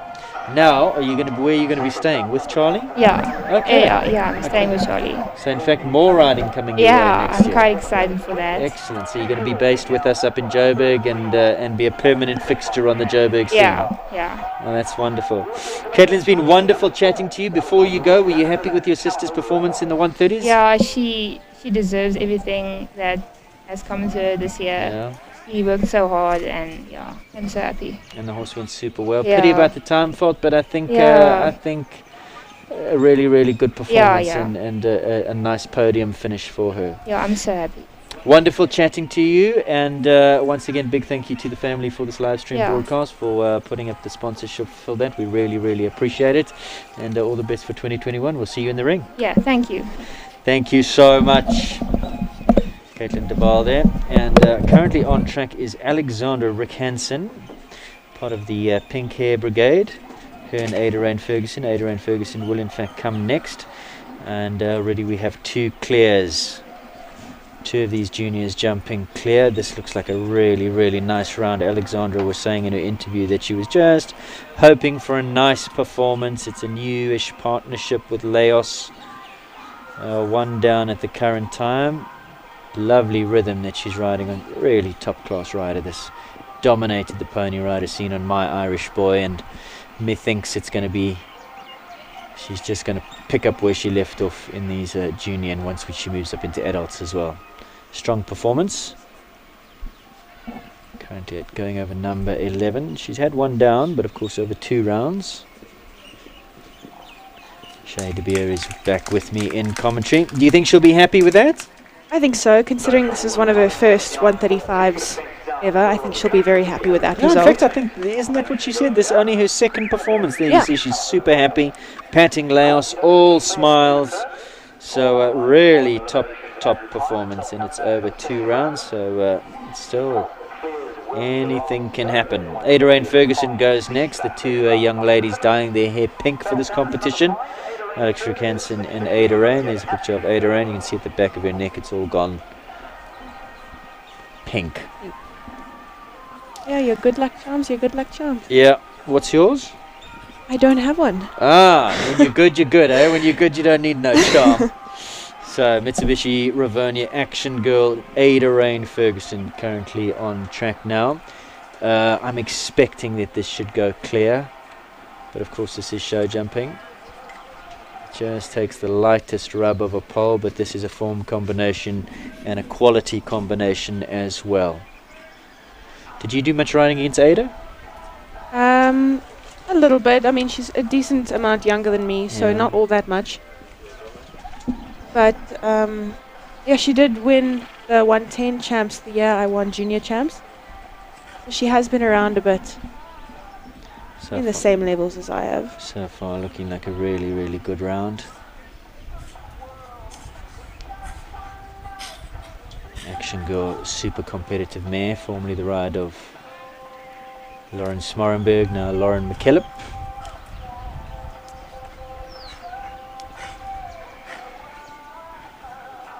Two left to come. She's not going to have time penalties, that for sure. Oh, pity about Amy McCow's time penalty. She was first to go. And there you go, super clear. Mitsubishi Rivonia Action Girl. This is going to shape up into a hot class. We're going to enjoy this.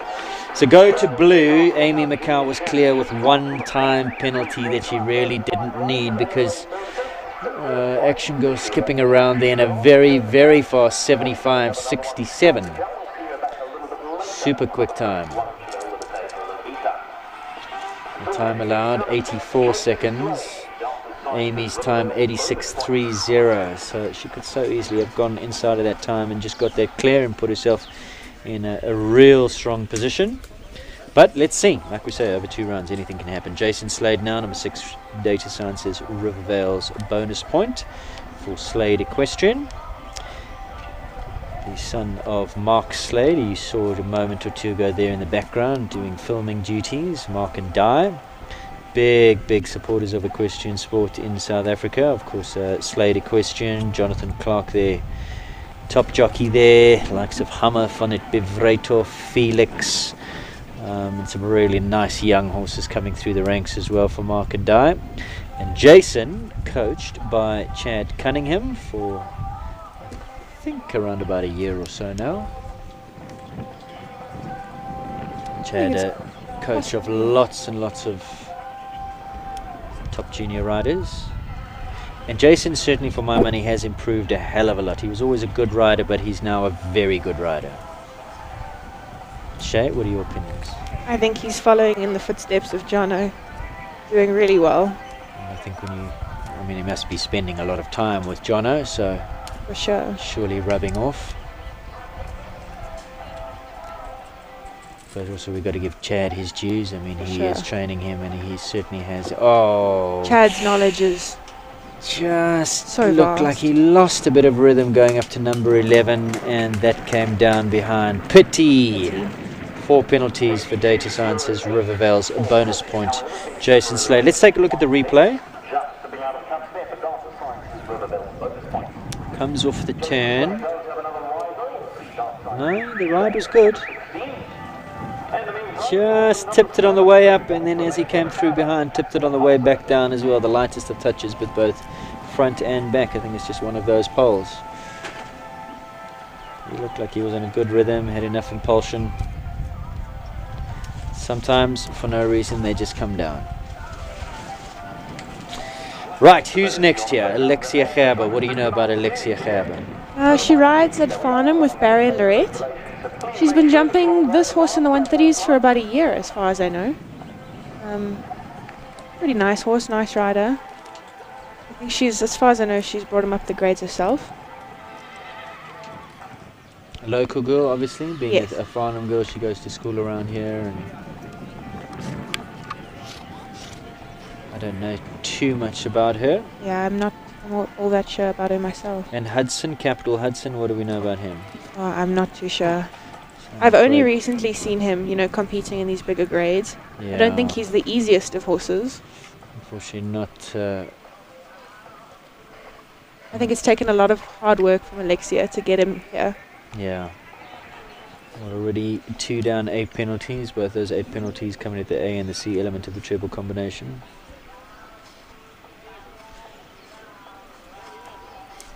And maybe looking at a time penalty as well. Let's see what time she comes home in. Currently sitting on nearly 70 seconds. No.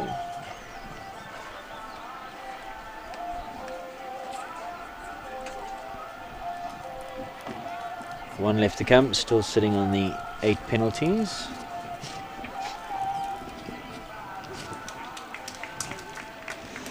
And there's some time penalties to add there, so 9 the total. 8 for jumping, 1 for time for Capital Hudson and Alexia Gerber. 9 the total.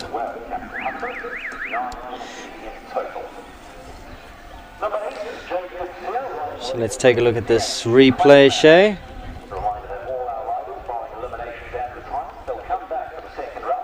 Just looked a little bit unbalanced to me coming into the first one. Gave a bit of a flap of the elbow off the turn.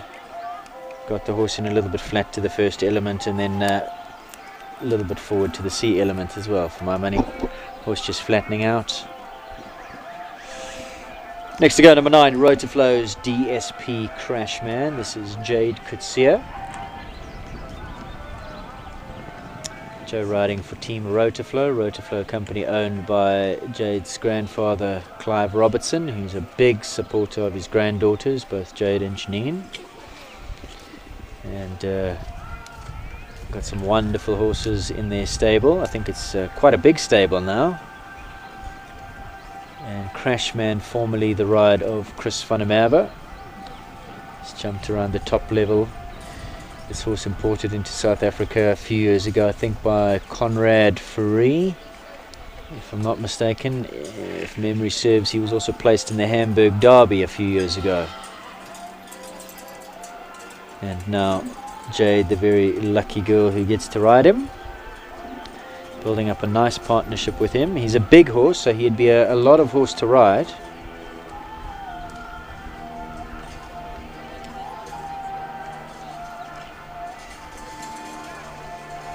I've had a few coaches over the years. I think I originally started off coaching with Bruce Dewar and Kelly O'Connor, if I'm not mistaken. Shay, Yes, currently coaching the girls. Yeah. And there you go. So 86.19 the time. Clear for jumping, 1 foot time, just over that time allowed for Jade Coetzee. I think she'll be happy with that. That was a really, really nice round from her. So 1 foot time. Clear for jumping, 1 foot time. So at this current time, 3 clears is what we have. 3 clears from 8 starters puts us on a 37% clear round percentage at the current time. Rain Marshall now for owner Claudia Daly. She rides number 9, Copan. Rain from KwaZulu-Natal. Seen her a few times this morning, so earlier on Zonjati Shivas. What do you know about Rain Marshall? She, I think, originally started her riding career with Grant at Foresight before moving to Graham Swanson. And looks to me like she's gone back to Grant now. She was a really, really good pony rider, quite competitive. I did compete against her a fair amount. Remember She was always, Jelly Tot. Yes, big competition on Jelly Tot. And that wasn't even so long ago. Must have been about 2 years? 4 years ago. No. Really? Yeah. I think she stayed on in Pony Riders a little longer than I did, but Yeah. yeah, I won Champs 2015 now, 5 years ago. I thought she was still Last riding time I competed against her. Jelly Tot up until kind of 2-3 years ago. It's possible. Yeah. I don't know. It's possible she. Time flies. Yeah, sure. And Copan, was he ridden by Claudia Daly? I before Rain? can't be sure. I never saw him with Claudia, but I could be wrong. I mean, Doesn't seem like the easiest ride. She gets No. a really, really good tune out of him. I think he looks to me like he's quite careful. Yeah. She, I think, is a very strong, good rider, Yeah. Rain. Needs to be quite accurate. Yeah. 4 penalties, I'm afraid, there for Copan and Rain Marshall. That was number 9. Right, Jacob Peach comes in now, number 10, Capital Chapman. And I think Jacob, one of only 2 male riders in this class.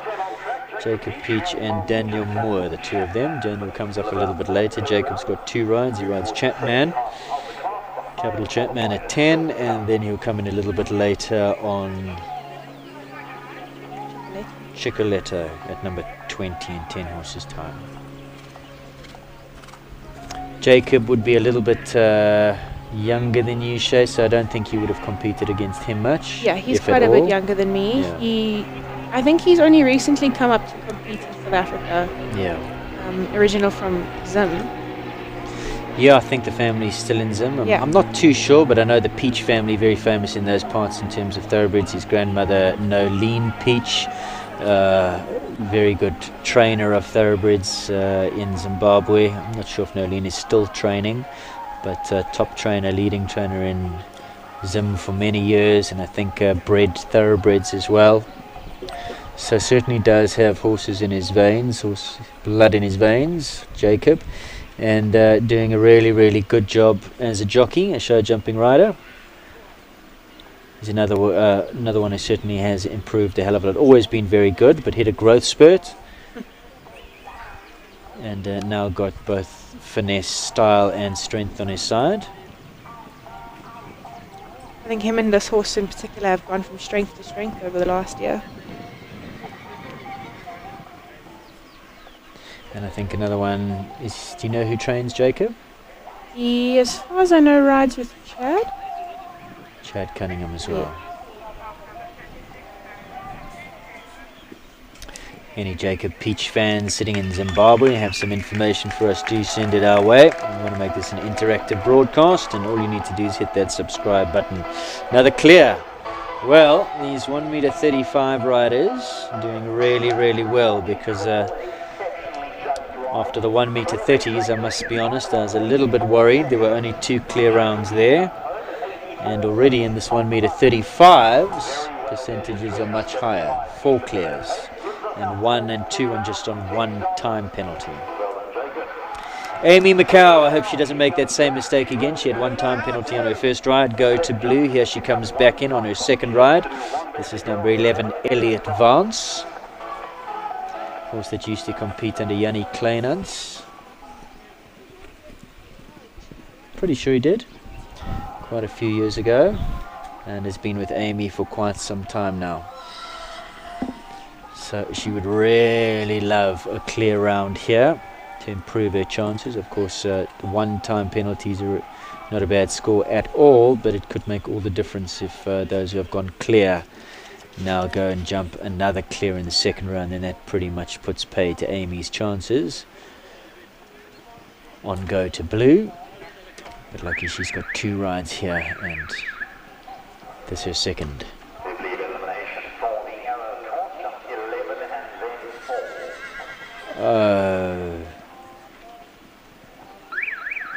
Oh, how unfortunate. Amy has just been eliminated for jumping the wrong course. She will be devastated. I'm not quite sure where she went wrong. From 11 to 4. She apparently went from 11 to 4. So she, what? Did she jump 1, 2, 3, 11? 1, 2, 11, 4. Mom Chantal has just walked past, also with her hands in the air, saying, what happened? Amy still looks confused. She still doesn't know where she went wrong. They are looking to the judges and making sure that the judges got it right.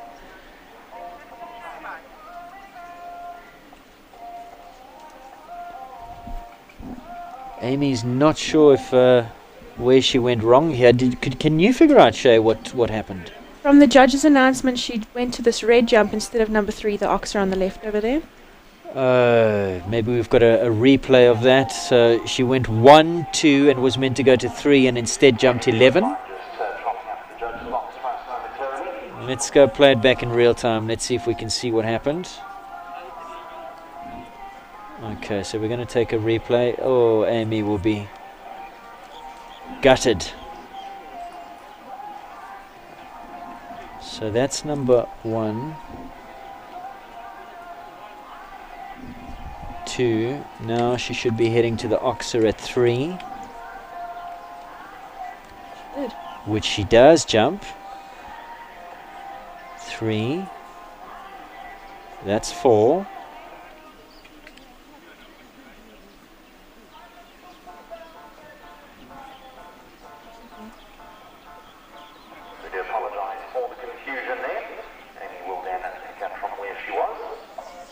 I think the judges have got it wrong. The judges have got it wrong. Amy's still standing in front of the judge. It certainly wasn't the mistake from 1, 2 to 11. She jumped 1, 2, 3. The announcement that we heard was that she jumped number 11 instead of 3, but that certainly was not the case. Yeah, she's got it okay. Oh, the judges have got it wrong here, I'm afraid. Chantal Macau is walking in front of the box here. So Amy's back on track. Now, where is she going to start from? Is she going to jump the whole track again? Because for me, that puts her at a disadvantage. She's an older horse. No, she's not. They're going to let her pick it up. Right, so they're letting her resume.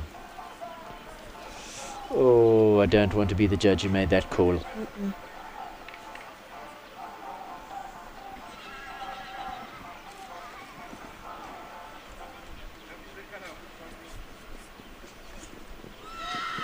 Oh, no, no, no, Amy.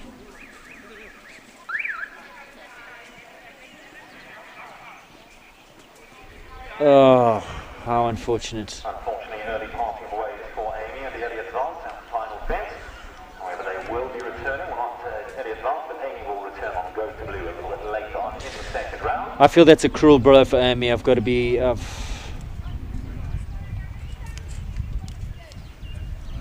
we're going to take a look at the replay of what happened at the last. So this is the last fence on the track. She's coming.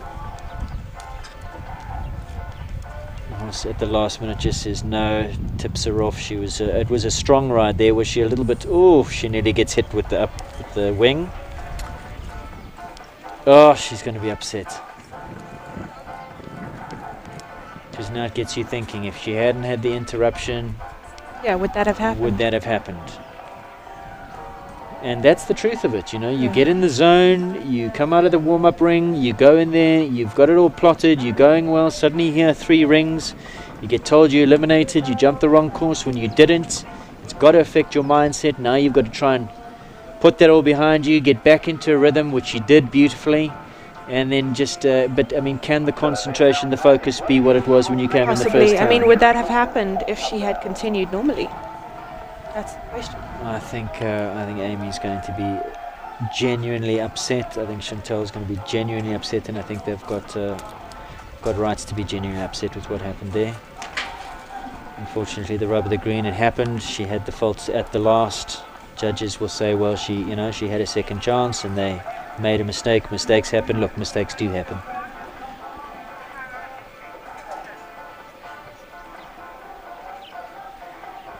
Oh, I feel for her. Anyway, she still will come back in on Go to Blue, but that's going to knock her some, I'm afraid. Helen Kritikos now, number 12, Forker Bell. And Helen, another rider from KwaZulu-Natal.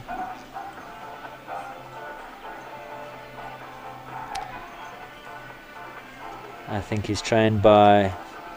in fact, I think Helen is trained by both Grant Langley and Deirdre Fox. I think it's a bit of a strange setup. I think she trains on one horse with Grant and one horse on Deirdre. At least she did during her pony riders. I'm not sure what the situation is now. I think this horse trained by Grant, because I've only seen Grant at the show, not Deirdre. If Deirdre is watching, I'm sure she'll send me an SMS telling me exactly what the situation is now. Forker Bell, really, really nice horse. And where did she get this horse? Was it Leona who rode this horse?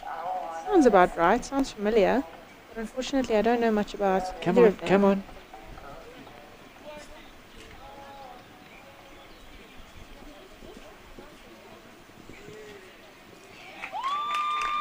And a clear round there for Forker Bell and Helen.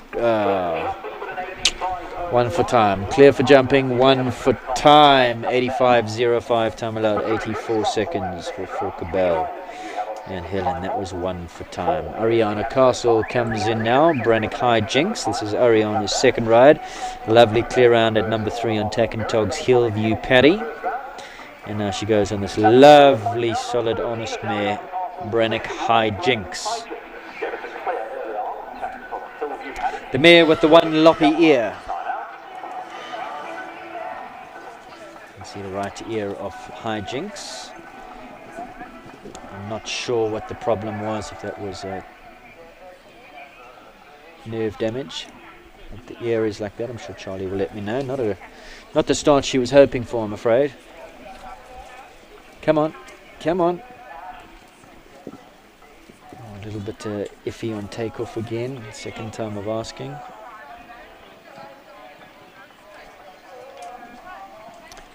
Looks like she's settling down into a nice rhythm now. She's already had the one stop.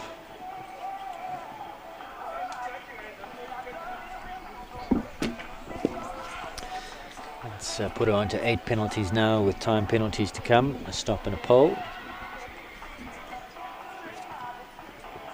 That Hollard jump where she stopped has caused a lot of problems throughout this week, and especially, in fact, last week in the Bob Charter Arena at the Outdoor Grand Prix when it was first introduced. It's a new jump. Horses wouldn't have seen it before. I'm not sure if it's the colour purple or what it is, but a lot of them were having that down. Like, they just weren't sighting the top rail. I'm not sure what it was about that, but certainly caused a few issues last week. It's a lovely jump. I have to say that, or Nikki's going to phone me in. It is a lovely jump. Oh, no. Yeah, Brannick hijinks. That's the second disobedience. Not loving that wall. But nice to see Ariana just giving the mare a pat down the neck. Let's take a look at the replay of the first disobedience. So she came into number 1, that Hollard fence. So she comes around the corner, top of the arena, sets up for that.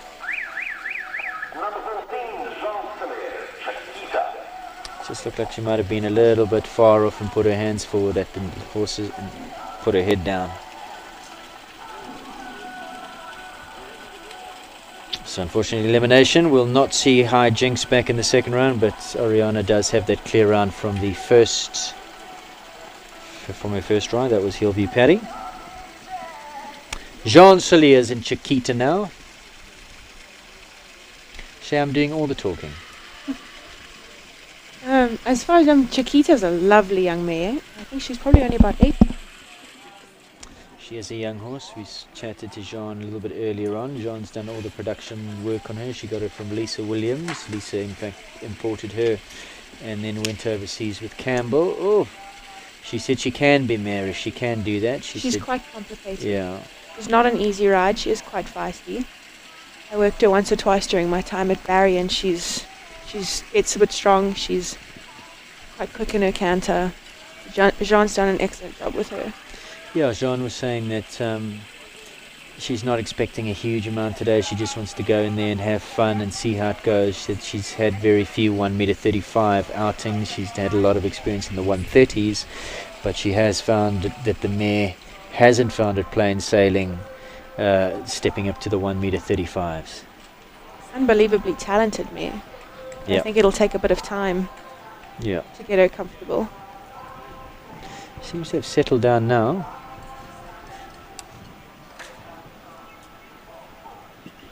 Jean's heading off to study next year. She said at Stellenbosch, and said the mare will come with her, but they won't do much competing. She's just going to come as her companion and go on some hacks. I don't know if that's going to happen. I think once a competitor, always a competitor. If you've got your horse there, you're going to go and find some shows.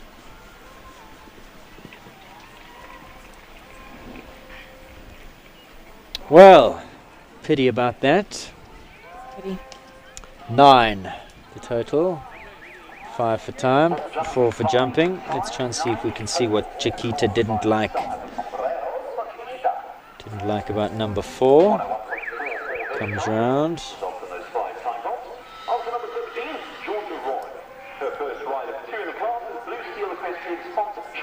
Didn't like something. Looked to me like she wasn't quite straight coming off that turn, that the horse's head was to the right hand side, and then when John straightened her, she was almost oh! Georgia.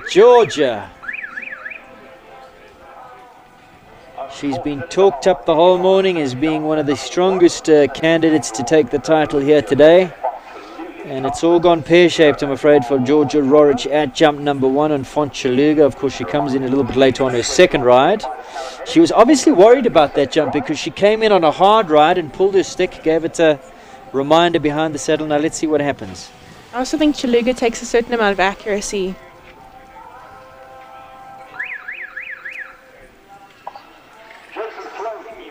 Oh, I hope she's okay.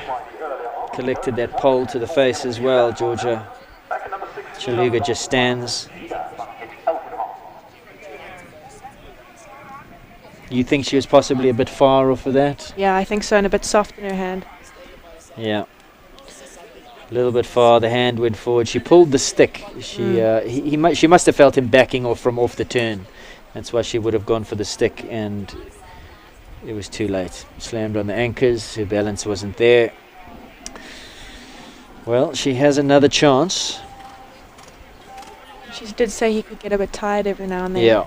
Yeah. She did say that her better chance was going to be on Cognac. She goes last on Cognac at number 25. Currently on track now is Data Science's Jida, Jason Slade, number 16. This is Jason's second ride. Went early on bonus point.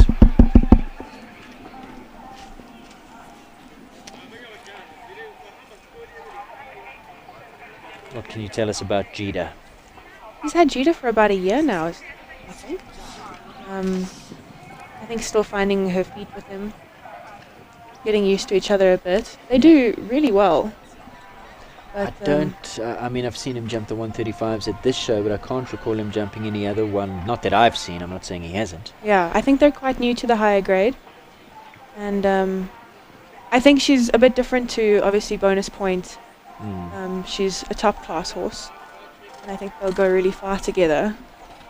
Probably a little bit more sensitive than Bonus Point is. Takes a bit more accuracy. A little bit of a softer approach. Oh, she backed off that. Jason put his leg on. Good mare to go. She certainly had a look at it though.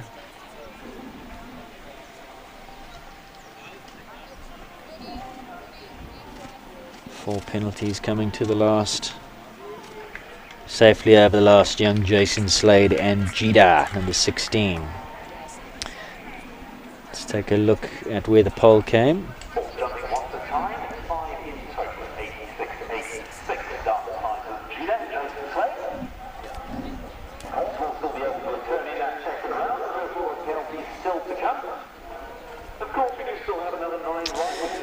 Running a bit short. Yeah, he got deep to that A element, and then you saw he really had to ride for the distance between A and B, and just flattened her out a little bit, and she bellied it.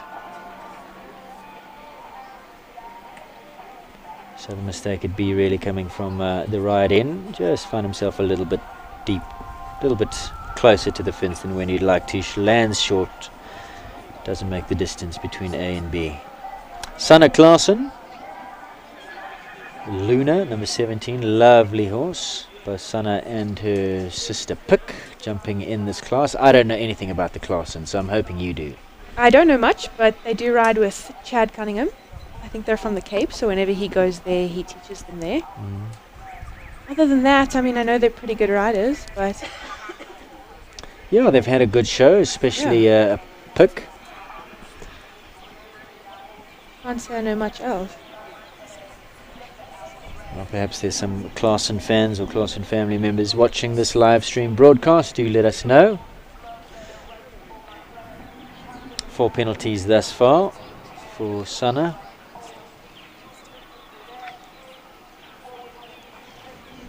Lovely horse is Luna. Seems pretty straightforward in her approach.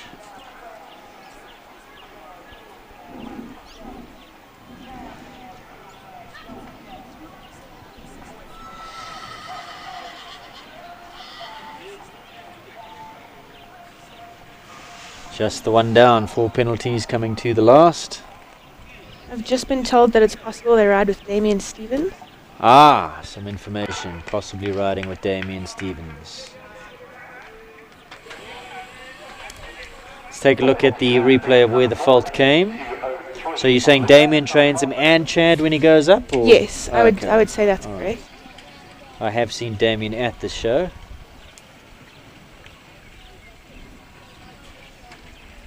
Yeah, so that fault coming. This looked like veered left on takeoff.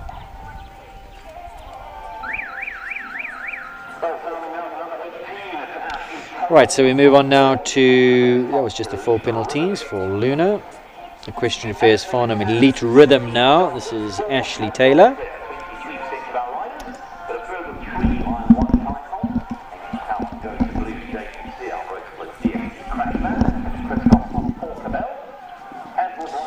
And we had Ashley chatting to us a little bit earlier, and I didn't realize that Elite Rhythm is a daughter of Rhythm of the Wind, who Lorette rode, Ashley's mom.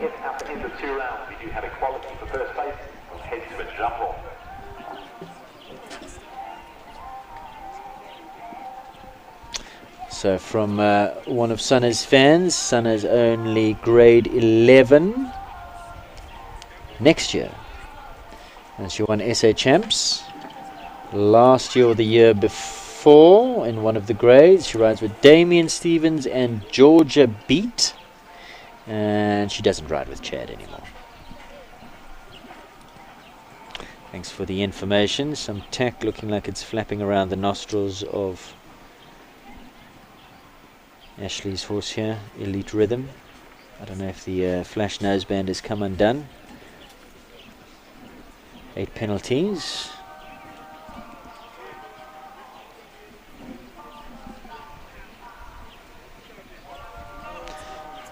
So far 2 down, numbers 3 and 5 for Elite Rhythm and Ashley Taylor.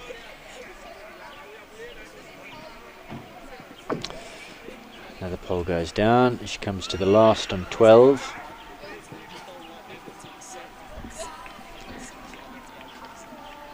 So final score of 13 for Equestrian Affairs Farnham Elite Rhythm.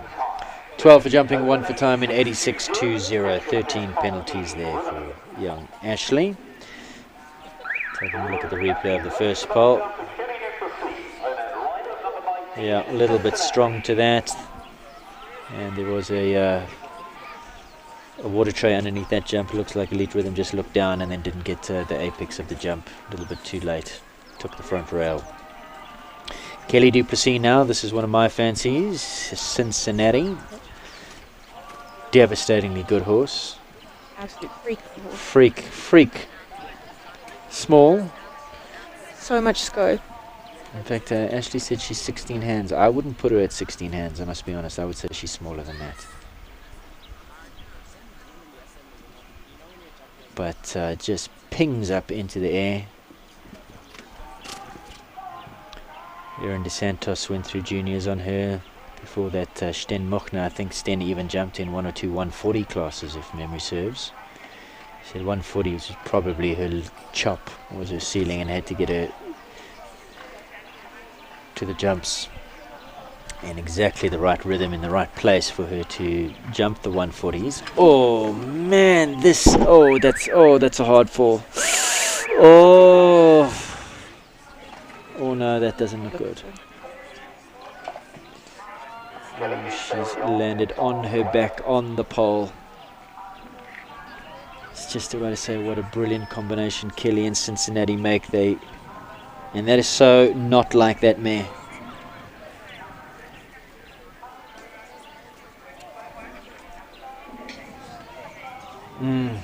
We're going to take a look and see if we can see what happened and why the mare stopped. But Kelly was flung off of her. Came down on her back, right in the center of her back on the pole. So she...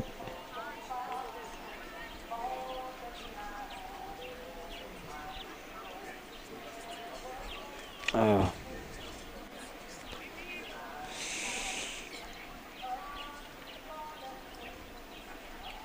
The medics are with Kelly. We hope that she will be okay. She's going to be winded and bruised and very, very sore. She came into that on a strong ride, on a strong forward ride. There's her mom Esla with her.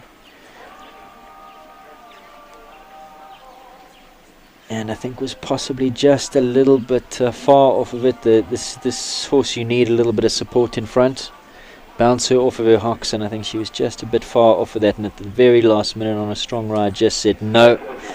And unfortunately that just flung Kelly straight through the top rail, brought the top rail down onto the ground and landed flat on her back on top of it and banged her head as well. Oh, Esla's looking very concerned.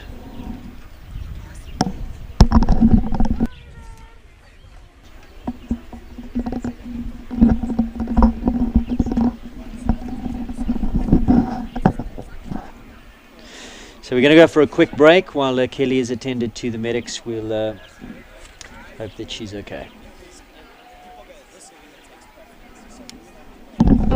Welcome to the world of mid-feeds and tack and togs. South Africa's largest animal feed retailer and a haven for equestrian enthusiasts and animal lovers. Friendly and knowledgeable staff are at your service. We pride ourselves in offering a vast range of premium products that we know and trust. Your passion is our passion at Midfeeds and Tack and Togs. Where we lead, others follow.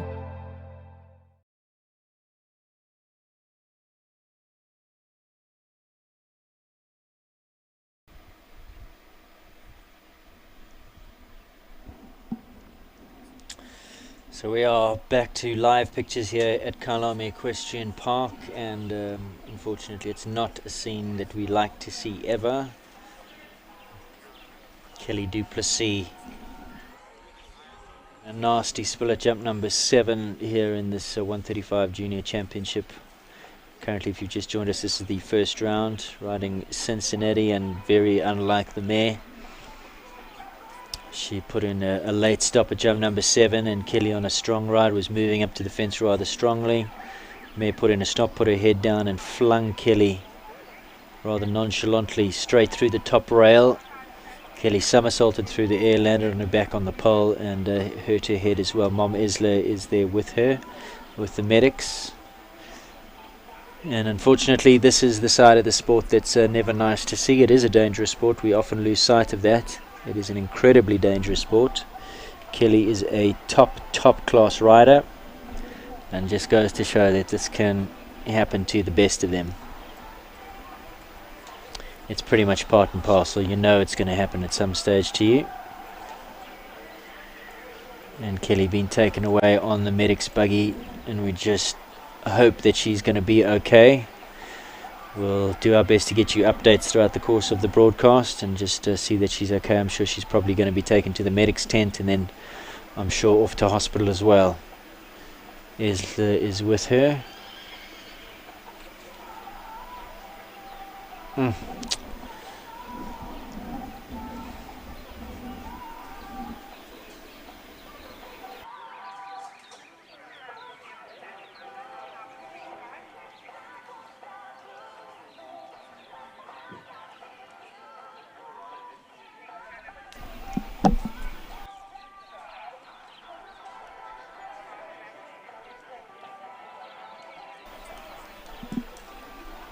So the rider on standby has been asked to leave the arena while the medics attend to Kelly. That's Jacob Peach and Chicoletto, his second ride. We just hope that Kelly is going to be okay. She's a young lady.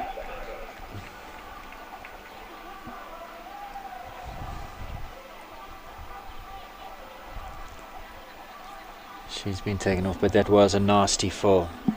The fact that she came down right on that rail in the center of her back didn't look good.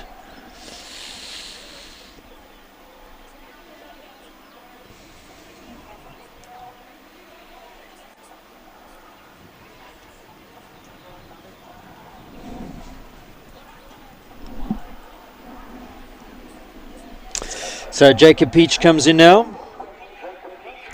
Not the ideal situation for Jacob either. Of course, he would have had to leave the arena and go and jump a couple more jumps in the warm-up. He's back in ready for action now on Capital Chicoletto. This is number 20.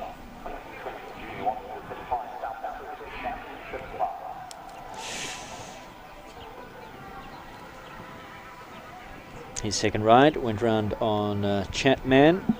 Clear on Chatman. Jacob would love a little double here, double clears, clear on both of his, and this is a solid campaigner. Big, strong horse. These size fences, no problem for Chicoletto.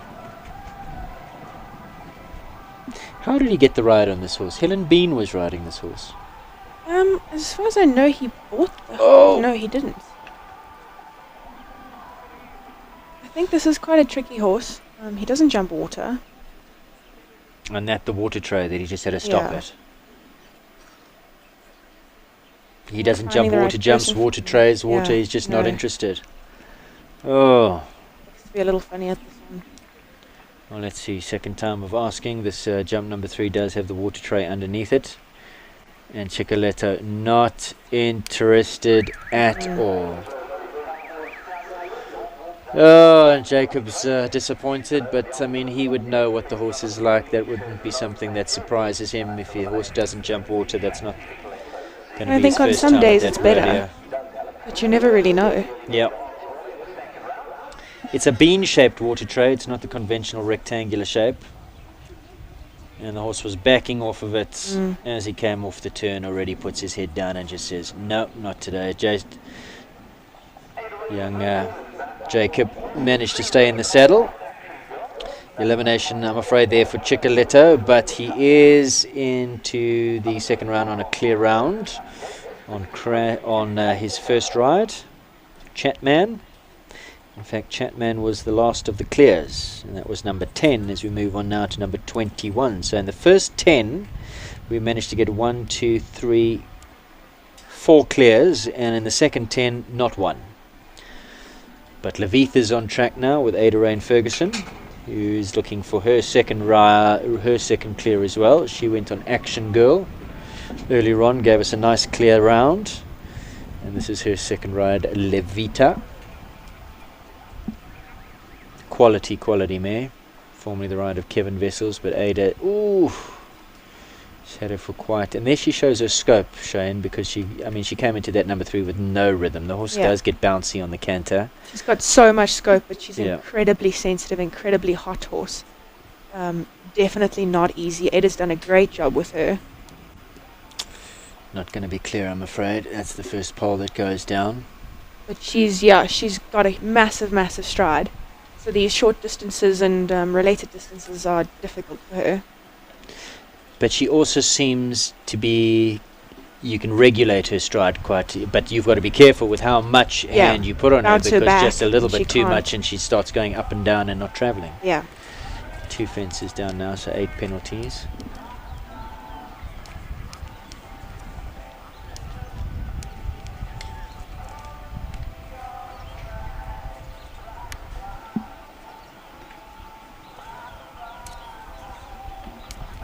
So some of the really fancied horse and rider combinations not shaping up today. So that's 8 penalties there for Levita Ada Rain, but of course she was clear on Action Girl. That's one of the big fancies. Georgia Rorich had that spill on her first ride. She was fancied on Chaluga.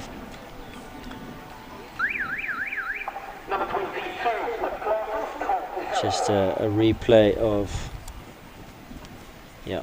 just got through that distance between A and B very quickly and landed up underneath under the B element. Ran out of space. What did she end up on? 8 penalties.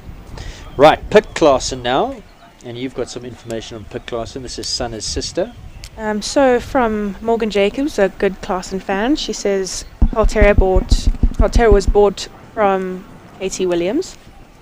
Also an import, slow start, so she's obviously put a lot of work into this horse getting it up here. She also rides with Damien in Georgia, same as her sister. And she started her pony career on a lovely pony called Rasputin. And she's just finished matric, you say? Yeah, so she's the older sister? Yes. Okay. And I've been pronouncing it Puck the whole week, but then I was told last night actually her name is Puck, which is Dutch. Both girls really talented riders. But they're not trained by Chad, you say? No. Sorry for that mistake. Was having a little look at the wall. And Pick really strong there. Reminding Coltier that she's got a job to do. Last fence. There you go, super clear. Pick Claassen and Coltier. Sanna Claassen on the 4 penalties, but her older sister Pick clear all the way. So that's our first clear in 12 competitors. Last clear was number 10, Capital Chatman. It's taken 12 horses to get the next one, called Tira. Olivia van Rooyen goes next. She gave us a lovely clear at number 2. That was Stario. She goes again here, number 23, Carrot 2. And I think Carrot 2 was the more fancied out of the Van Rooyen stables for today's event. She was originally the ride of Jamie van Rooyen, but Jamie's recently transitioned into into dressage, sorry. So Livy's gotten the ride. They seem to get along very nicely. And she's had a good show so far. Had to be strong at that one. Looks like a lot of horses looking at number 4 as well. I don't know if it's those little toadstools or whatever they are underneath the fence. The fence quite open, just the 2 top rails and then the toadstools. I think they're toadstools or Mexican hats or something. It's like hats. Oh, hats. Are they hats? Yeah. I originally thought they were toads as well.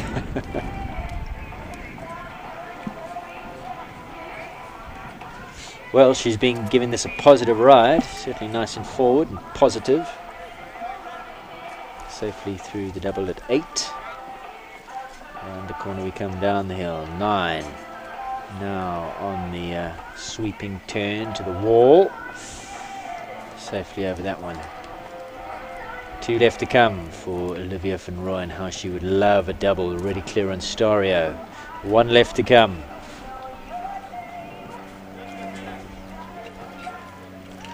And there you go. 2 from 2. Olivia van Rooyen, Cara 2Z, riding super well. She is trained by Chad, by the way, I do know that. Yes. Chad goes down to KZN a few times a month. Yeah. Teaches lessons at Jenna Barrow's place, as far as I know. A lot of travelling he does. Yeah. Daniel Moore now. Come on, Daniel, for the boys. Jacob Peach is already clear on Chatman, but then unfortunately elimination on Chicoletto at the water tray. And 2 left to go in this class, and the first of them Daniel Moore and then Georgia Rorich. Georgia will be feeling the pressure a little bit now. She said to me earlier she thinks he'll be good competition for her. She definitely won't cut him out of the places. Cognac or Daniel? Georgia. Said that about Daniel. Oh, I said that about Daniel, yes. Because he can be quick and he's quite effective. Well, let's see how he goes here. Remember, this is over 2 rounds. And then a jump off if we've got level scores. The second round determines the minor placings. The time for the second round comes into play to determine the minor place money. So if you've got 2 sitting on 4 penalties, minor money, the time there will, the quicker 4 will go into the higher place. This looks like quite a big horse, Aiden, covers a lot of ground. Yeah. And Daniel also from PE? I'm not too sure all about Daniel. Trained by Diane or? Not sure. Not sure.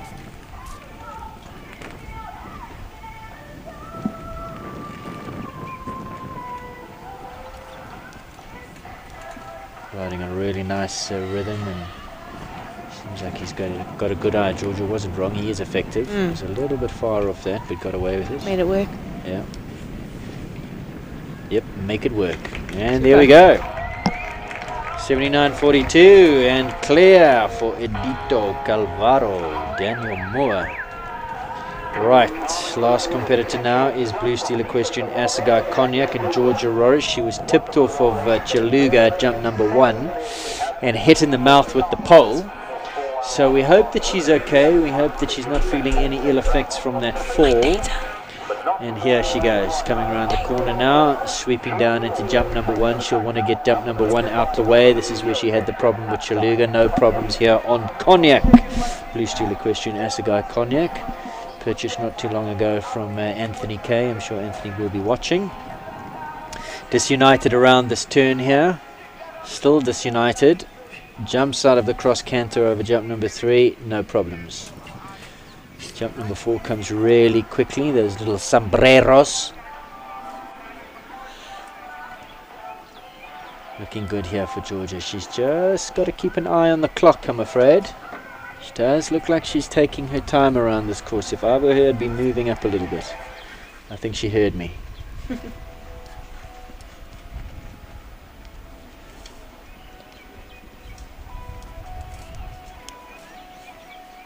She's a tough girl, Georgia.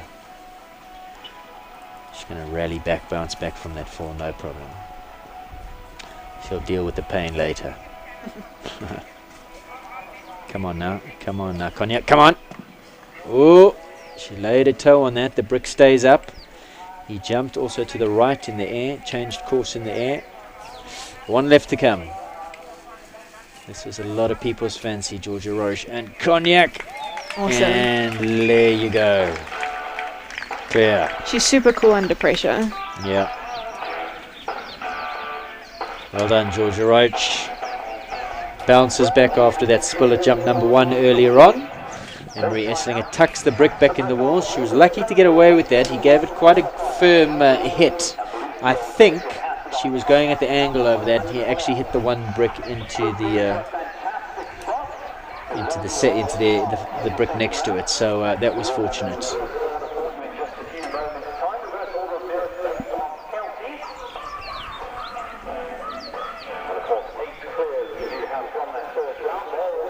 So that's the first round. How many clears do we have? Let's see. Stario clear. Paddy clear. Action Girl clear. That's 3. Chapman clear. 4. Coltira clear. 5. 6, 7, 8 clears from the first round. Shay's just going to gallop off to the judges' box. Scold those judges for Amy McCow, will you? She's going to get us the running order for the second round. Of course, this over 2 rounds. Second round is in reverse order of qualification in terms of penalties after the first round. So those with the highest penalties in the first round will go first, and the clears will come towards the back end. So last to go will be Georgia Rorish and Cognac. And first to go, if I'm correct, will be Capital Hudson on 9 penalties. Obviously eliminations don't go through. We're going to take a short break. When we come back, the second round of the Junior Championship for 2020.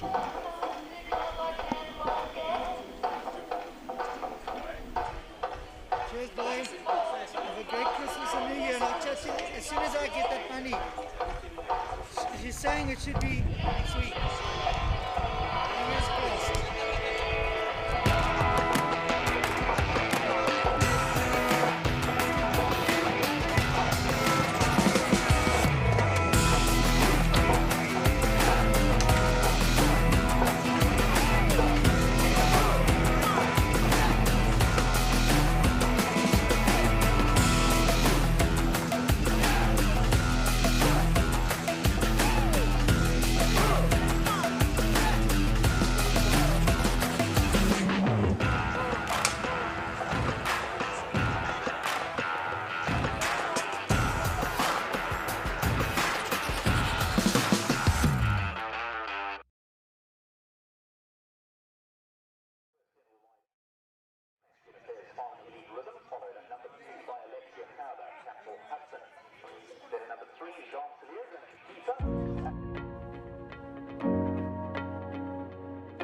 Hi, my name is Caroline and I'm the MD of Espoir and the Marketing Manager of Midfeeds. We've recently launched a very exciting new app for Midfeeds. It's basically everything that you find in store, from clothing to bits, bridles to medication. You can now shop horse food, even orders more than 50 kilograms. There's very easy navigation on the app. You can go to the different categories. You can add your products to favorites. There's a little search bar that you can go to. You can check out very easily. We've got a 24-hour turnaround time within Gauteng. So for safety reasons, and especially now with the coronavirus, you can very easily place your orders online and check out, and we'll have it delivered to you very quickly.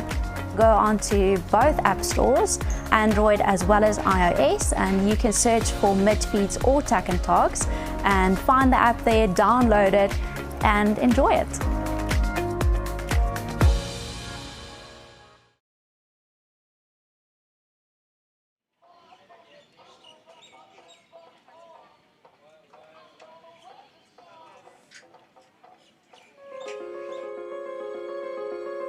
Hi, Mark White here. It's again this time of the year when we can proudly say we're back involved with equestrian sport and show jumping in particular. We'd like to thank the South African show jumping fraternity for their wonderful support in the last 11 years. And we as Mark White Nissan will continue in the future with our sponsorships. I would love you to come down to the dealership for any of your motoring needs. come and sample our new products of next year, which we'll be launching. Plus, we have got towing vehicles, vehicles for your sons or daughters. Whatever your needs might be, we have it for you. Mark White Nissen is located in the Four Ways Crossing Shopping Centre on the lower level, and for any more info please go to our website www.markwhitenissen.co.za or call us on 011 840 1960. So if you are in the market for a new or a used car, pop down and see us and we'd love to put a deal together for you.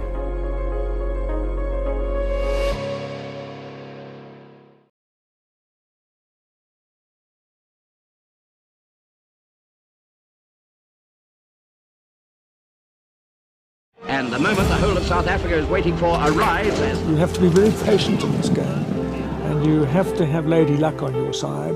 And you've also, I suppose, got to be one of those people that always believe in fairy tales. I'll tell you something, that's the greatest race I think I've ever seen. Sea Cottage was our favourite, and I mean, we just shouted for Sea Cottage. I never forget. From the start, Mike Jones. And I was counting my chickens before they were hatched, and the next minute I saw this head come. Here comes this magnificent animal, moving as though like a machine.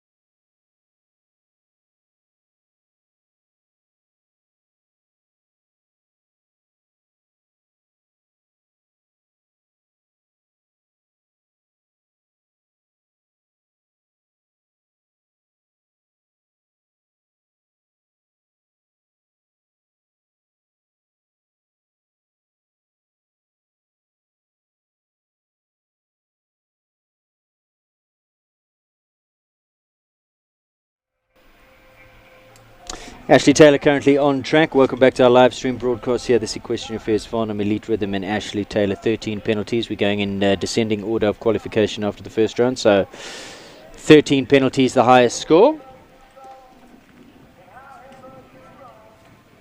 And she'll obviously be wanting to improve on her score from her first round.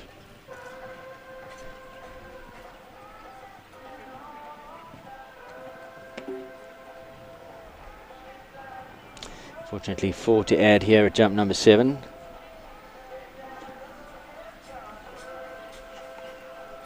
So currently sitting on a score of 17.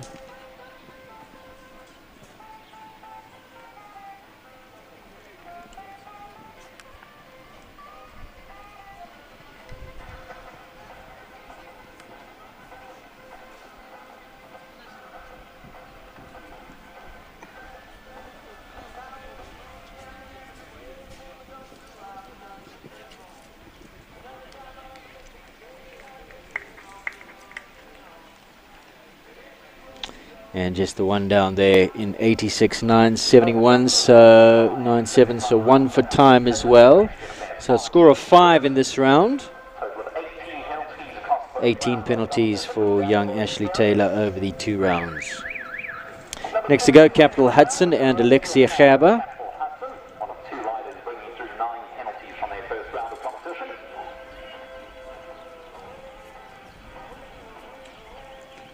And Hudson and Alexia Gerber, 9 penalties in the first round.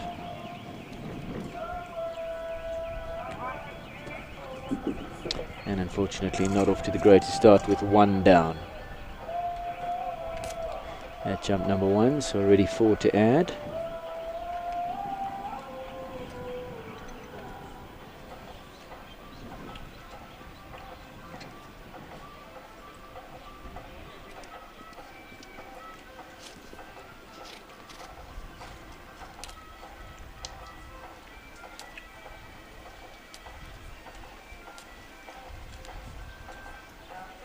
Shay, do you think the nerves would have settled down for these young riders in the second round, or would you be just as nervous coming in? I suppose it depends on what where you're sitting. From my experience, I was a little more nervous in the second round.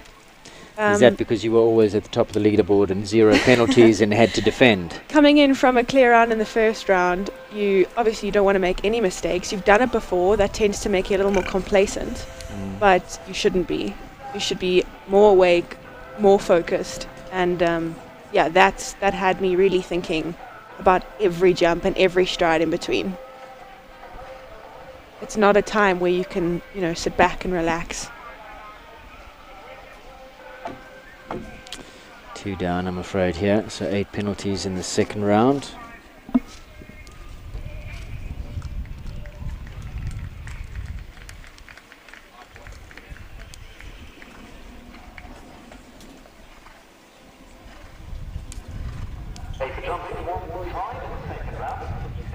So let's take a look at replay here for Alexia.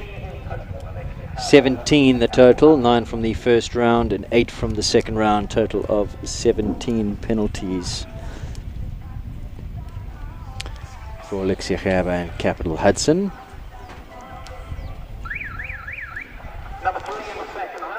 Two now is Chiquita Jean Celiers, 9 penalties she had in the first round. Let's see how she goes at those little hats where she had the stop at number 4. Sure she'll get it perfectly spot on now.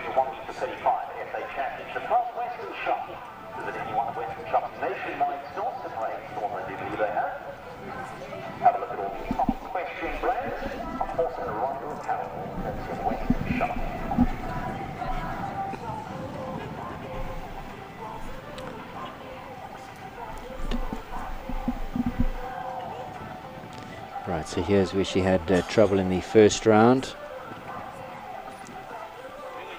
No problems this time round.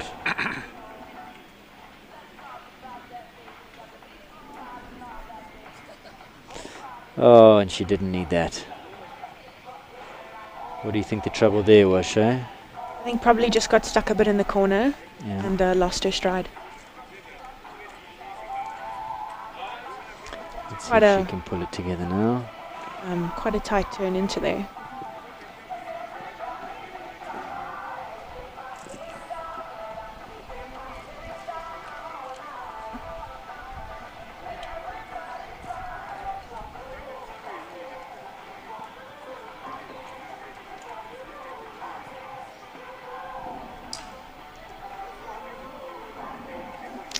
Currently sitting on a score of 17, John.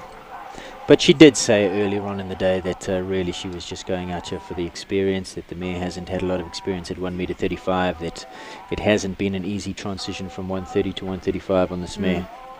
And I think experience will take them far. Yeah, for sure.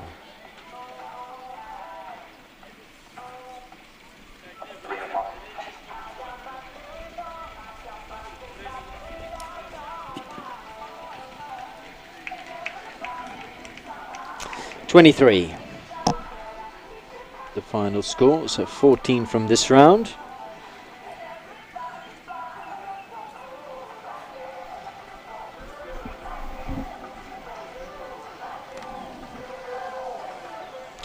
So here she comes off the turn.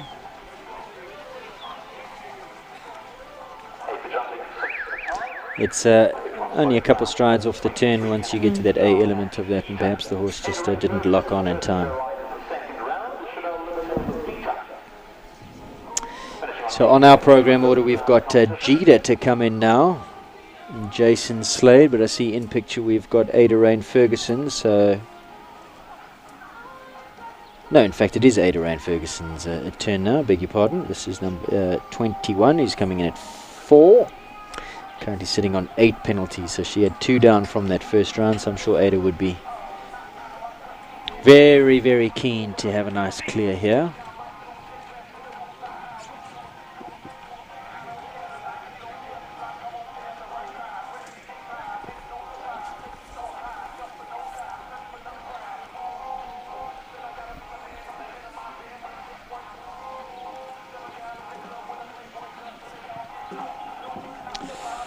I think that is the same rail that she had in the first round. Same mistake. Combinations are a tricky thing for her. Yeah, you say she lands, she's hot, she wants to land and run, she covers the ground, she gets too close to the next element.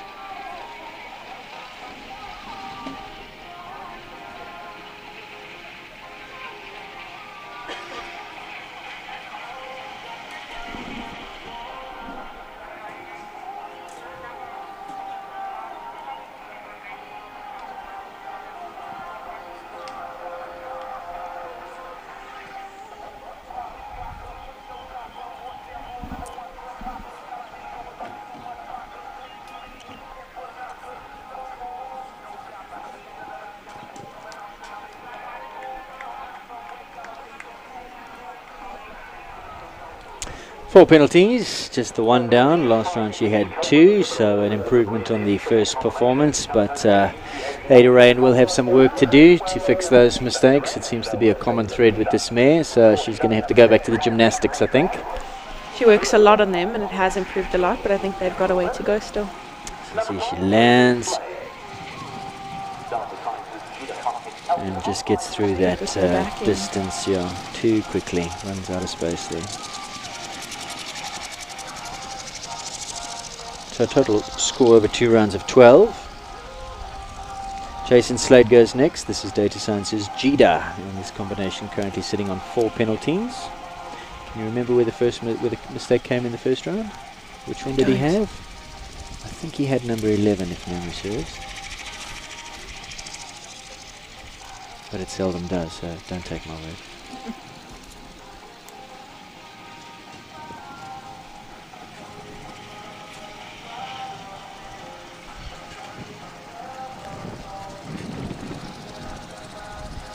They're playing around the corner, and Jason puts his leg on and just asks to extend the stride.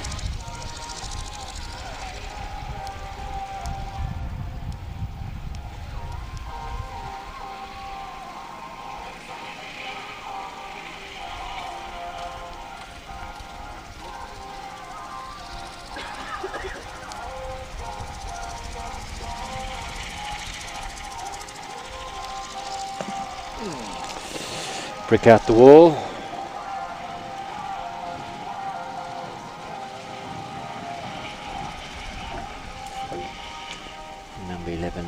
once again goes down there for Gita and Jason. I think that's where the fault was the first time round as well. So 2 down in the second round to add to the 4. Score of 12 overall over 2 round there for well. and one time to add 84.9, one time allowed 82. Take a look at the replay. Just quite strong to the wall. It's a bit deep. Yeah, strong and deep. So Laos now, this is Alexander Rick Hansen, gave a lovely performance in the first round, had 1 down, 4 penalties, but also pretty new to these heights in the 135s. In fact, as we said earlier on, she wasn't going to jump the 135s. Made a late decision to give it a go. She's super competitive and is very, very talented. And they're going great guns here in the second round as she moves on up to jump number 3. Where was her mistake in the first round? It's too much to remember. Yeah. Just giving the horse a nice forward ride here now. Yeah. I think it was probably at that middle combination. See Element going down there, so 4 penalties down now. Alex looks back, shakes her head, continues on her way. She came down short in the middle in the B element last round. And this time around the C element, so another one. That's just a little bit of inexperience that the horse needs to land in and just back itself off of the... I think she came in strong so she could make it through that one and maybe just got a bit too quick in front of C.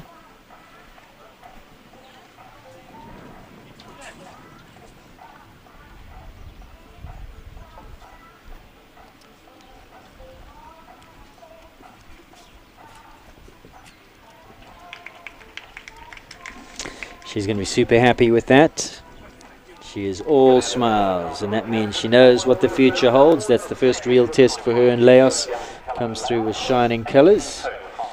So 4 penalties in this round, 4 penalties in her first round, total score of 8. Shay's going to walk us through the replay. Just in the middle here, she pushes a little bit to make the back rail, and then I think just gets a little quick, can't get his legs up in time for that C element. Copan's on track. Next on our program was bonus point, but obviously that's not going to happen. That's Jason's second ride, so we've gone down the running order to Copan, and as soon as Jason's ready, we'll bring in bonus point. Rain Marshall, 4 in the first round.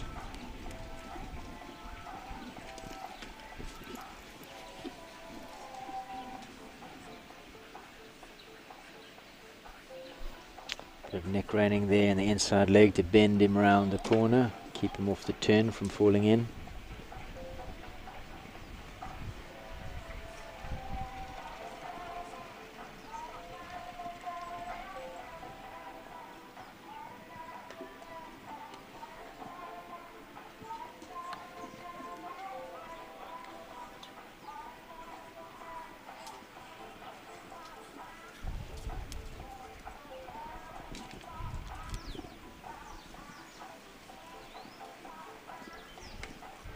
Also keeping him really nice and forward. Yeah. I'm not sure if she has a choice on this horse. Looks like one of those you have to hold a bit, support, and keep going forward. So, nice round, 1 down, number 11. 4 penalties there.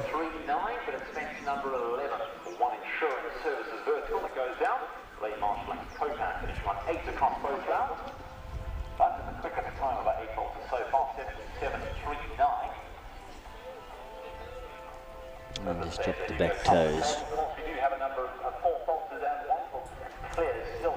So it finishes after 2 rounds on 8 penalties. If we move on now to number 17, this is Luna, who's next to go. Sanna Klaasen, 4 penalties in her first round. Not yet in the arena. We are still awaiting an update on Kelly Duplessis, who had that nasty spill on Cincinnati. We have been told that she's with the medics, that she is quite sore, obviously. They're just doing an evaluation on her to see if she will be going to hospital. Obviously not the ideal time to go to hospital during a COVID pandemic, so if it can be helped, I'm sure they're going to try, but got some really, really good medics on site here, and they're just giving her a thorough examination, and just we'll wait further information. She is sore, she is hurt. I think she will probably need a scan of some sort for her back. The extent of the injuries we don't yet know, but she is awake and with it, and we'll do our best to get you more information. So Jason Slade, in fact, has come in on his second ride, bonus point. He went just a few horses ago on Jida, but here he goes again on bonus point. 4 penalties in the first round.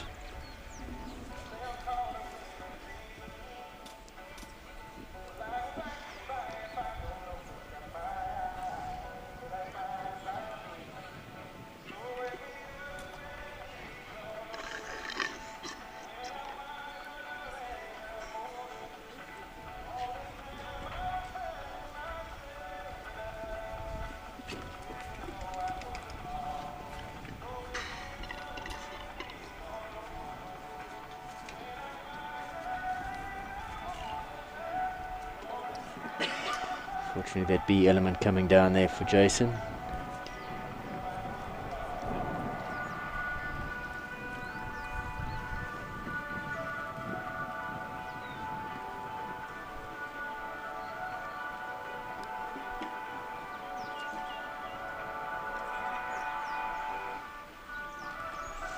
This horse, formerly the ride, was it Olivia Garton who rode it? Olivia Garton's horse. Bred by the Rivervale stud. Lovely, solid horse. And fondly known as the Dude. That's his stable name, Dude.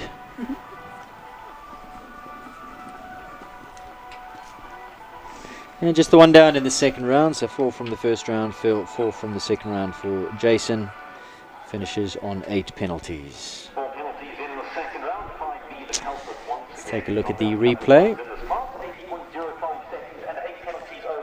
See if we can get Jason to come and have a chat to us a little bit later on. Lovely young man, Jason.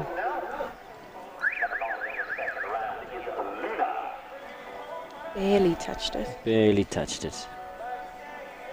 He's quite economical in his jump. He's not a wow jumper. He just does the job, and which is what you want, in fact. I think he's a really, really good start to a junior career. He gives a lot of confidence. Really solid character. Yeah. Right, so this is now Luna and Sanna Claassen from the Western Cape. Thank you for the information on her. We received it loud and clear. It is an interactive broadcast, so if you've got something to say, you could quite easily just pop it onto Facebook. There really is no reason to send angry people to the commentary position. It's not appreciated. Sanna Claassen, sponsored by Regenesis Vets. More than welcome to send us some information on YouTube. Hit the subscribe button on Regenesis Vets. More than gladly tell everybody a little bit about it. So the Sanna Claassen girls taught by Damien Stevens. We've heard that loud and clear. And I believe this a little bit of information about Luna, bred by Roger Hessen.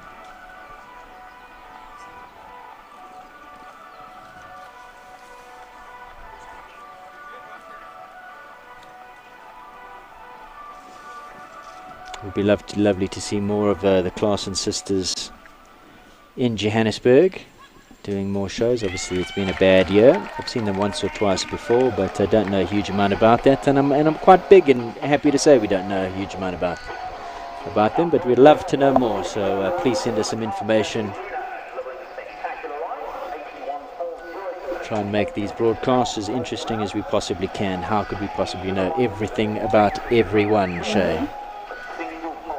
Really. Lovely clear round there. 81.40. Super effort from Sanna Claassen. So 0 penalty score in her second round. Finishes on the 4 penalties.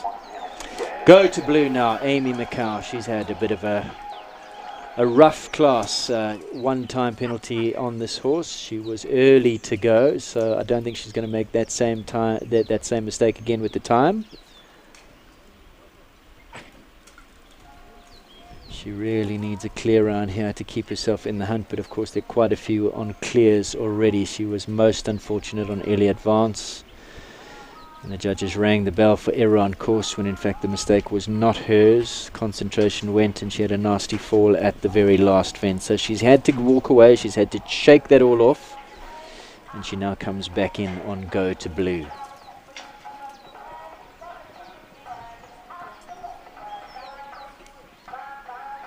Super looking horse. Yeah, it does look like a really, really nice horse. So Amy now is very cognizant of the time. She jumped that previous fence and really moved up around the corner from 6 to 7. Stepped it up a gear or two, making sure that she beats the clock. I really like the way that Amy rides. She's a little bit unorthodox in some of the things she does, sometimes a little bit of a long rein, but she's got so much feel. Super sense of rhythm, super sense of feel on the horse. And she's sympathetic, and they jump for her. You can see there's no spur. I think if this is something she really wants to do, she has a bright future ahead of her. There you go, clear.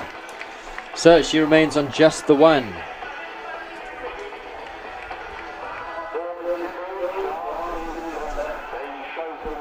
Well done. Amy McCall, one-time penalty. Now, what does she do? Well, what can she do? She's going to go away and see and sit and see how the rest go. Just wait and see. Wait and see. If anybody has a pole, it puts her back in. But how many clears we got? 1, 2, 3, 4, 5, 6, 7 clears. So she's already the best she can do at this stage, with those clears still to come. 8 clears.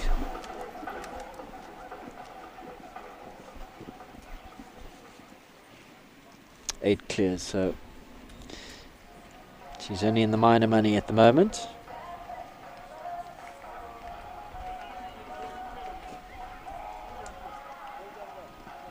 Jade could see her now. Rotaflow DSP Crashman, another one that gave a stellar performance in her first round. Do you know the Kutsia sisters as well?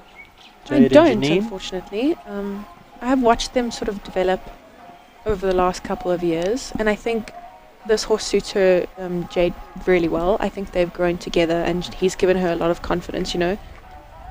She's oh dear. Second time we've seen that happen today.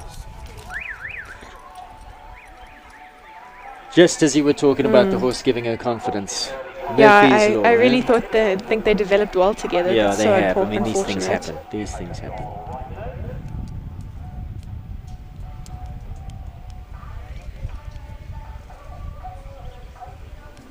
So, talk us through what happened here. I'm going to take a replay. Comes off the turn, around the corner.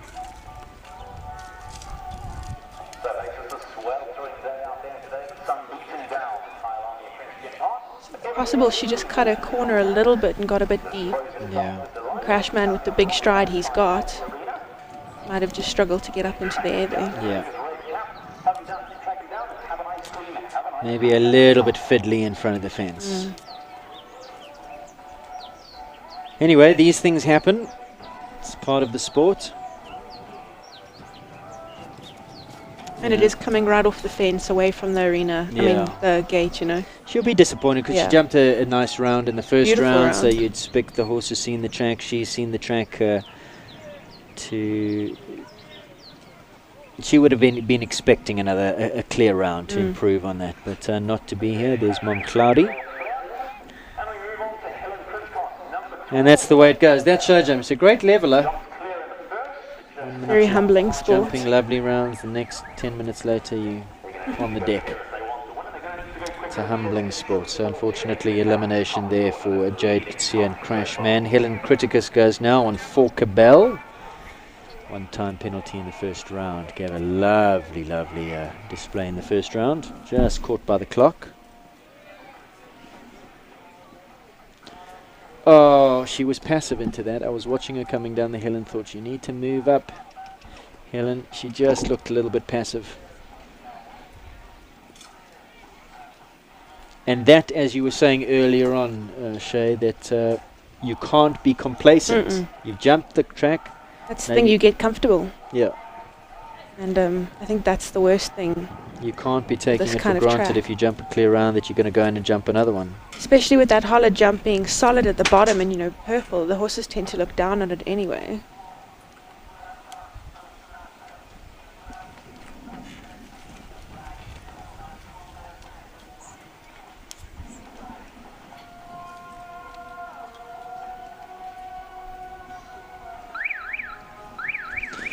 Oh.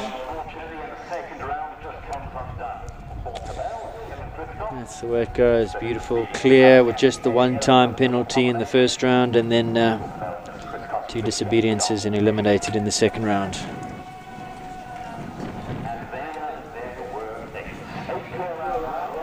So let's take a look at this first one. She comes off the corner.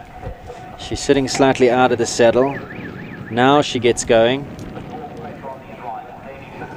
I just didn't think she had everything organized coming off that turn. The rhythm wasn't there. She tried to pick it up just 2-3 strides into jump number 1. And things going slightly wrong. And then I suppose the concentration goes as well.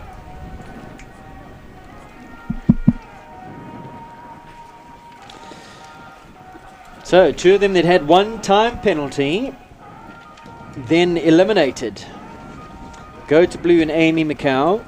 One-time penalty and clear. Sit on just the one-time penalty. She'll be watching with keen interest here. And we're now into the clears. It's the first of them that went clear. Stario and Olivia van Rooyen. What do you know about Stario? Stario, they imported for Olivia a while back. He's by Staccato. A lovely horse. I think 135 maybe his limit, says Dad.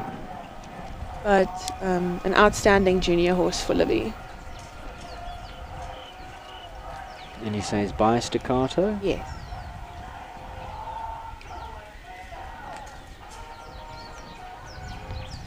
Olivia from Natal. Been here quite a while, in fact, with her dad. Yeah, they travel up and down quite often together. I think she's been based here for a little while. She was here at Outdoor Grand Prix. She was here at Kawena. So I think they came up for the Kawena show and have just stayed here. Found some stables just down the road and some accommodation. And there you see it. 1 pole down. Oh! And make that 8 penalties. Clear in the first round. 8 penalty ride in the second round. And that's why it ain't over until it's over. Pressure starts to build. Yeah.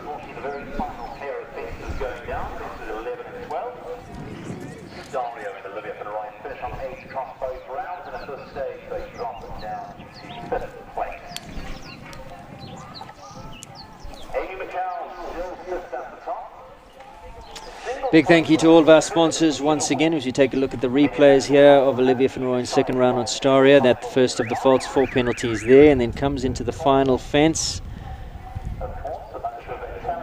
Just doesn't get up. Yeah, the horse looked like it was going, and then it wasn't.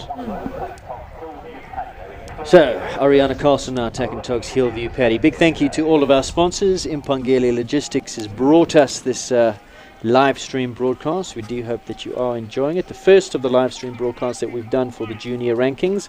Hopefully the first of many. And hopefully this way we get to know our junior riders just a little bit better. We hope that you have enjoyed the broadcast.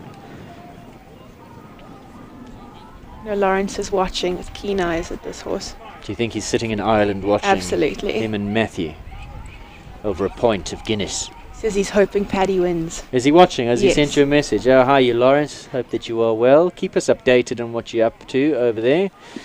Although I think you are just in lockdown at the current time. 4 penalties, I'm afraid, there for Hillview Paddy. Sorry, Lawrence. He's not the youngest anymore, Paddy, is he? He must be at least 18, I'd say. So do you think 2 full rounds this close together, 18-year-old horse would have a toll? Do you think fitness, fatigue comes into it?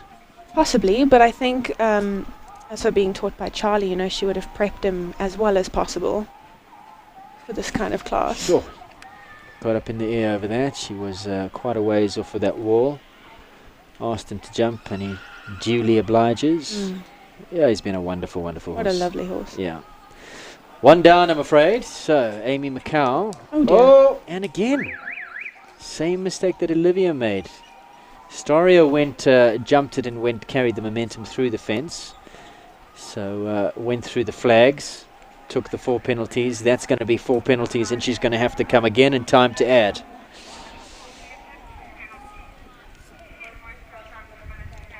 So she's going to have another crack now. She's on 8 penalties already on this round. When they stop like that and they dislodge the poles, the judges add a few seconds. I think it's 4 or 6 seconds added to the time. And I think, it's sort of coming towards home. They sort of getting ready to end. It's getting comfortable again. Come on now, Ariana. She's cross-cantering. He's disunited. Gets away with it. 88.37 the time, so that's with the 6 seconds added to the time for that stop and disrupting the woodwork. So when the guys have got to rebuild the fence, they just add the 6 seconds. That's the way it works. So a couple for time, 2 for time, total of 18, and that's the way it goes, I'm afraid. Clear in the first round and 18 penalties in the second round, which puts her from one of the leaders into the last position along with Ashley Taylor, both of them sitting on, well, not last position, but both of them sitting the bottom of the boards on 18 penalties. Mitsubishi Ravonia Action Girl now, Ada Rain Ferguson. Could this be the first of our double clears? And if this goes into a jump off, then this is the one that they're all going to have to beat, because Ada Rain is super, super fast and the mare is just as fast and just as competitive.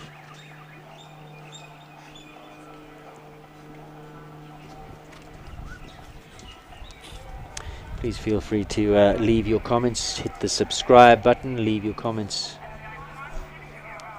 or any other tidbits of information. Madeleine is updating me, and as we get to the riders in which that information applies, either Shay or myself will get to it. Shay has just received some information. I'm not sure on who though. Calvaro. Ah. Get it.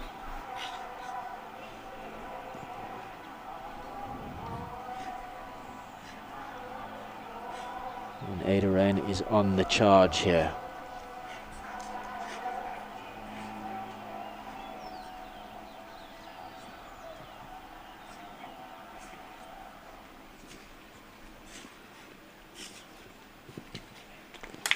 And there we go.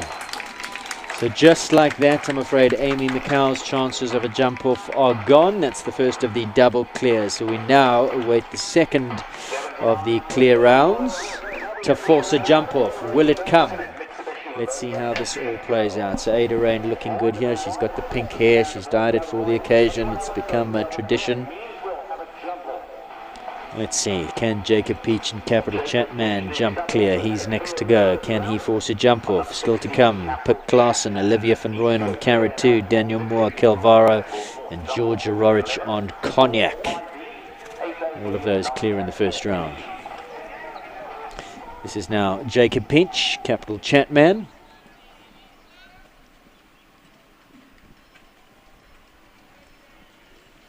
Lovely horse is Chatman, but should he go into a jump off with Action Girl, I think she's got his number in terms of speed.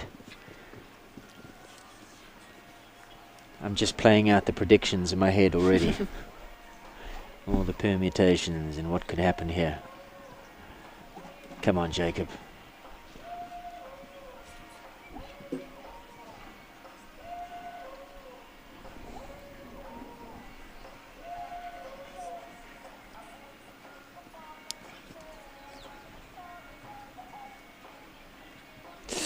Oh, he's getting very close to the upright on the left-hand side. He veered off his number 7. I was watching him as he went slightly to the left, nearly found the upright at the A element of number 7. Got away with it. 3 left to come, including this wall that's created a few problems. No problem here for Chatman.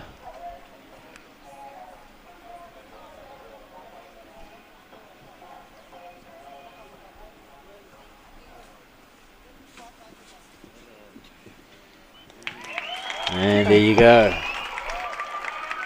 We have a jump off. Should be a good one as well. 0 penalties in both rounds there for young Jacob Peach and Capital Chapman. So both Ada Rain Ferguson, Action Girl Chapman, Jacob Peach, the two of them move into a jump off. We'll update you on the jump off course in a moment or two. Next competitors on track. This is Coltera and Pick Klaassen. Klaassen Sisters, sponsored by Regenesis Vet. Do we have any information on Regenesis?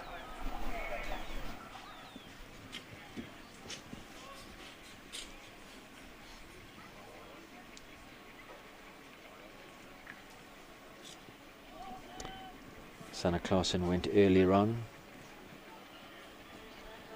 4 penalties in the first round and a lovely clear in the second. This is older sister Pick. Something's worrying her. She's lost her stirrup. She's lost her stirrup. Gets it back. I don't think she has. And she's still struggling. So she's gone over number 7 and the double at 8 with the 1 stirrup. She's still looking for that stirrup. She's still now she's got it. Oh, hang on. Oh, and how unfortunate.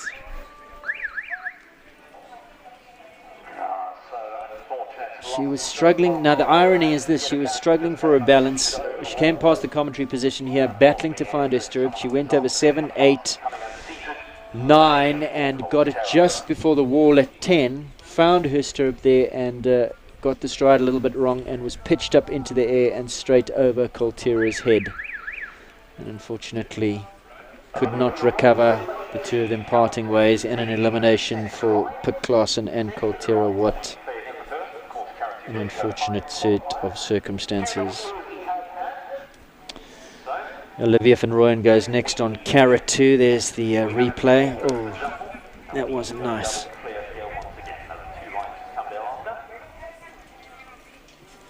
Olivia van Rooyen now, her second ride. This is Carrot 2, lovely clear. In the first round, sits on 0 penalties. Stario sat on 0 penalties. And unfortunately 8 in the second round, so Olivia will be very, very keen to jump clear here and get herself into the jump off at this stage. 2-horse jump off, Action Girl and Chatman.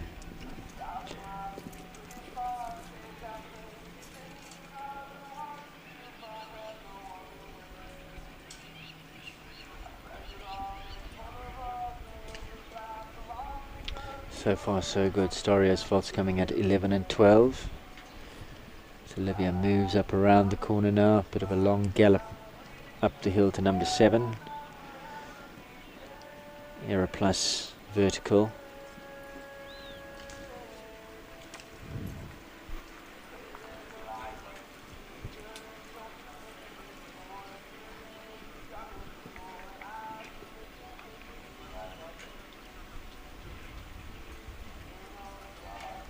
Good ride to the wall. Just going to look early to number 11. 1 left to come. Is this the 3rd horse into the jump off? And there you go, 81.53 the time. Time allowed 84 seconds. Into the jump off she goes. Well done, Olivia van Rooyen. Carrot 2, class animal. 2 left to come here, Shay. And you did get some information about our next competitor. This is Daniel Moore, and he rides Edito Calvaro. Some quite interesting information, actually. So Dan, originally from Cape Town, he's based in Cape Town, trains with Larissa Williams and Chad. But this horse, Nariska bought in Europe, jumped him to 150 in 3-star in Belgium before bringing him, before bringing him back to South Africa. He is a full 18.3 hands small. What? Fondly known as Tiny. He's 17.3 or 18.3? 18.3 hands. Oh my word. And it just shows you how tall Daniel must be. Yeah. I mean, we said he was big, but yeah. wow. And they call him Tiny. Tiny. Quite ironic. So he would be one that really needs to watch the distances in Yeah. the doubles and trebles. 'cause Covers he so would, much ground. Yeah, cover a huge amount of ground.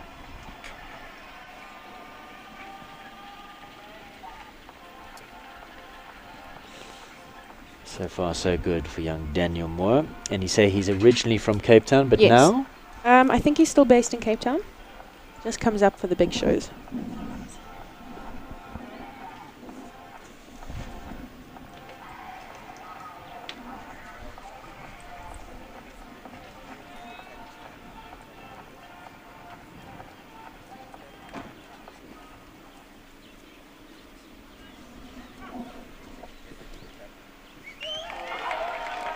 There you go, the fourth of the clears. That's 4 into the jump off now. Daniel Moore and Edito Calvaro S through to the jump off.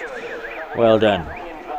Give some free advertising to Regenesis Vets. They specialize in, we were asking, and they specialize in platelet therapy, activated PRP, easy to administer, non-doping natural performance treatment. They have agencies in Cape Town, Joburg and Durban. Find them on Facebook, and we'll be expecting you to sponsor some live streaming next year, Regenesis Vet. No such thing as a free lunch. You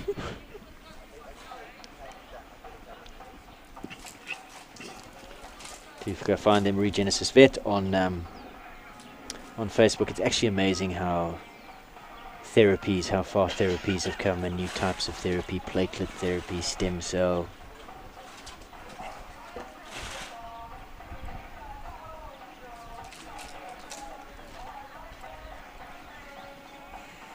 Georgia Rorich, pressure is on. Blue Steel Equestrian Assegai Cognac. We did get some information about the Blue Steel Equestrian. The Blue Steel Equestrian was Madeleine is going to tell me. Blue Steel Equestrian was started by George's family before being bought by the Radkeys. Amy Radkey was George's tutor for many years, and they have a great friendship and a mutual love of horses. Big thank you to Blue Steel Equestrian for that information. If you do have any other information you'd like to supply, do let us know. And there you go, form combination, well done. Okay, now it is on. Very interesting jump off. Yeah, because we got some really speedy salts in this jump off. And Marie Essling is just going to make ready the jump off track. Big thank you to Impangele Logistics once again, sponsors of this live stream broadcast. Big thank you also to the Western Shop, proud sponsors of this 2020 South African Junior 1m35 individual championship class, where it's getting interesting. We've got 5 that go through to the jump off. Sadly for Amy McCall, she's not one of them. That one-time penalty in the first round has come back to haunt her.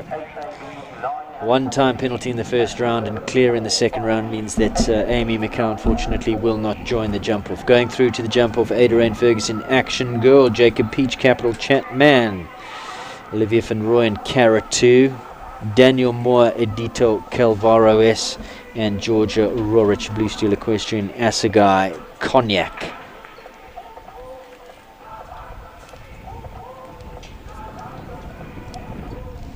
Jump off is over fences. 11, 4, 5B, 8A, 8B, 9 and 14. That's coming up next. We're going to take a short break and then we'll be back with you for the jump off.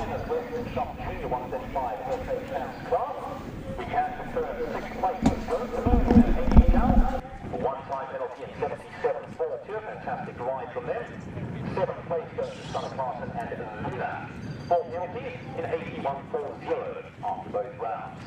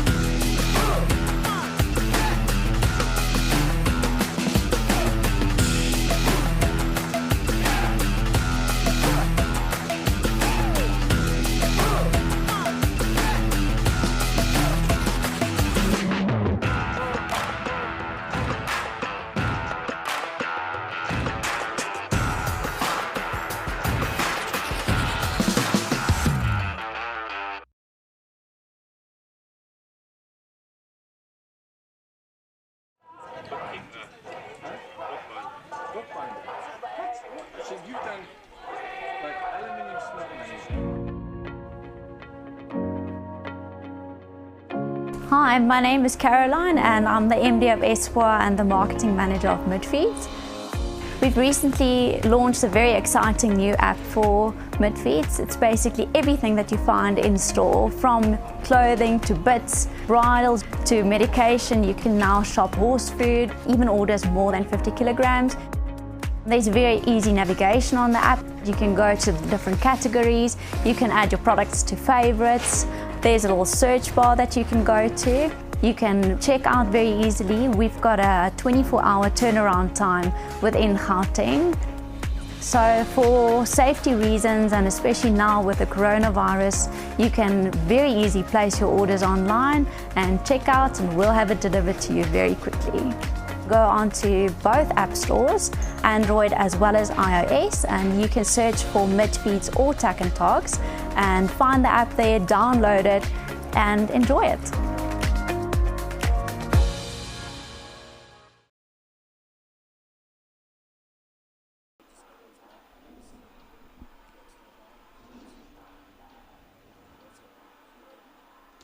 Welcome back to our live stream broadcast, and big thank you to Canon. All these live stream broadcast pictures coming to you courtesy of Canon. That's Mtubisi having a little bit of a break.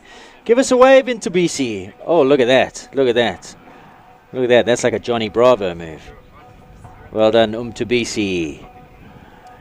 Big thank you to Canon, the sponsorship of the cameras, bringing the cost of live stream broadcasting down.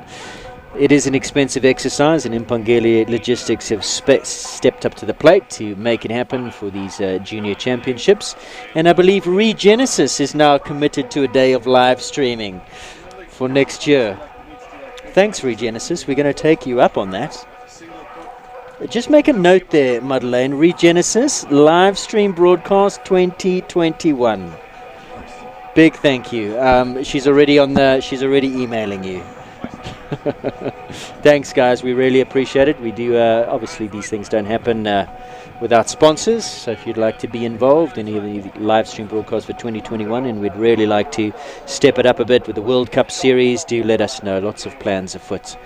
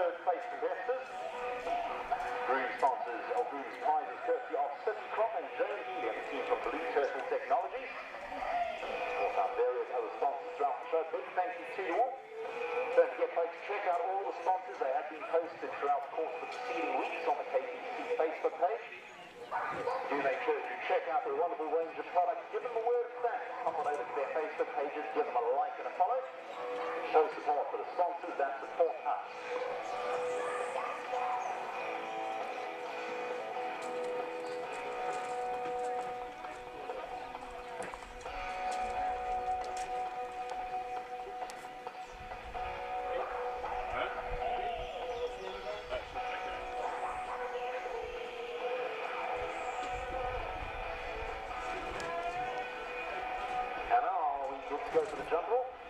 Fantastic. We get the thumbs up. So if we can, please clear the arena. Welcome back. Welcome back. It's getting real here. The weather is hot, but this jump off is going to be hotter.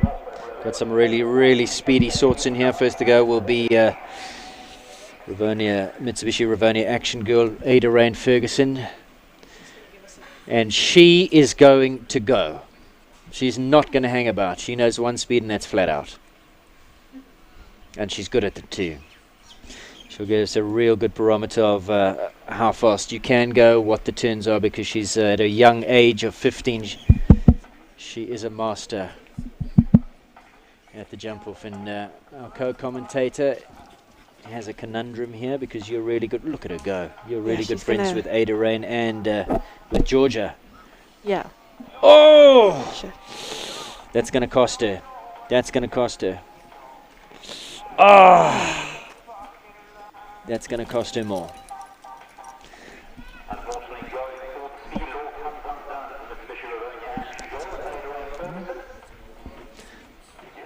Oh, she saw as well. She's taken a bang to the side of the head. So she had to go because she knows she's got some speedy sorts beside her. Yeah, she had coming to up try. behind her. Yeah, she had to try. So she tries to make this inside turn. Doesn't pull it off. That's going to... yeah, you see, I think it all happened with that inside turn, and her concentration went, and then she tried to gallop to the next one to make up the time that she had lost. And it all just went a little bit pear-shaped for Ada, and shame she looks a bit sore on the side of her right cheek.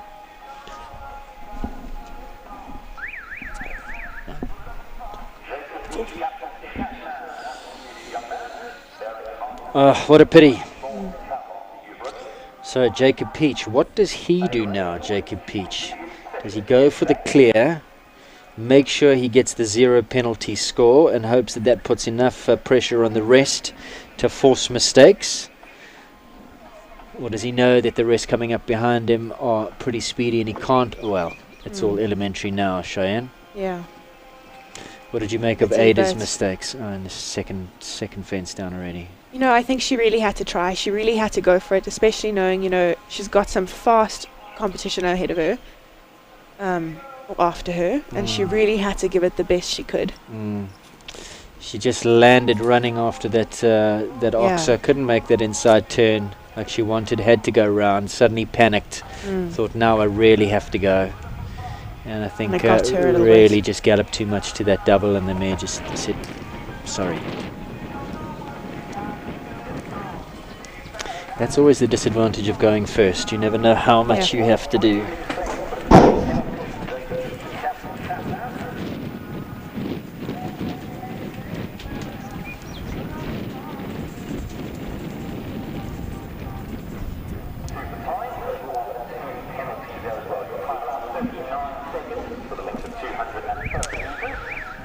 So exceeds the time allowed as well. Total of 10-2 for time. Remember, time in the jump off ratio 1-to-1. So 1 time penalty for every second over the time allowed.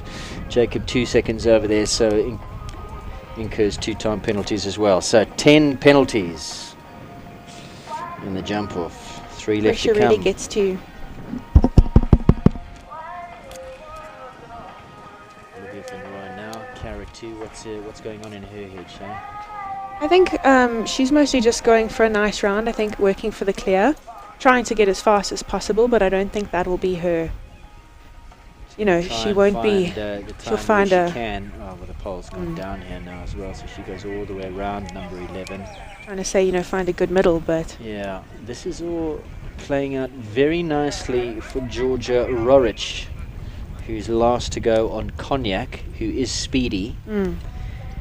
And at this stage, with Daniel Moore only to come between Olivia and herself being Georgia, we as yet don't have a double clear, a clear in the jump off. it's incredible how quickly things change. And again over the time allowed. So 6, 4 for jumping, 2 for time. 6 the total there for Olivia van Rooyen. And Carrot 2, just touching it with the toes on the way down, back toes.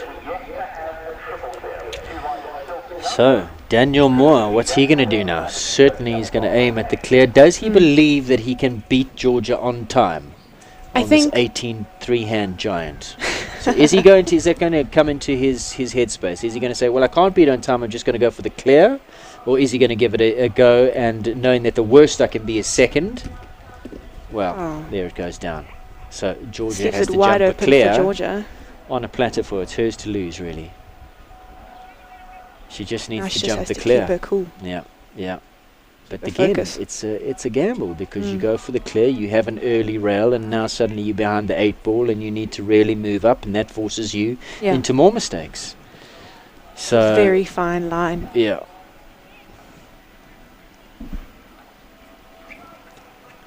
I think you aim for the clear, but a speedy clear, not a excessively speedy clear, but go up a gear from the first 2 rounds. So 4 penalties for Daniel Moore. Georgia Rorich now on a plate for a silver platter. Just needs to jump a clear. Who would have thought with 5 clears going into the jump off, we're yet to find the first of them. The first jump off clear round. Georgia Rorich on a roll here.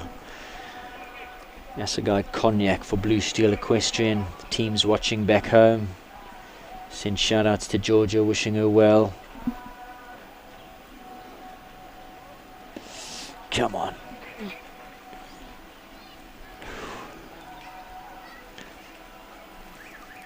You know, this brings Amy. No, Amy McCall had the 1-time penalty. Let's let it all play out. There we go. Clear round.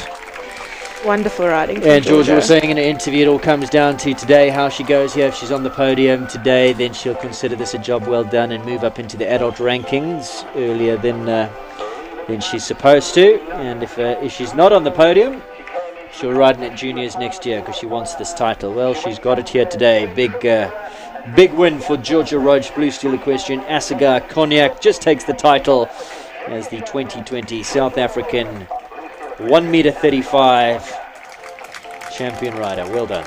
She's been so consistent all week. It's been really lovely riding from her all week. She has been on point, on form, 100%. She definitely deserved this. Yeah, well done. Georgia Rorich, there you see, the only horse and rider combination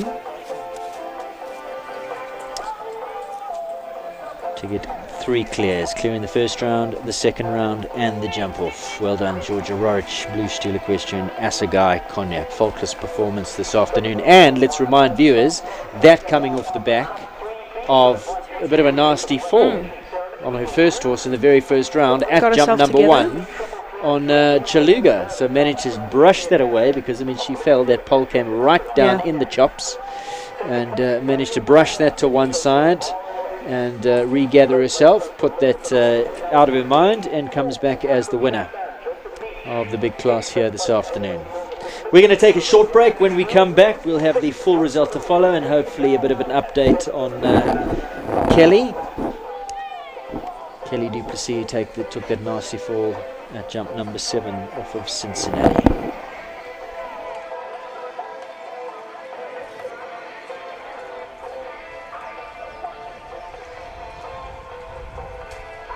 Welcome to the world of mid-feeds and tack and togs. South Africa's largest animal feed retailer and a haven for equestrian enthusiasts and animal lovers. Friendly and knowledgeable staff are at your service. We pride ourselves in offering a vast range of premium products that we know and trust. Your passion is our passion at Midfeeds and Tack and Togs.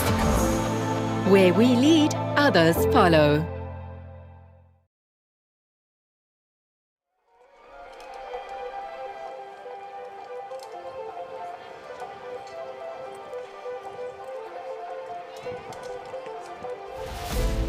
Why they got a perfect start. Colorado King was just an absolute freak. I think that's all he was, a freak of nature. Colorado King wins it by the best part of 2 lengths. My father regarded Colorado King as the best racehorse that he ever rode.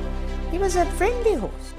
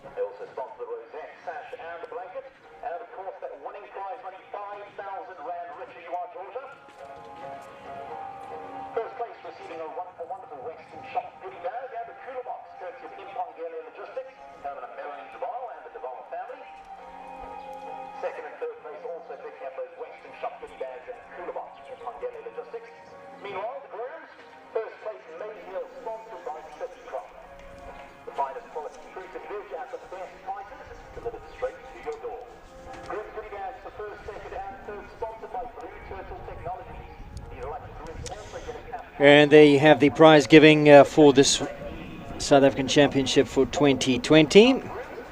All under COVID conditions, so the podium socially distanced. It's called a recognition ceremony under these circumstances.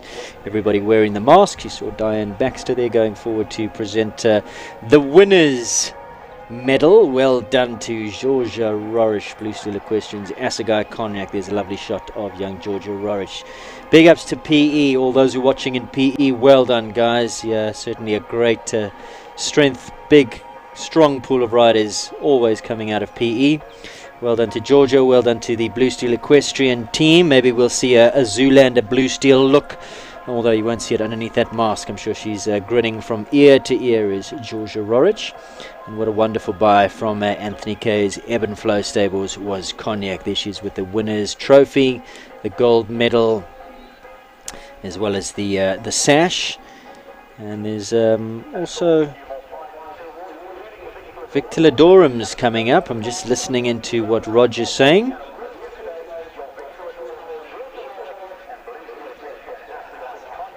And there you go. She's the winner of the Victor Ladorum as well. She's had a wonderful, wonderful week as young Georgia, and a lovely person. She's a fun girl. Lovely, lovely person, and deserving, hard-working. So she's going to be moving her horses to Joburg next year, apparently. Moving up into the adult ranks and giving the adult riders a real run for their money as well. There's Diane Boertis, Diane Snodgrass, as she's also known. And Diane really is the strength, the pillar of PE show jumping. She's a great trainer of horses. She's got an eye for a horse, an eye for a rider. A wonderful top-class trainer. Has been the trainer of many top-class riders. And this another one, Georgia Roche. So big congratulations to Di as well. Well done, guys. Be very, very proud. There's the Victor Ladorum Trophy. Georgia Rorish and Cognac, the winners of both the Western Shop 1m35 Championship, as well as the Victor Ladorum. Second place in the championship class, sponsored by Western Shop, Daniel Moore, Edito Calvaro, Caratu Z, and Olivia van Rooyen back in third. So PE, KwaZulu-Natal in the Junior Championship for 2020. Chatman and Jacob Peach, they get the fourth position. That's Zimbabwe, but we'll claim him as ours, Gauteng. Action Girl, unfortunately, Ada Rain was first to go, and that didn't come off so well for her, unfortunately. Go to Blue, and Amy McCow gets 6, just that one-time penalty in that very, very first round. And Luna and Sanna Klaasen.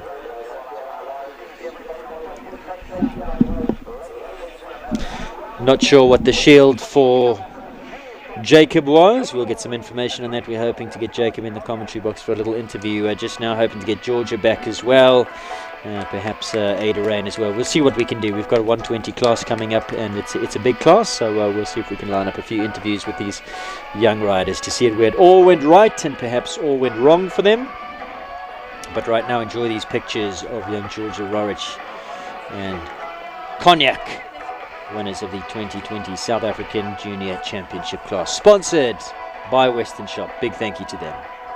Coming up next, or before we go to an up next slide, let's take a look at what Western Shop was offering. Big thank you also to Impangele Logistics for the cooler boxes and grooms packs. So the winner gets Rosette Sash Blanket, sponsored by Western Shop. First place also gets a lovely Western Shop goodie bag, a cooler box, sponsored by Impangele Logistics. Second place, Western Shop goodie bag and a cooler box, sponsored by Impangele. Third place gets a Western Shop goodie bag and a cooler box as well. Grooms prizes, sponsored by City Crop. Big thank you to Ross and City Crop. And also grooms prizes for first, second and third, sponsored by Rody Engineering. Big thank you to Jessica Augustine, Marlene Shaw-Roberts and the Western Shop, Herman and Melanie Duval from Impangele Logistics, City Crop. Ross, big thank you to you, to the grooms prizes, the maize meal, and of course all the carrots. And then Jackie and Reg Stain from Rody General Engineering. Big thanks to you guys.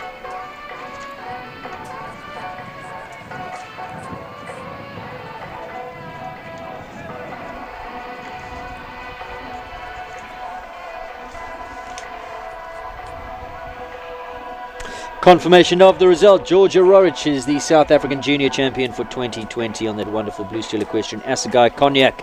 Daniel Moore in second under Edito Calvaro. In third place, Olivia Van Rooyen, Caratuzier, Jacob Peach, Capital Chatman, Adrian Ferguson, Mitsubishi Ravonia, Action Girl. Coming up next, 1 meter 20 championship class, and that is sponsored by Mark White Nissan. It's a big class. At the current time, 58 competitors in that class. I'm sure there will be a few scratchings. It's class 11.4. Mark White Nissan sponsored junior 1 meter 20 South African championship.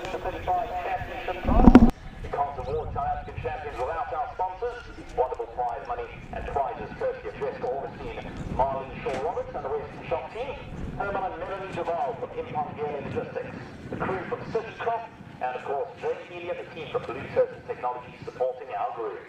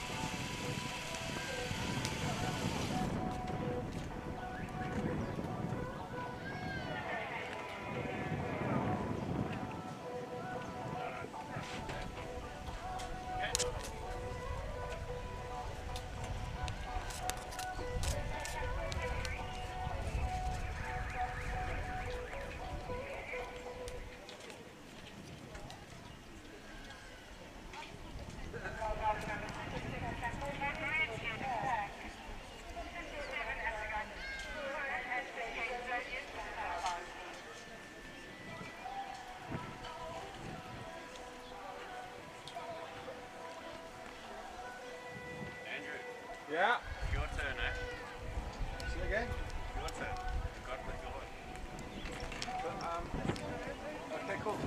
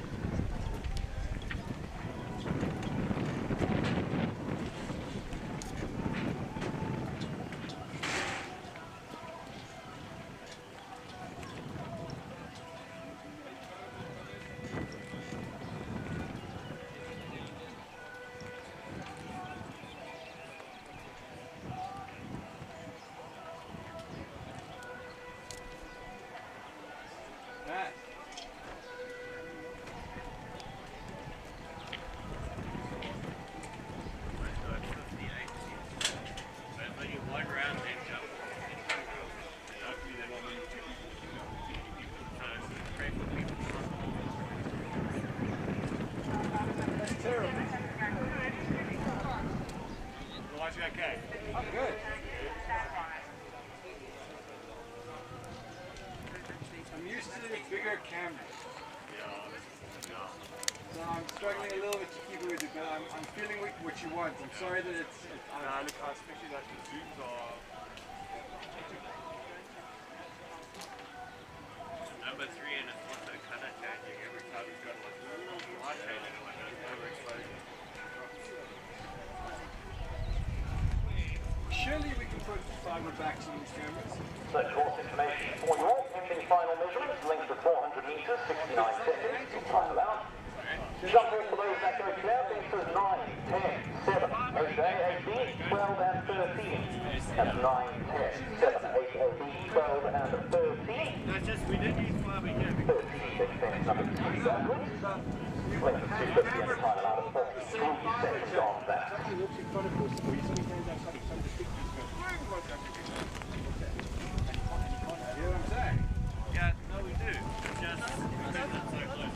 Note to all our riders who may have worked already and finished their course here. Please take note that the second distance in the triple combination has been lengthened slightly. So if you walked it, has been lengthened slightly now from 8B to 8C. Please take note.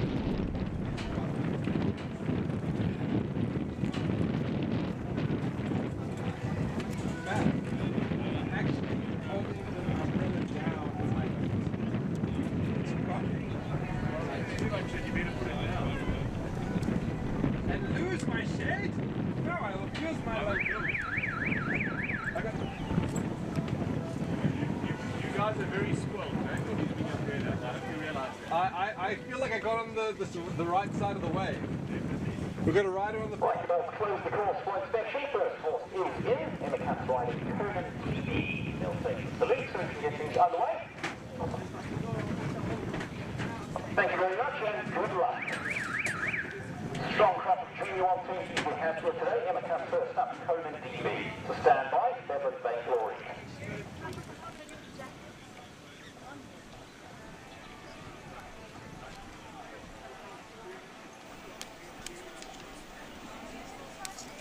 Welcome back. Live pictures here from Kyalami Equestrian Park. The first rider is on track. This is Conan DB, and of course this is the Mark White Nissan 2020 Junior 1m20 South African Championship. Emma Katz, she's been having a good show on Conan and Lebanon. She's got 2 horses here, and here she goes, the first rider on track in this 120 for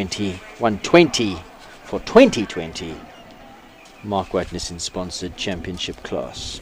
Take a look at some of the course dimensions here. The length is 400 meters, speed 350 meters per minute, and this is 1 round and a jump off. It's a substantial class. There are some 58 riders in this class, and Emma Kat's the first of them. I don't know of any scratchings. We're going to see if we can find out if there are any scratchings. At this time we don't have any. We have been advised that young Kelly du Plessis is okay. That's great news. Obviously that was a horrible fall. She seems to have sustained damage to her cheek as she went through collected the top rail of jump number 7. So they're a little bit worried about some damage there, but thank goodness her back is okay. And she seems to be okay. They haven't needed to take her off to hospital. She's still with the medics, but good news is she's on the mend. She will be okay. So Emma Katz and Conan, a score of 4. 4 penalties for number 1. Next to go is, if you take a look at where the faults came, Rionette Oxa. Off the turn, got a little bit deep, found the front rail. Number 2 is Beflint Vainglory, and this is Michaela Janse van Rensburg.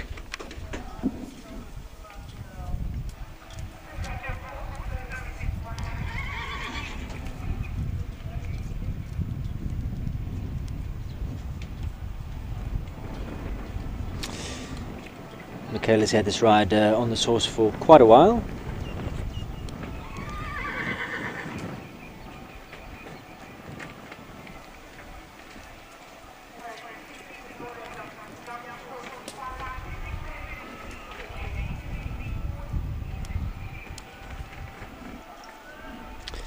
Already sitting on the 4 penalties.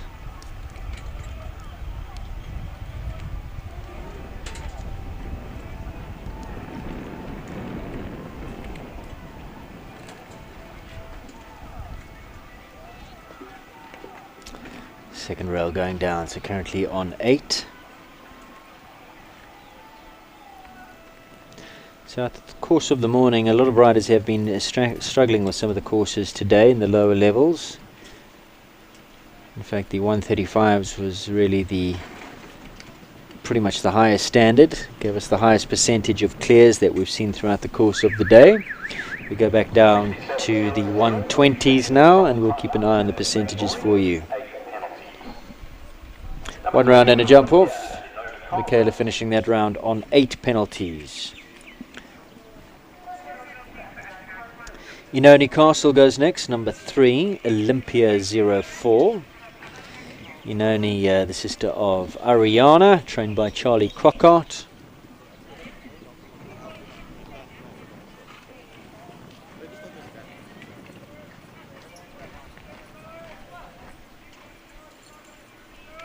And the Castle sisters, I think, hail from Zambia. I know that Charlie, yeah, Shay gives me the nod, from Zambia. Do a lot of travelling back and forth. Charlie does a lot of travelling to those parts to go and teach as well. She's a very, very hard-working young lady. Charlie Crockart, she's had one hell of a run of good luck. Well, not good luck. Strung together a lot of wins in the second part of this year since we've come out of lockdown. Luck's got some part to play, but more so hard work.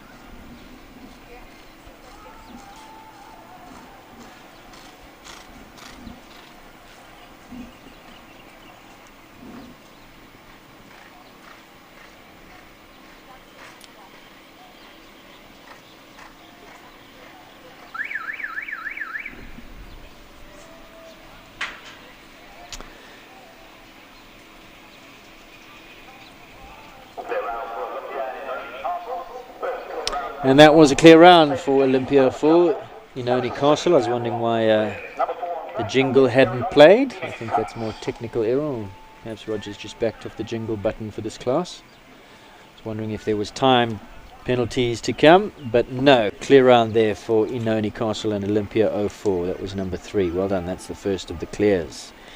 Phoenix Cuts goes next, number 4, Keldam's Aragon. Phoenix also rides Richmond Park. Should be a little bit later. I'm sure number 29, Callagho Rambo, is going to be a scratching. That was Kelly Duplessis' ride. I don't think she's going to be in a state to get on that one. Phoenix Cuts at number 4, Keldam's Aragon. I know that Sydney Swanson was riding this for a little while.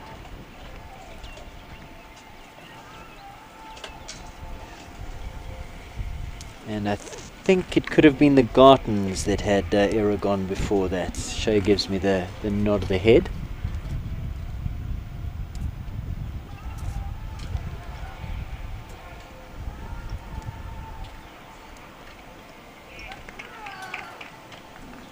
Phoenix have been having a wonderful show. And there we go. Lovely. Was that clear? No, 1 down. 4 penalties for Aragon, but Phoenix really happy. Good ride. Phoenix and sister Emma. Emma went first at number 1 on Conan. 4 penalties, and Phoenix 4 penalties as well. The Cut sisters, each sitting on 4, but they're having a nice week here in Gauteng at Kyalami Park. They've been in the money, some nice placings. Both Phoenix and Emma, I think they've both been winners, if I'm not mistaken, here at the show. Abby Galley now, number 5, Africa's Wizbar.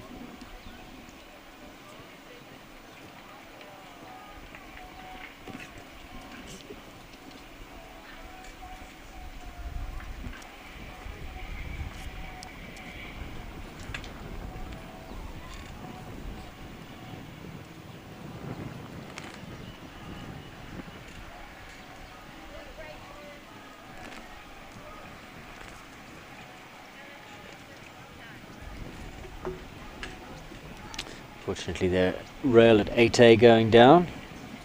for Africa's Whiz Bar. Has also had a good show is Abby Gelling. Super competitive rider, really good young rider. She's got 2 in this class. And she's also been a winner here this week. Lost her stirrup, right stirrup over the last fence. Gets away with it. Well done, Abby Galley. Let's take a look at the replay of where that fault happened as she finishes on just the 4. Strong ride up the hill to that combination.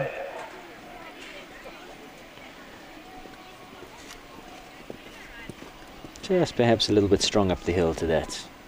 Thomas van Rijkvorsel, we watched him in the pony classes earlier on, and he went in the junior 1m30 championship class. Here he is again on this spectacular little mare. This is Capital My Lady, who the van Rijkvorsel family purchased at the inaugural Capital Stud sale.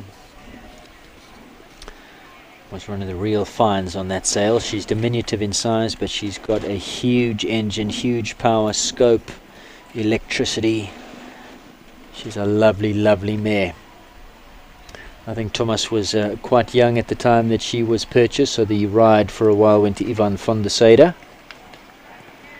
And he got a hell of a nice tune out of her. Now Thomas is ready to take on the challenge of My Lady. And when I say challenge, I think she is a bit of a challenge. She doesn't look the easiest. She's full of electricity.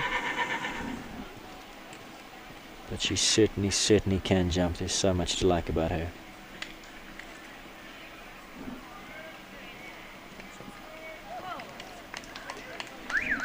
And there you go. Clear round for Capital My Lady.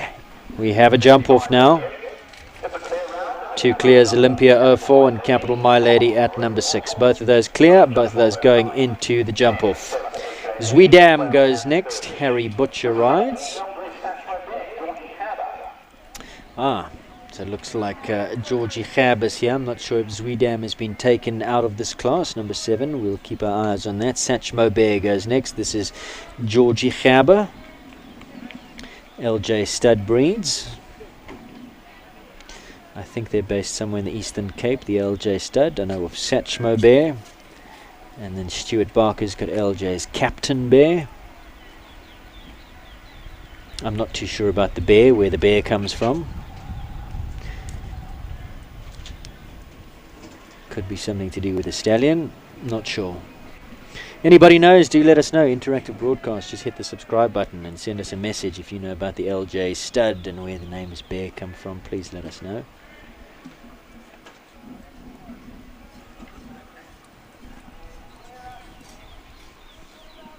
Shine is back with me. How was the lunch? Good. Do you know much about the naming of these horses? The LJ Stud, Satchmo Bear, Captain Bear? I don't actually, but I do know there's a lot of bears. At the LJ Stud? Yes, or in the world? yeah, Or? in the LJ Stud. Okay. A lot of them have the bear name. The bear sort of. I don't know if it's a stallion. Part of their name. It's possibly a relation between all of them, I'd say. If anybody knows, please let us know. I've been wondering about it the whole week. It's actually getting annoying. Mm. So 4 penalties there for Satchmo Bear. Satchmo, obviously the nickname of the great Louis Armstrong. Just Kylie now. This is Kelly Bezadenhout.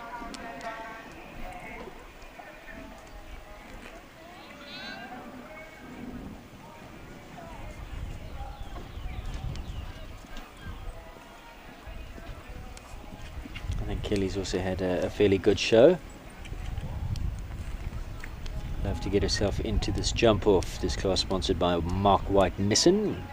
1,500 Rand to the winner.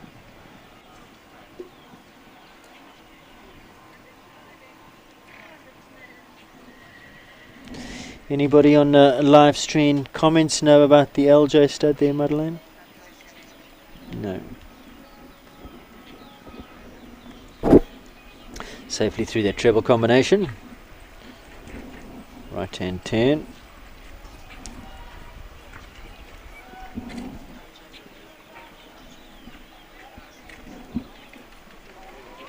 Oh. It's kind of slow to a stop. Yeah. Kelly just squints her faces. Oh.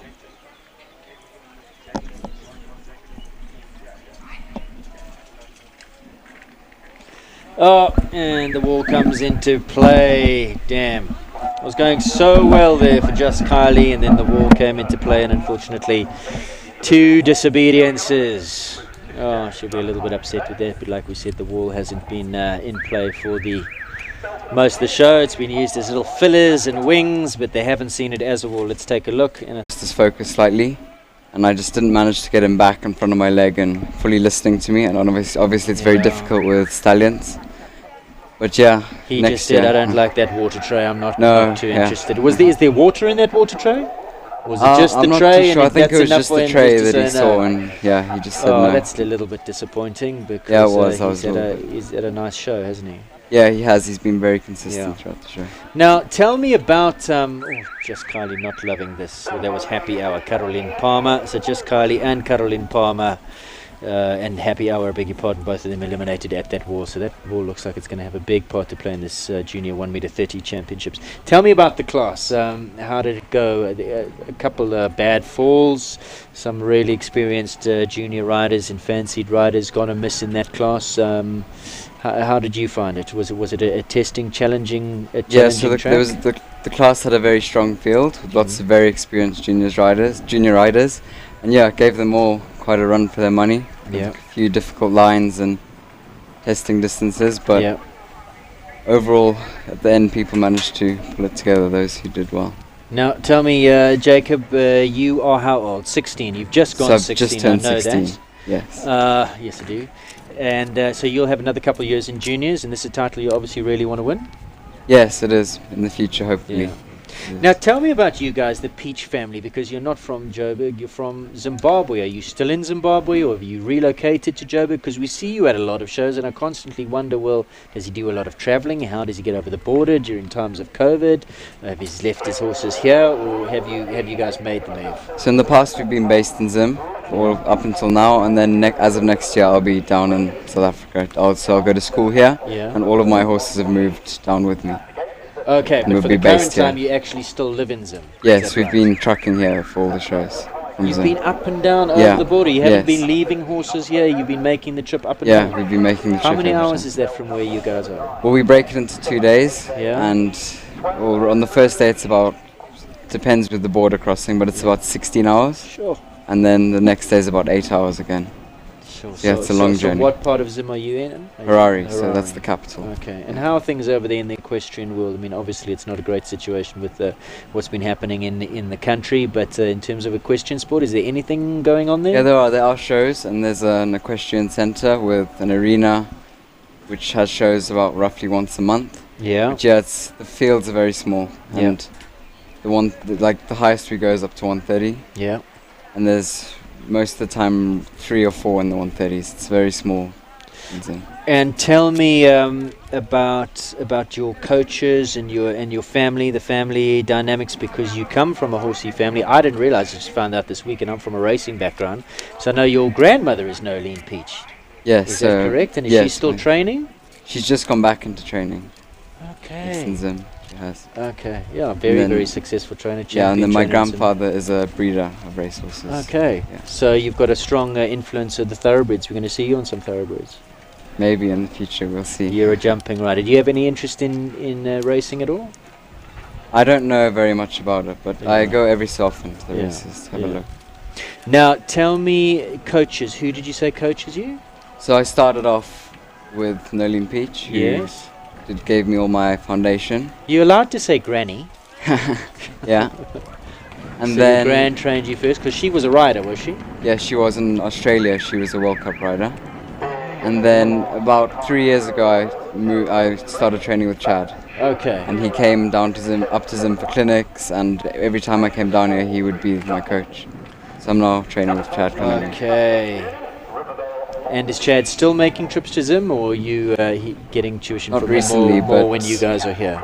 Yeah, mainly now that we're here, we're having tuition. He hasn't Okay. been able to come recently. Right. So what is the big plan for next year? You say there is going to be a change. Your horses are going to be based here. Where are they going to be based? Are you moving schools from Zim to South Africa as well? You're going to board here? Yes, so I'm going to go to actually a day school here. Yes. Called Lone Hill Academy. Okay. To do Cambridge, A-levels. And then my horses will be based at Ron Winder Santos' stable yard. Okay. Is there two? Yes. And is this from next year, or are you going to take the horses home now, or are they just going to go straight to Bronwyn's? I mean, they're based at Bronwyn's already. They're based at Bronwyn's already. Okay. So when do you make the move? You go back to Christmas, New Year's, and then I'll come back about early January. Yeah. Yeah. And going to be living where? There's a cottage that we're renting at Zetu. Okay. So when you say we? So I'll be living next door to Bronwyn, but yes. But is it just you, or mom and dad? It'll be just me, and then my parents will come down every so often to visit. Wow. Okay. And this is all to further your riding. This is all. Yes, and also for my education. Okay. Yeah. And what is the plan once you finish school? Are you thinking of studying? And yes. So I think I'm definitely going to study. I'm thinking of studying in either America or England. Yeah. And Netherlands is possibly an option. And then I'd like to keep the riding going as well, but we'll have to see what happens. Yeah. Is riding for you the be-all and end-all of everything, or? Yes, it is, but I'd like to get an education and a qualification that I can rely on. Any other sports that you play? So in Zim, I'm quite strong in tennis. Yeah. That's one of my big sports, and then I also play the violin. Oh wow. Yeah. Do you play it well? I'm at a reasonably good standard, grade 5. Yeah. Yeah. Are you so you're very musical? Do you sing? No, I don't sing. Why the violin?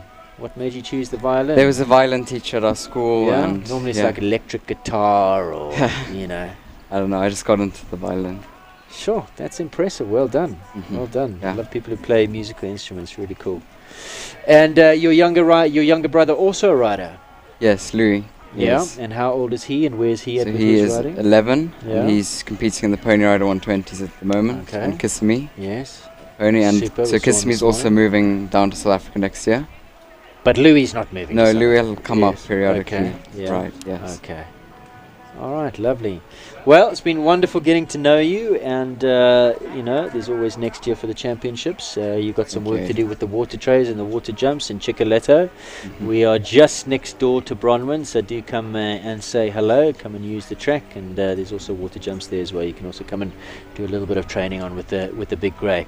That's Jacob. Lovely. Thanks for the chat, Jacob, and I hope that you have enjoyed these 2020 championships. And we'll see you in the ring next year. That's Jacob Peach, who's really making a big name for himself here in South Africa as a very, very capable jockey. Olivia Scribanti, Capital Crawford, 4 penalties there. Good ride over the wall. She was worried about that. Brought the horse in, showed him the wall. He looked like he was spooking a little bit. But she got him over. So at this stage, 13 have gone, 5 have gone clear, 38%.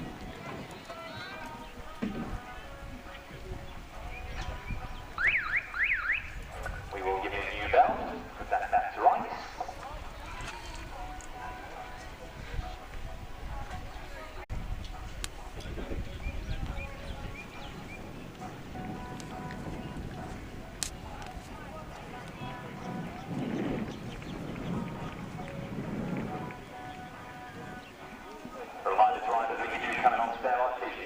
Outside of the arena.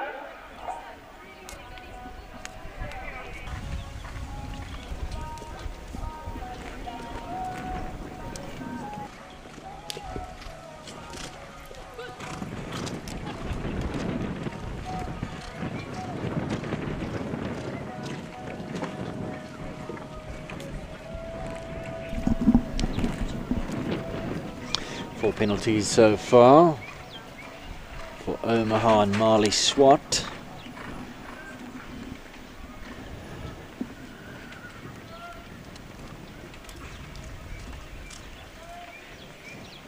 I want to say Too Strong chase them at it. I think that's half the reason why a couple of them are just saying no. Rather have a little bit of a more gentle approach, think that you're going to give them a little bit more time to look at it, put them on the hock, and then be strong when you get to the base. When you start throwing your hands at it and galloping towards it, I think you're in for a hiding. So final score for Omaha was 8 penalties. And we were hoping to line up some more of the young riders from the junior 1 meter 35 class. Amy McCow would have been a nice one to speak to after her mishap on Elliot Vance. Well, not really her mishap, the judge's mishap, I'm afraid to say. But it seems like under the 250 rule, most of them have already left the showgrounds. If anything changes, we will let you know. If we can track Amy down, we will. Although she must be feeling rather low at this current time. Currently on track, Jason Slade, Data Sciences, Get Lucky.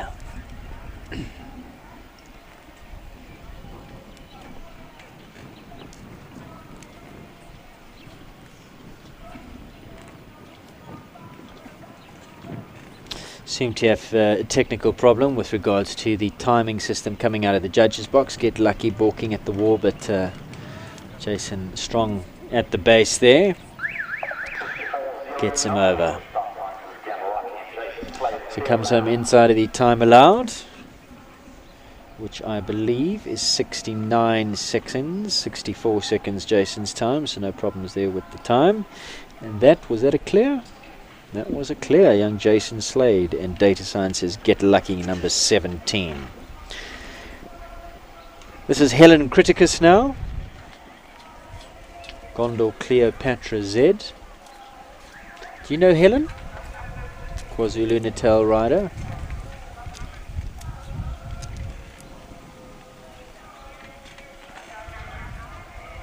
And rides with Grant Langley. I know she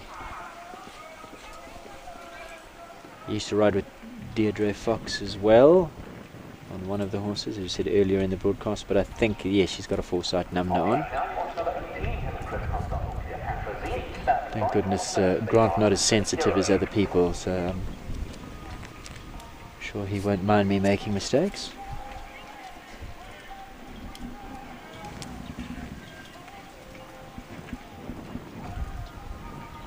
One down so far for Helen Criticus, Cleopatra.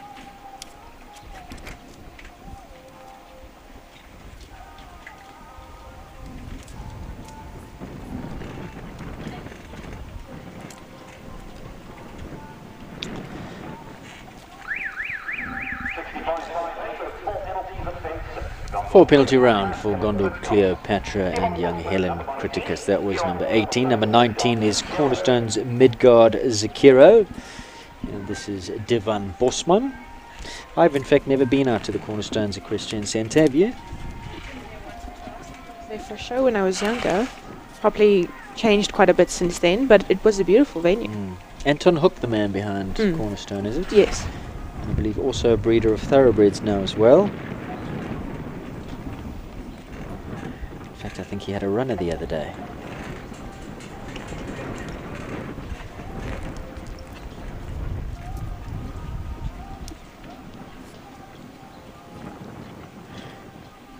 Divan's had a good day so far.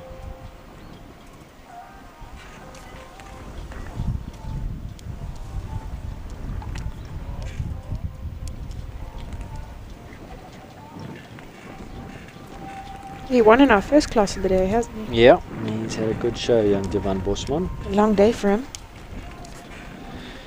Not the only one, Shay. Indeed not. So we're still waiting on some information on the bears of Satchmo Bear. LJ Satchmo Bear. Captain Bear.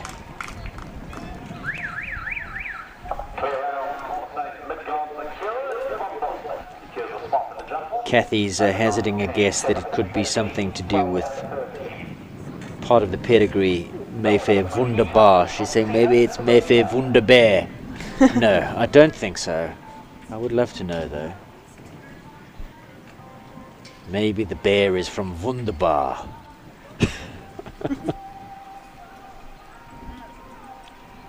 Salome Nell, Callagho Consina. Final score for Midgard Zakiro. 0 penalty scored. Divan is on a roll. Well done. Be nice and consistent today. Yep, absolutely. Consina now is Salome Nell. This is number 20. Once again, big thank you to Impangele Logistics. And if you do have any information for us, hit the subscribe button on the channel. Post your comments there. It's quite funny. Every single one of the horses on standby is now coming to the wall and showing them the wall. You can't see it on low because the cameras are following the horse on track. But every horse on standby is making a beeline straight to the wall, standing them at the wall, letting them have a good look before commencing their round. They've been told by their trainers, show them the wall. A, B, C, all clear.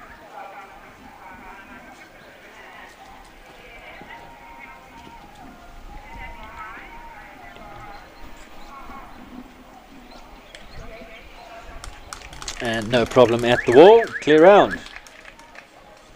Calaho Consina and Salome now. So the clears are coming. Shaping up into a very, very nice jump off here. Cosmopolitan goes next. Caitlin Eager.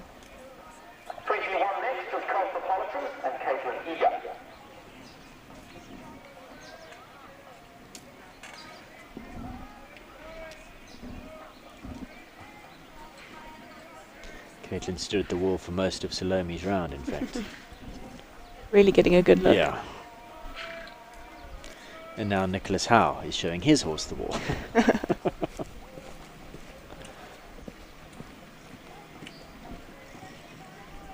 Caitlin Eager, rider from KZN, I think. Cape Town. Is it Cape Town? Okay. Do you know her well?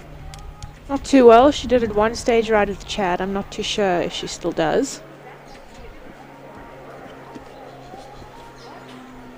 So she's made the trip all the way from the Western Cape.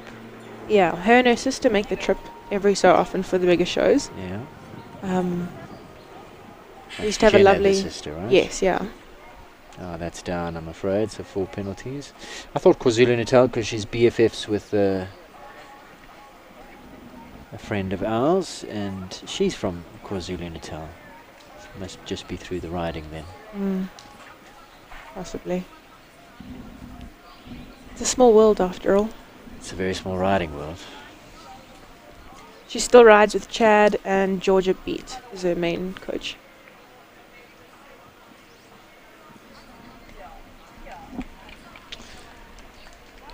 Caitlin pretty happy with that.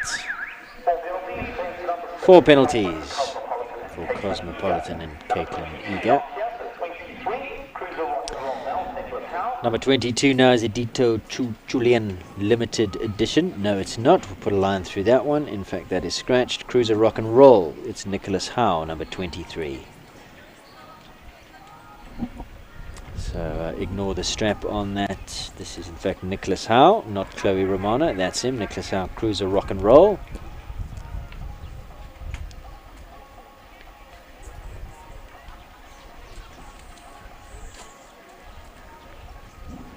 And how much do you know about Nicholas? I know that he rides out of the... He rides out of Bronwyn's setup. Yes. He rides with Chad. Yeah, him and this horse are quite a new partnership as far as I know. Lovely horse. It was bred by Ryan Sander. Okay. Yeah. I think they're still settling in together. Yeah.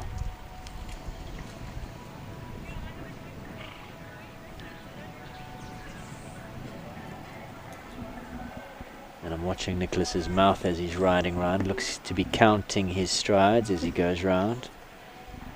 Fortunately 7 coming down, so 4 penalties.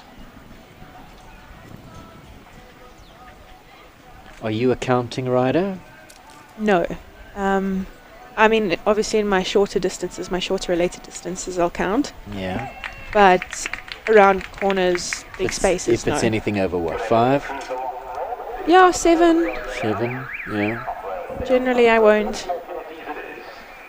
It's more, I mean, in the longer distances you can add or take away every now and then. It's more about the feel for me. So they're... Bit slow behind. Yeah. 4 penalties for Cruiser Rock and Roll and Nicholas Howe, just the one pole.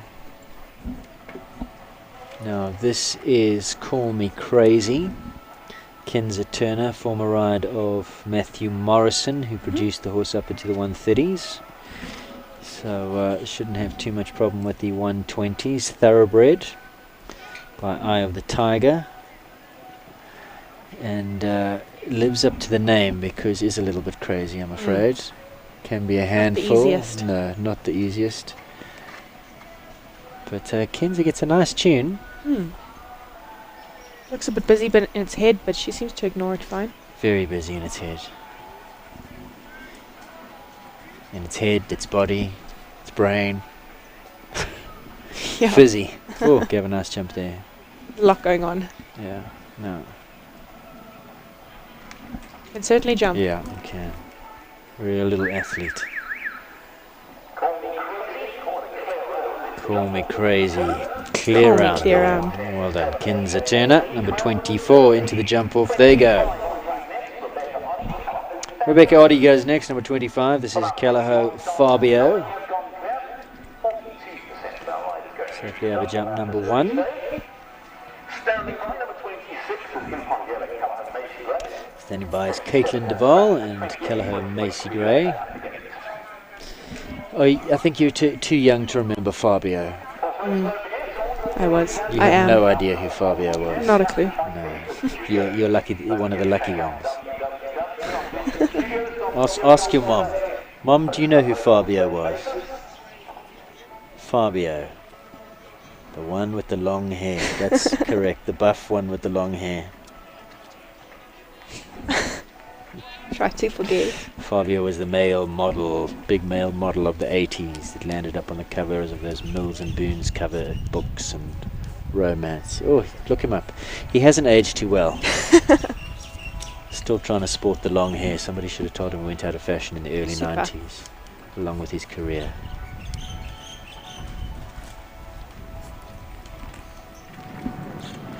Was that clear? It's one penalty. Oh, I saw that. I say it looks to be, but yeah, clear for jumping. time One for time. wise, 72.02. Time allowed 69. So it seemed a little bit slow. 1 for time for Calaho Fabio. Oh, I'm sure the Fabio comments are coming now. Just for you, Shay. Oh no. That's Fabio. Thank you. Yep, the comments are coming. There you go.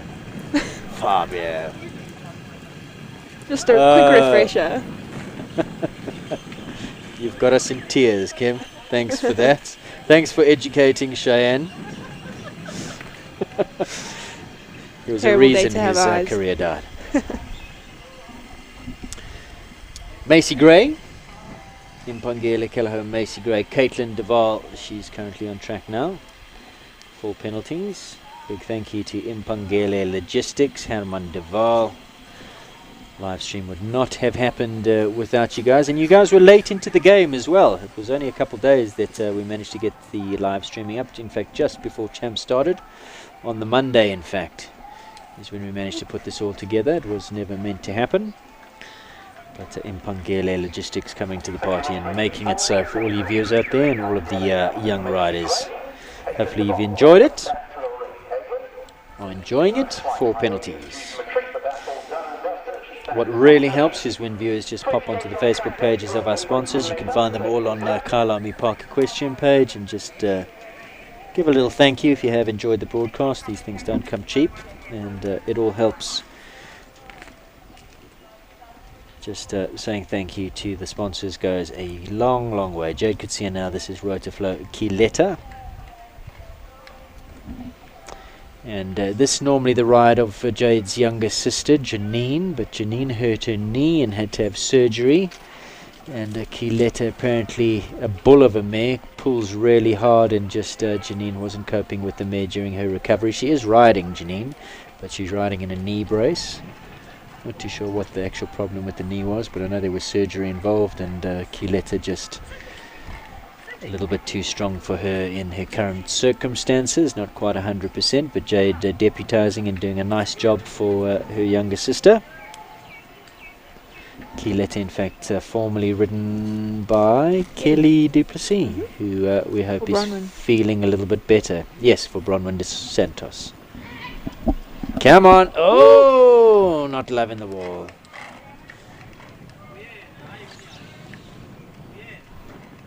I think the ride to the wall on the horses that haven't seen it needs to be controlled. And straight. And straight.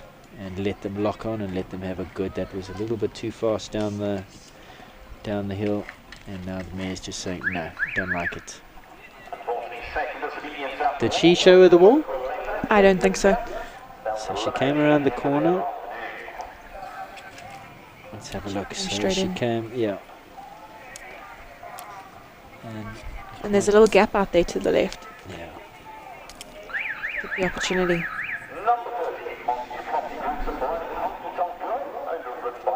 So that, I'm afraid, is an elimination for Kyalami.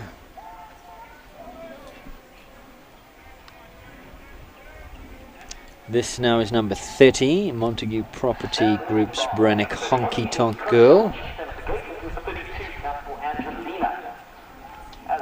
Saskia Rosenman.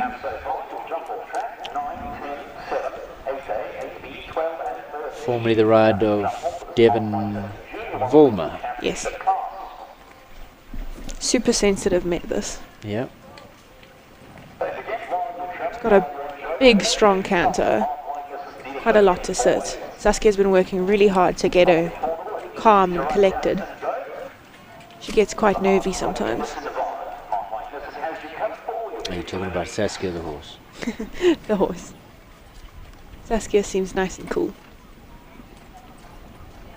And where does Saskia come from? She is stabled at Manador, rides with Sten and with Chad. They've spent a lot of time on this horse. Done a really good job. Oh, shame.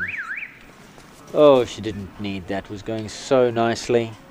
The bridle's come off as well. Flipped her straight over the fence. That was so quick.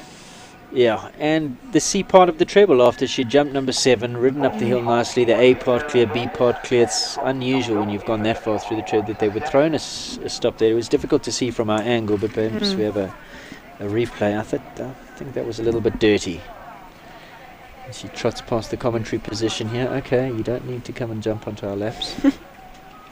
She's broken her martingale. So there we have the replay.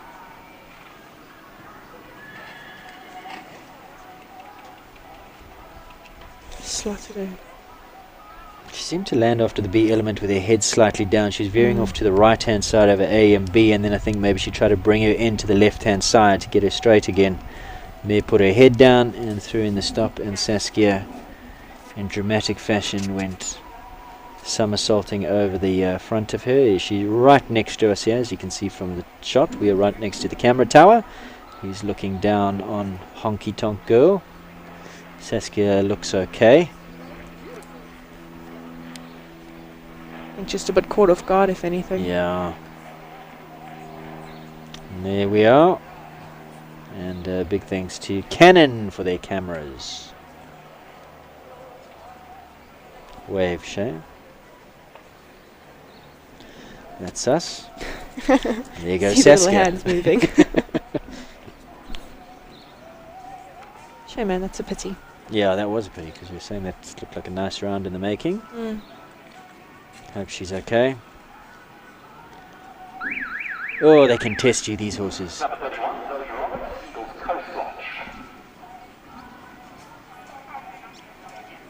So another elimination as we go down to number 31. This is Eagles Coast Watch and Zoe Roberts.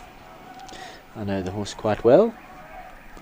Stabled with me for quite some time. Formerly the ride of Amber Rathbone. And he was sold around about this time last year, in fact. Sent to KwaZulu-Natal to Zoe Roberts. Amber's immigrated to Switzerland. No longer riding, not for the current time. Sold up everything, and this horse did achieve a lot with Amber, in fact. I think was a winner of the Micro Derby one year, was a winner of the South African Adult 1 meter 30 championships in this arena 2 years ago. Jumped with Amber up to the 1 meter 40s. Real honest campaigner, hard knocking horse. And on his day can be pretty speedy despite his big size and frame. And I think Zoe's still just developing the partnership with him. Do you know much about Zoe? I don't, unfortunately. if I'm not mistaken, has a connection to Zimbabwe. The family's from Zimbabwe, and the horse is kept with Martin Minette and Natal. I stand to be corrected. Got a lovely clear round there from the solid, hard knocking campaigner Eagles, Coastwatch Coastie, as he's fondly known. So we'll highlight that one. Jenna Ego goes next, number 32. Capital Angelina. So we saw sister Caitlin go a little bit earlier in the class. And this is Jenna's the younger sister, is she? I thought so. Could be mistaken.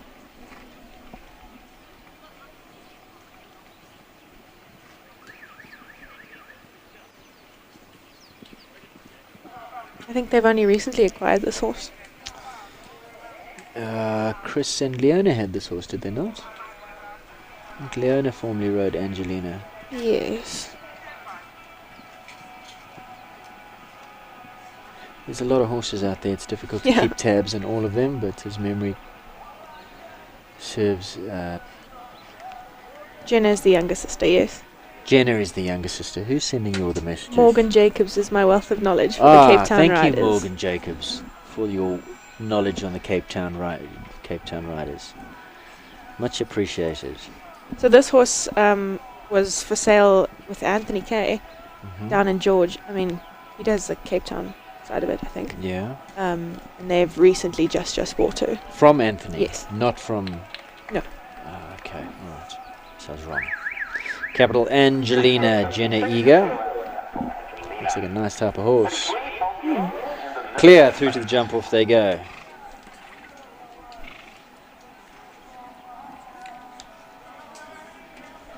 So at the current time, 27 have gone, 12 of those have gone clear. That's 44% clears in this class. 23 left to go, so we're over the halfway mark. In the first round, it's one round and then a jump off. Anishka Smith,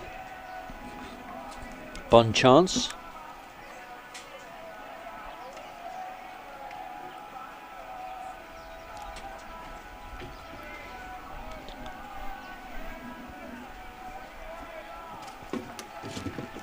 one down there at the mushrooms that are actually the hats. Possibly the toad. Yeah. We're not sure.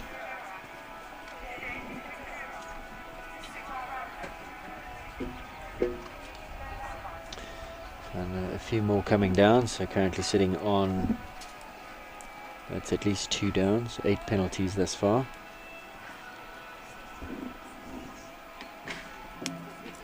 Third rail, 12.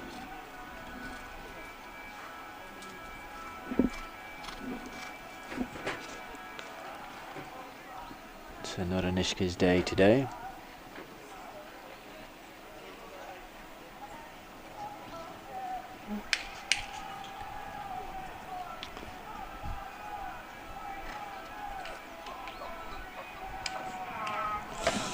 Oh, certainly positive the second time of asking was Anishka. Oh, she doesn't seem pleased.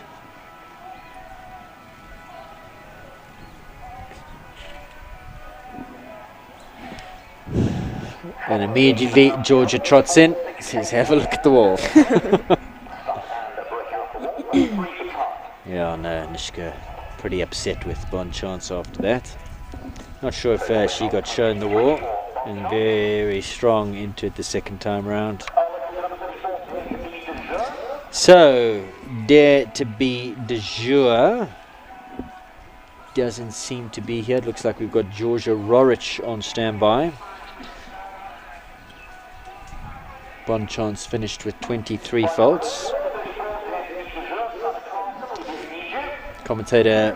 Live commentator is calling in Dare to Be de Jour and Sanne Klaasen, but I'm not sure if they are here.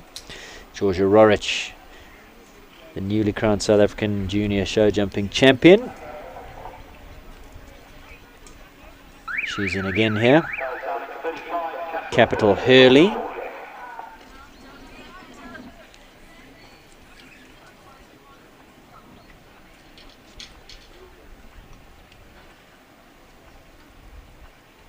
Back to business for Georgia.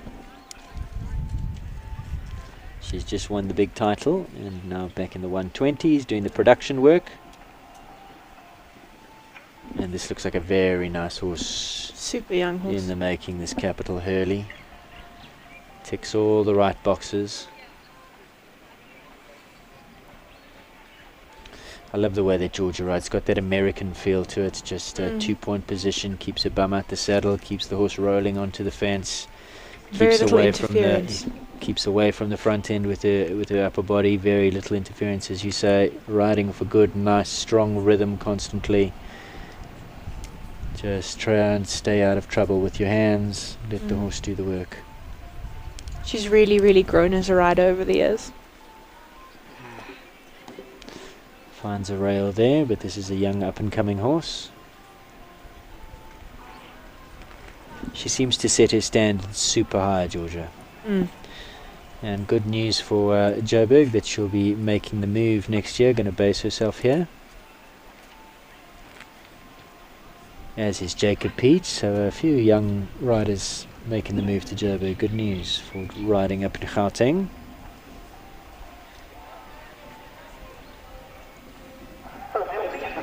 Take a look at the replay of what went wrong here, coming off the turn, around the corner.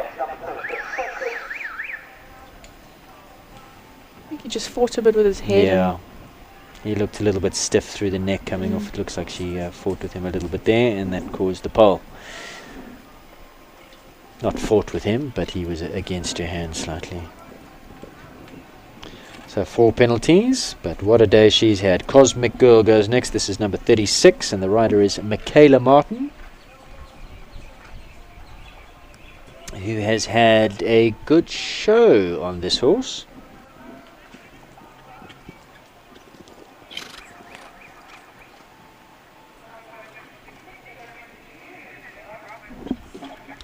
Michaela also rides very forward, always going somewhere.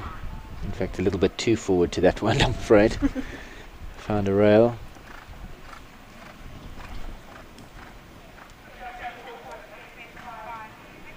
Just asking Cosmic Girl in front of the commentary point here just to stop pulling. Looks like she can get quite strong, Cosmic Girl. Right, now, what's she going to do at the wall? Well, having a good look at Well, that. I had a good look at it, but jumped it.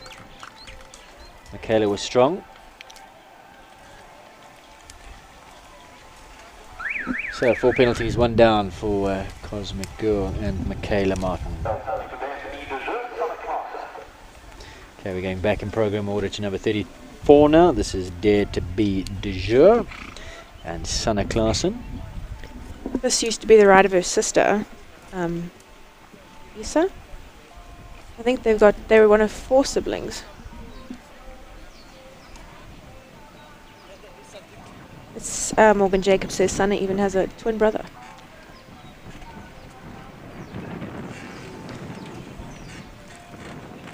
And do they all ride? I think only the 2, Sanna and So there was a third that rode but has given up. yes. Okay.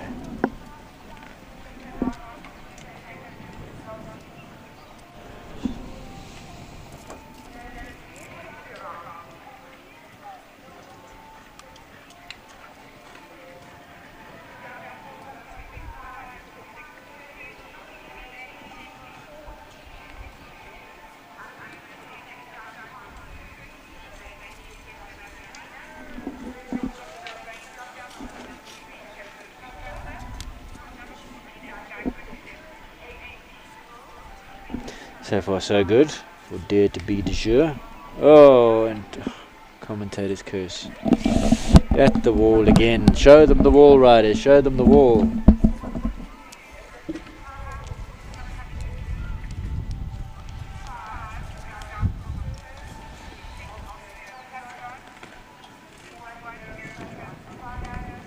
Just needed to look at it. Jumps it fine the second time round. So there'll be time penalties to add there. Total of 9, 5 of those being for time.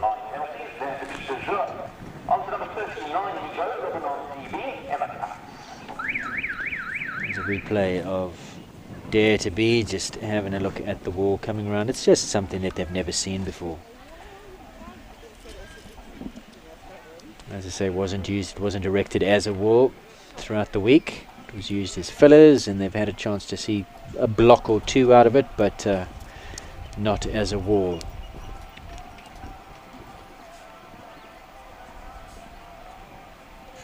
And apart from derby competitions, a wall, one of those fences we don't see a lot of in regular competitions, provincial competitions, day to day, mainly for championships. It's big and heavy. The course party don't like you lugging it around.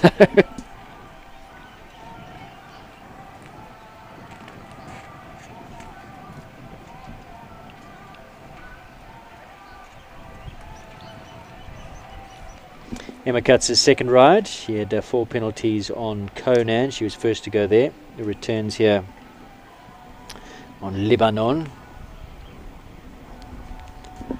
And she's had some nice rounds throughout the week on Lebanon. Has had some nice placings.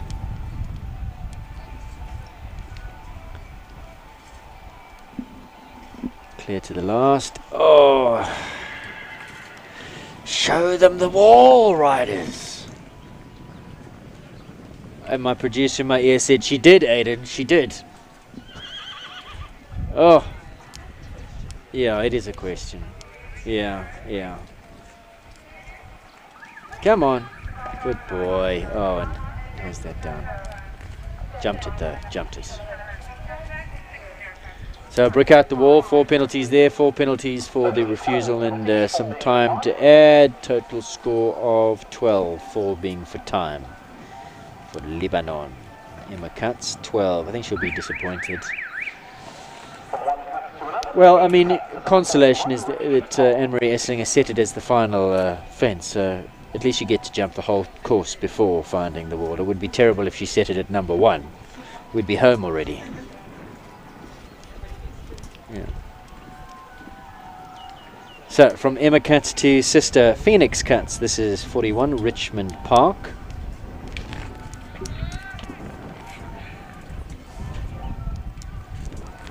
Not sure where 37 Solo Flight and 38 Trip of a Lifetime went. They're out. This is Phoenix Katz Richmond Park.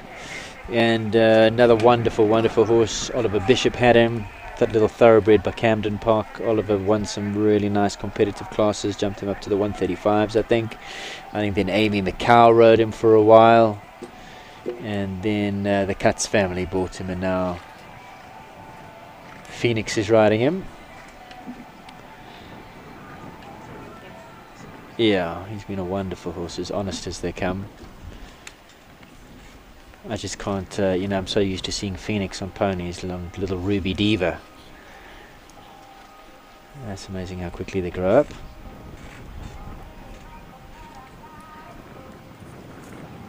Come on. Yeah, he's an experienced campaigner. No problems there, but unfortunately 8 penalties and problems elsewhere. 2 down for Richmond Park and Phoenix Katz. It's been a long week. They've been very competitive. She's some nice placings with him. Had a win. And I think it's around about this time they would have arrived Monday. Going on a week. Altitude starts to get you. It's coming from the coast to the Highveld. I think maybe just some fatigue setting in there, and 2 down. Brandenburg Cranberry Love, Abby Galley. Abby, I think is she from Limpopo or Mpumalanga? I think from the Middelburg area. Super rider, she's very competitive. We saw her earlier on Africa Wizbar.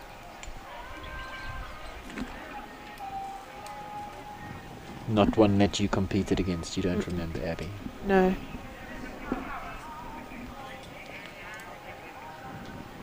If this goes clear, this is going to be super fast in the jump off, because she is very competitive. Right, now, balance, wait, let the horse see it. There you go, Abby Galley. Clear. Yeah. Wonderful. Brandenburg Cranberry Love, Abby Galley through to the jump off in this final class at SA Junior Champs for 2020 here in the Peter Mini Arena.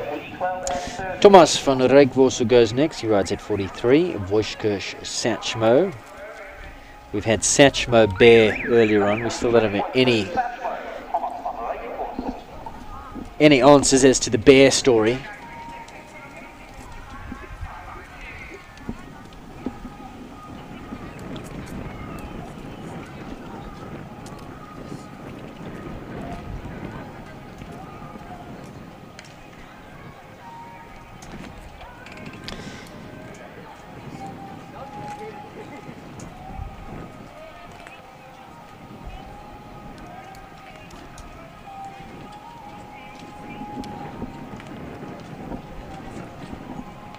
Thomas, we had in studio a little bit earlier chatting about his career thus far. Hell of a nice family, lovely young man. Thomas's father watching in Germany. We hope that you're enjoying. His younger brother has also been riding Frederick at the show. Based in George.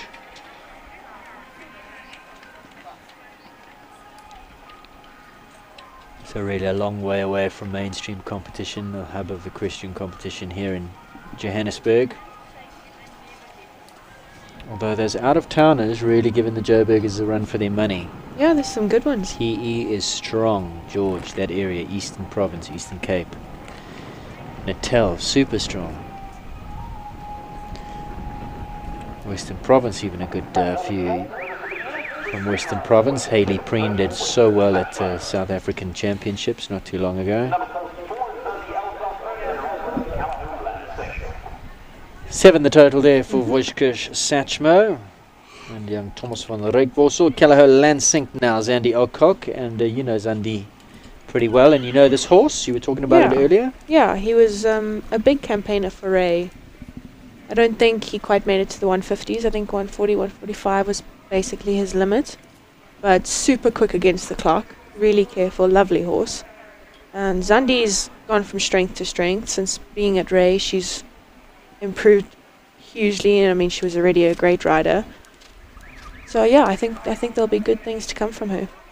And he's quirky, this Lansink. He's not easy. I know that whenever Ray had a parade on the horse, you'd never bring him in. Whenever he was in a ceremony, when he won a prize, he'd have to come in on another horse, or he'd get off this horse and not be able to get back on him. He is super sharp. Good ones always are. Yeah. And very, very fast, very quick in a jump off. I think Zandi's really still just taking it easy, finding her feet with him. She's got some time. Yeah, she does. Oof! Jumps out of her hand there, but jumps beautifully.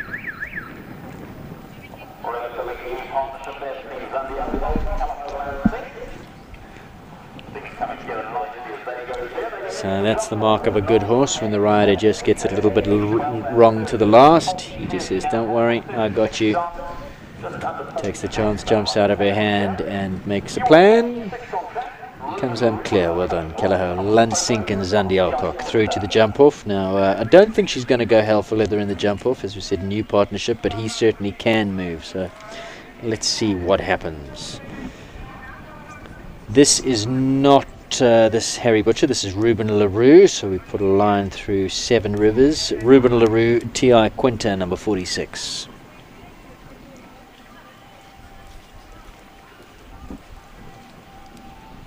Do you know much about Ruben? I don't. I think he's another out-of-town rider. But a solid rider, nice rider. Looks like he's going to be a tall man. I watched him jump, I think it was in Polokwane. Jumped quite well. Haven't seen him ride too much, but he looks pretty decent. I think another one from Middelburg area or Mpumalanga, if anybody knows, please do let us know where Ruben comes from.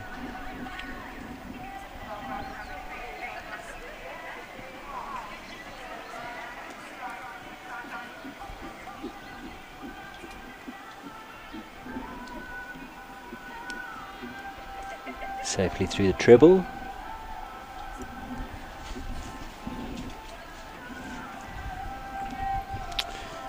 Now the dreaded wall. Balance up, Ruben. Heels down, sit up, don't chase him. No problems. Nice. The riders are not taking chances there. All of them are being a little bit strong. Seen a few little taps down the shoulder, down the hill, saying, come on, don't even think about it. The horses still do, don't they? Yep. Better safe than sorry. Was that a clear? That was a clear. That was a clear. Through to the jump off. T.I. Quinta. Ruben LaRue. Over the page we go. That's number 46 of 58.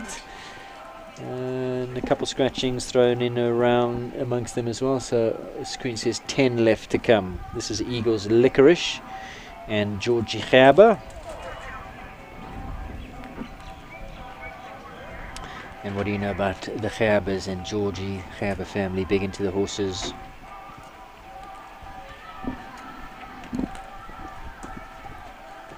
On Robin Road, many years, still does.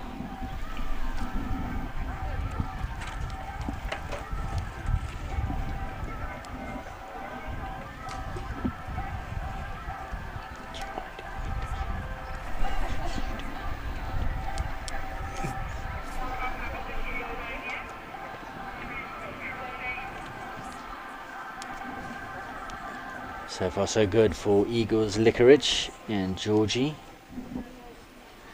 Sister Josie.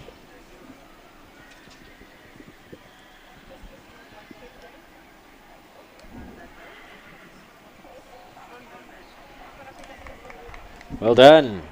Clear. Georgie Gerber through to the jump off, and Shane's going to, unless you want to do the interview here, Shane? I'll leave that up to the pros, Aidan. I think you're more than capable. Generally Glancy from KZN, she's next, she's on track. Shay's just going to hop out for a second because we've got a special guest joining us here. Generally Glancy Maxstar Dark Knight.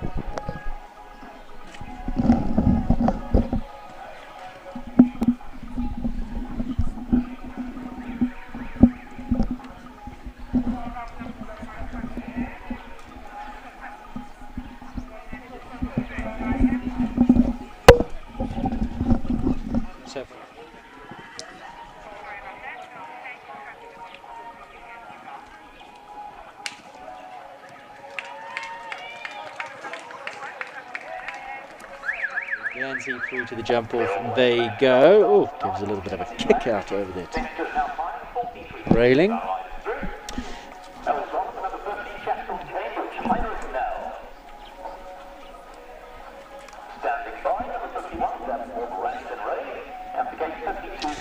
So next to go is Heinrich Nell, number 50. Looks like Capital Cambridge having a look at that wall, but very special guest. She was in earlier, but that was before she was the South African Junior Show Jumping Champion for 2020. Georgia, how are you feeling? Oh, amazing. On cloud 9. You had a bit of a rough start to that class. That's an understatement. Yeah, tell me what happened with Chaluga at number 1. He sometimes can be a bit sticky. And I could feel he wasn't on the pace, and I panicked. And so you went for your whip and gave him one behind the saddle, which maybe unseated you, and he stuck his head and slotted you, and you were gonzos. That's not the end of the world. That's Were riding. you okay though? Because it looked like the pole hit you on its way down. I was fine. You were fine. I was fine. I got up as quick as I could. You got to brush it off. Yeah. And I went in on the next horse having nothing to lose. Absolutely, and what a round that was. So clear in the first round, coming into the jump off, and you were last to go. Now there were 5 clears coming into that jump off. So 2, obviously you were all double clear, first and second round, going into the jump off. 5 clears, and you were last to go. So sitting in pole position, did you ever think that all you would have to do is jumper clear? I knew I had to get the clear, but also I needed to go for it because if I had a pole, I still wanted to be able to still be in the placings. Yeah. So I still went for it, even though I had to get a clear. I had to. I wasn't going for the steady clear. Yeah. 'Cause I've seen that not pay off for a few people. Yes, yes. And of course, 5 good riders, good horses going into that jump off, and not one of them 5 brilliant riders. getting the clear. Were you busy in warming up your horse, or did you have one eye on the ring watching what was going on when Ada had her mishap? That was one big one out the way. Yeah, that was, honestly, I was the most worried about Ada because I know she's very good on time. And if Ada goes clear, she's naturally fast on time. Yeah. But I was just happy. It worked in my favor. Absolutely, and you're obviously on cloud 9, and as you said in your previous interview a little bit earlier, you've now ticked that box. So yeah, you're out of the junior rankings, are you? I'm thinking so. Yeah, going to make the move to Joburg next year and come play with the adults. Yeah, maybe I might still jump 1 or 2 junior classes just to, especially on my younger horses. So young riders on my experienced horses, and then on Capital Hurley, who you saw in the 120s, I'll probably keep him in the juniors. Lovely horse, just a little bit of a nothing mistake here at number 7. Yeah, he's still very green in his mind. Yeah. He's going to take a very long time to mature. But I think he's going to be a top horse one day. So are those your 2 big ones? What are we doing with Chaluga now? Are you still going to jump a few rounds with him? Or? My big thing with Chaluga is I want to jump a 140 on him. I want to keep him as a 140 horse. Yeah. Because I know he has jumped the height. Yes, I had a little mishap here, but it's not the end of the world. No. It's riding. Yes. Yeah. So he's going to stay and work. You're going to come up here. You're going to jump a 140, and then take it from there. So who's congratulated you? Was Diane over the moon? Oh, Diane was over the moon. My mum was crying and all sorts. Yeah. Anthony is very happy. I'm sure my sponsors are also over the moon. Thank you, Jules Shavat. Yes. Lexon and Javel Liberté, Amy Ratke, and Tanya Ratke from Blue Steel. Renita De Beer from Royal Feeds. I couldn't have done it without them. It's been one hell of a ride. It's taken me a while to get the knack of juniors, but finally have got it. Yeah. It's quite a thing. Last year I came in, I was lowest qualified. I had a few poles in the SA Champs, but I was super happy. It was my first 135 show on Chaluga. So, and I've only jumped, I think, 3 135 shows. Wow. Yeah. And on him or in total? In total. Okay. So 135 is still very new to me. Yes. I jumped SA Champs last year, 135, and then I jumped a PE show, 1 class in 135, and then here. This is Cognac's first 135 show with me. So what sort of preparation does Diane give you coming into a show like this, knowing that you had so little ring mileage at that level? It didn't. We did a lot of lessons. We did a lot of coursework. So it was a bit of a gamble. Obviously, you got the BMT. Were you nervous coming into today? Actually, not. Yeah. Well, I mean, you've had such a nice show thus far, right? I wasn't stressed. I was happy that I had such a good show. There was pressure, but there wasn't. Yeah. No one really expected me to win. It was just happy that I did. I expected you to win. As we take a look at Jägermeister, we'll just go off topic. This is Eleanor Capistano, Jägermeister known as Jack. This is Jack's second year with Eleanor after retiring from 3-star eventing with his owner Douglas Welsh. It's currently the top ranked event of 2020. He's based in KZN Midlands.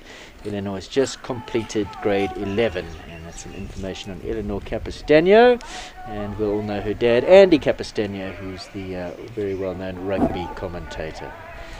What now? So what's the plan? You go back when? I go back on Tuesday. Okay. The horses will just chill. My body needs to chill. Yeah. I'm quite happy for a 4-week holiday. Yes. And so when are you heading back up to Jersey? End of February, beginning of March. Okay. Just depending when the first big shows start. Yes, and depending on what happens with this horrible pandemic, after everybody gets back from Christmas, we'll have to see how that all plays out. Well, Georgia, this is a wonderful day. Enjoy it. How are you planning on celebrating? Packing to go home. No, I will probably go out and have a little bit of fun, but and with all my friends and enjoy it. Now, it's ended on a great high for you, but have you enjoyed the show? I mean, obviously we've got these terrible conditions where we have to adhere to these numbers, 250, so that's irritated a little people, but it is what it is. But it's still been enjoyable, and you're happy that the show went ahead? Yes, I've enjoyed the show. I've been here basically from start of the day to the end of the day every day, so having to Not leave illegally, let's just throw that in. You've No, got no, horses I've to got ride horses, because you've got yeah. multiple horses to ride. I have horses it's in not almost like every you're single hiding class. out behind the bushes or something so No. that they don't catch you. No. No, I have horses from the 1 meters to the 135. Yes. So it's But you've enjoyed it. I've enjoyed the Glad show. it went ahead. I'm very happy. I was a bit disappointed that obviously Grand Prix, my big show before SA Champs, but I think maybe that even worked in my favour. Yes, absolutely. I didn't, because I think if I had jumped Grand Prix, I might have gone for it a bit much. Yes. Everybody loves a rosette. It's been wonderful chatting to you. Safe travels back. Congratulations once again. Go out, enjoy yourself, savor the moment, and we'll see you back in Joburg come February, March next year. Yes, thank you. Thank you to everybody that's run the show and been involved. It's been fun and enjoyable. Excellent. Georgia Rorik, that is our new South African show jumping junior champion for 2020. And what a win that was. Wonderful stuff. So we're coming towards the end of this 1 meter 21st round. Currently on track here, this is King Bling and Louise Decker, currently sitting on a score of 4 penalties. And she comes down the hill to her last fence. This is the wall. No mistake at the wall, although it does give it a bit of a rub. One of those bricks moved, so the course party is going to come and put that back. So 4 penalties for King Bling.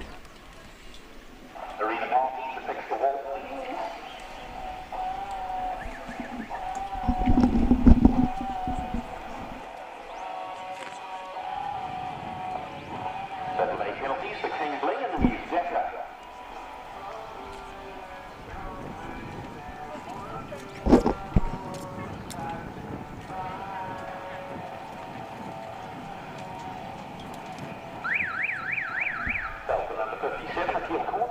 This is Appeal Court and Amy Hay. Amy's already gone clear on Ribbons Whirlwind. That was number 54 that came in early, as she's very allotted, very close together to Appeal Court number 57, who she's currently riding.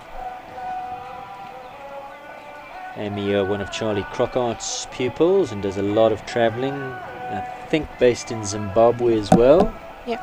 Never know which are the Zambians and the Zimbabweans, but I think Amy's one of the Zimbabweans from the Charlie Crockart crew. Super competitive rider is Amy Hay, lovely person.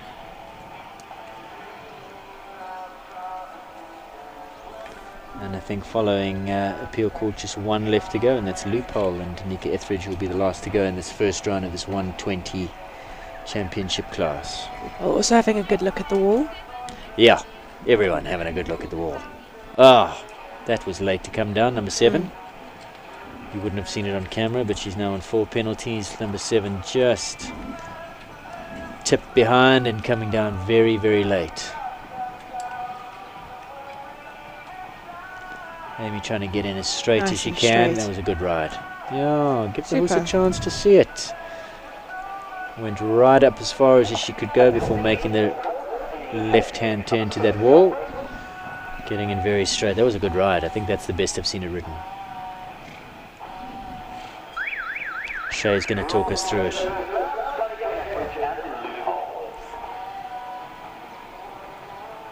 Possibly just tripled a bit behind on takeoff. Maybe a bit of a strength issue there and just caught it behind. Tanika Etheridge. Looked like a terrible stride. Yeah. One of those nothing poles, which are the worst ones, because you just go, why? I didn't need to have this. Let there be a reason. No, there isn't. It just fell. Why? Tanika Etheridge Loophole, last to go. Saw Danica riding earlier on in the 130s on Bo Whimsical. I think she rides with Nicholas Riley, is it? Possibly. I don't want to get shouted at again, so I'm just guessing. But I think she rides with Nicola. Tall girl. Oh, and once again number 7 coming down.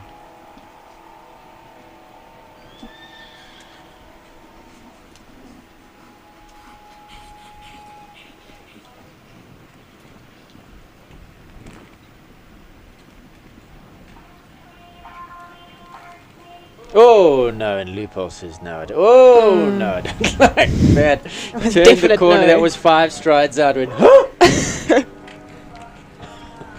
We can only show them so many times, unfortunately. yeah, no, he wants nothing to do with it. No, watch, let's see. Turn the corner, look at the wall. Oh, good boy. Well done. Oh, well done, Danica. I didn't think she was going to get it over that one. Yeah, he looked pretty opposed to that. His heart skipped a beat the first time he saw it. We've got a replay lined up of it. So here she comes around the corner. He hasn't seen it. Now he does. Oh no! Miles out. Oh no! Shame. Good of him to jump it the second time. So that is the first round. How many clears do we have there? Quite a few. Yeah.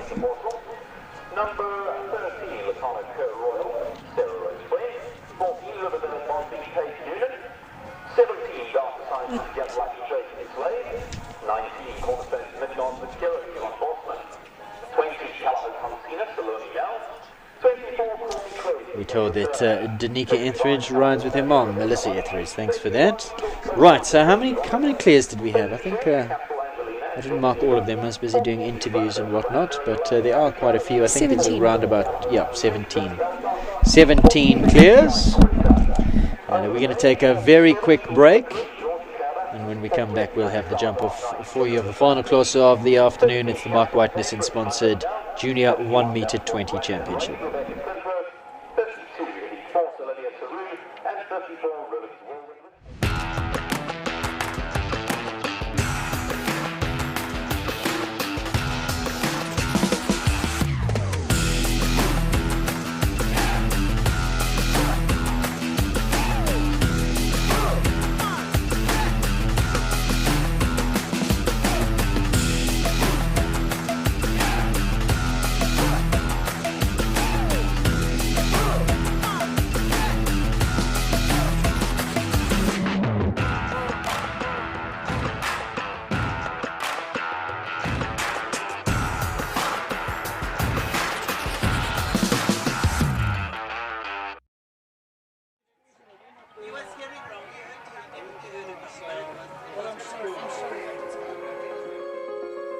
Hi, Mark White here.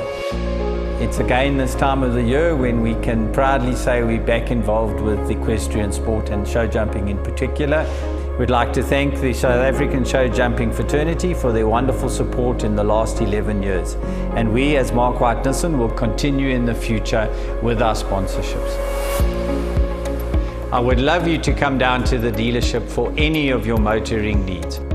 Come and sample our new products of next year, which we'll be launching.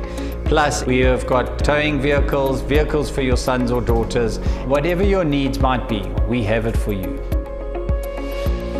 Mark White-Nissen is located in the Four Ways Crossing Shopping Centre on the lower level.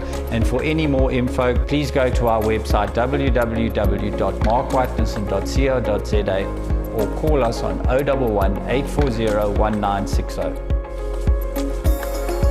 So, if you are in the market for a new or a used car, pop down and see us and we'd love to put a deal together for you.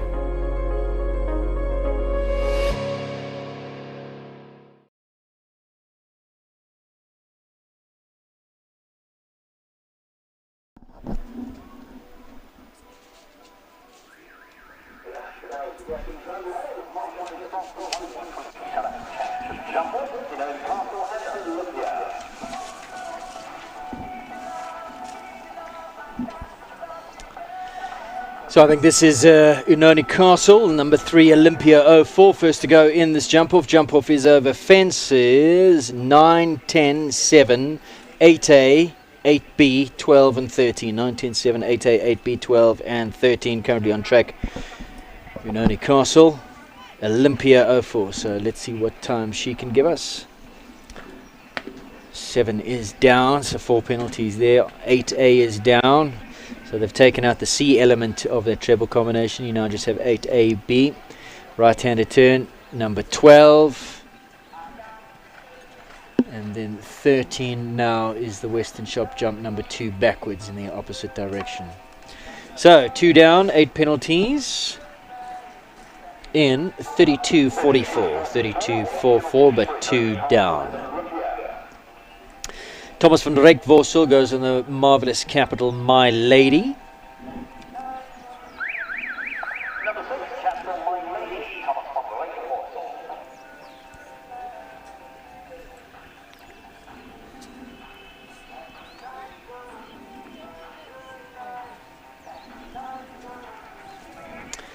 And for a little lady, she has got big steps, so this could be quite quick, although she goes very high in the air. Gets so careful. Oh, I love her. I love her. Outstanding. I remember Kelly riding her, showing her off at the Capital Cell, and I fell in love with her then. I thought, whoever's got this has got a good one. Turns out to be the young man in picture, Thomas. I mean, she coped with the 130s under Yvonne so easily. This is going to be, I think, next year you'll see him riding this in the big class. How he smiles. Yeah, I mean, what's not to smile about? That must be a super feeling going around there on a class little horse like that. Wonderful, wonderful. What was that time?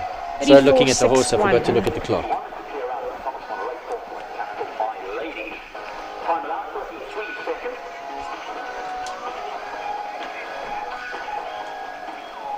Take a look at the time. I think they're just having a little bit of a glitch with the timing. There we go. 0 penalties in 34.61. 34.61 now is the time to beat. He left them all up, so now that's what they got to do. Can't afford. Oh no, not loving the wall. That horse is stopping at the wall before it's even started its ground. Come on, come on, let's go. Oh no. Oh, why? I hope she's okay. I hope so too. This is Lacana, Kerr Royal and Rose. Like she landed on the number. Sarah Rose, friend. Oh, really? Okay, let's take a look at the replay. Do we want to? Yes, we do. We're a gory bunch. So he looked like he was half going. That was the first stop.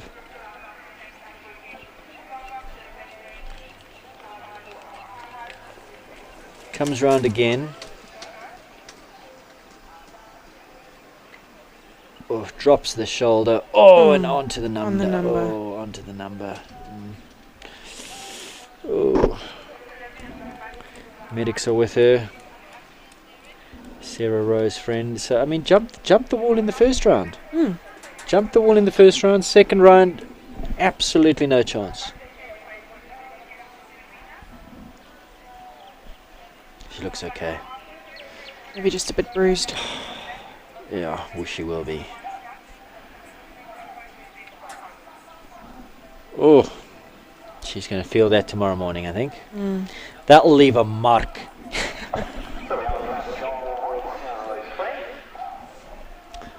Is the number okay? Looks like it'll live. Yeah, the number will live. Well, she's striding out. Yeah, no, she's striding out. She'll pass a vetting. Might want to recheck it in the morning. Yeah. Yeah. A little bit of beauty overnight, she'll be right. So that was Lacana Kerr Royal. So number 14 is in now. Rivervale Bon V and Paige Noonan.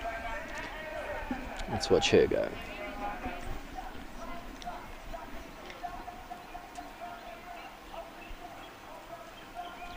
Time to beat. Thomas leads 34.61. So 9, 10 now. The having another good look at it. 9, 10, 7 up the hill, 8AB. Have you spotted anywhere that they can make up some time? Looks like a pretty 12 and 13 is the last. Lots of gallops here, so Yeah. if you've got a not too many galloper, tight turns. you'll be alright. Time there 32.34, so that now goes into the lead. Rivervale Bond B and Paige Noonan 32.34 and clear. Well done, Paige. Data Sciences get lucky. Jason Slade comes in next.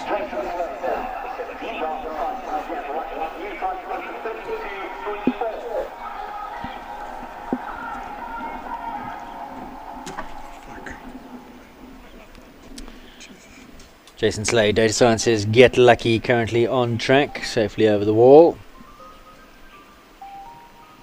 Fortunately, he had a rail at the first fence on course. It was jump number 9, so sitting on 4 penalties, can't win it from there. He's slowed up considerably, just going to give Get Lucky a nice cant around. I think this is a relatively new partnership. Going for a little while. It's just quite a young horse still. And he's done the whole production job himself. Oh, has he? I Yeah. thought there was only one show I've seen him at on this horse, so... Yeah, he started him. He's definitely been at least a year and a half now. Okay. Started him in the 90s or 80s, I think.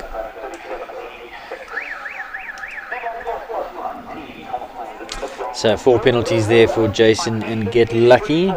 Time 37.86. Leader's time 32.34. Next to go Cornerstone's Midgard Zakiro. And this is young Divan Bosman. If you're enjoying this broadcast or have enjoyed this broadcast, please give a shout out to our sponsors, Impangeli Logistics. Go to the Kyalami Park Equestrian page, Facebook page, and you can find Impangeli there. And just give a big thumbs up for the sponsorship of this live streaming. We like to keep our sponsors happy, and it's views and nods and thumbs up that does that.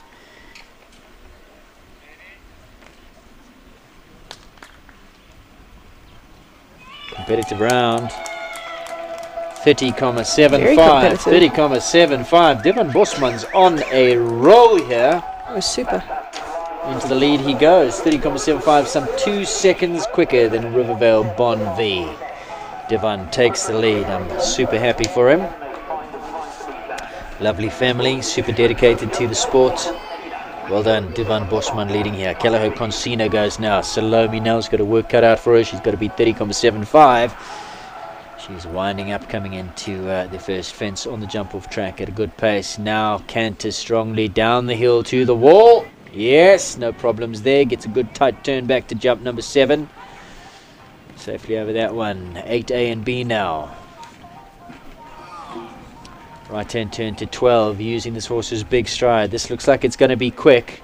Finds that on the angle now. Gallop down to jump number 13. The clock 6:25, 26. Going to be super fast. Into the lead she goes. 28.83. The time's getting faster and faster. She had a pole.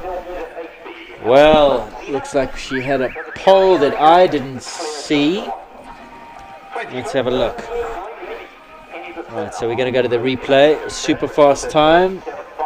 28.83. Where's the pole? 7 clear. 8A clear. 8B. Oh, 8B. I was watching the horse. 8B came down. She was on a tight turn. Right, so this one is flying now. Back to the live pictures. Call me crazy. Going at a crazy pace here. Oh, 8B. 8B. Again.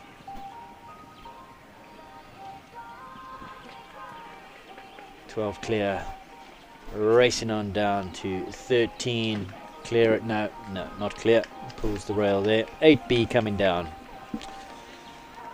and number 13 coming down, so 8 penalties for Kenza Turner and Call Me Crazy. Her time, 29.77, fastest time so far, Salome now, 28.83, but had one down, so Divan Bosman still leading at 30.75 and clear. Eagles Coast Watch goes next. This is Zoe Roberts. Some information on the wire for me. Eagles Coast Watch stables at the Berg stables with Carol Nurden, not with Martin Manette. Aiden, you silly fool. Carol and Martin both teach her. So I was halfway correct. I got 50% of it right. This is 25% of it right. Although this is not Eagles Coast Watch. Why are we out of order? Calaho Fabio. No. This is Fabio, I believe. 25, I beg your pardon. I jumped the gun. So this is in fact Fabio, which for some reason I didn't have highlighted on my sheet is clear. But then we did have a busy commentary position with people in and out. 33.9 for Calaho Fabio and Rebecca Oddy. Into third she goes. So the leader is Zakira with Divan Bosman. Bonby in second with Paige Noonan in 32.34. Divan's time 30.75. Some 2 seconds faster than the next best in second. And then in third now Calaho Fabio.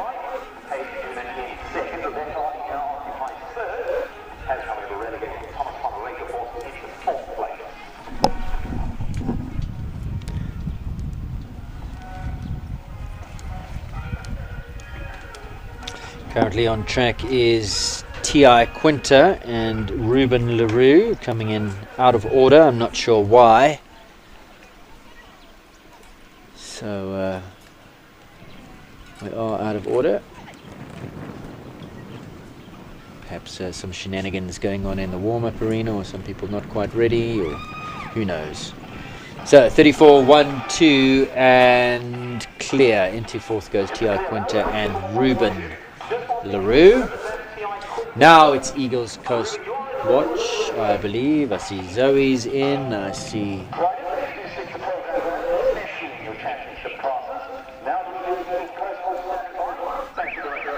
Eagles Coast Watch next to go. He's not stabled with Martin Manette, stabled with Carol Nurden, but trained by the both of them.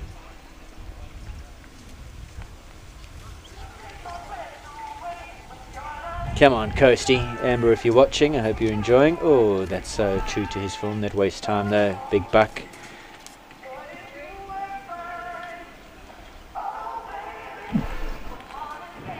Big horse, but super careful horse. You hardly ever see him have a rail. And Zoe only got him in about third gear. I know that he can motor.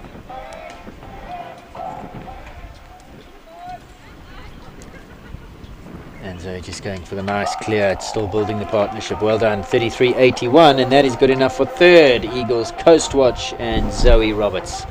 Nice to see that partnership growing. Well done.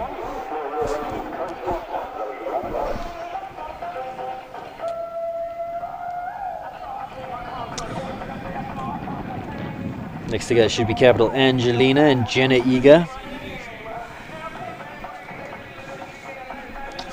Shay's going to run us through the top five. So far we've got Ivan Bosman in first with Midgard Zakiro. Second, Bonvi and Paige Noonan.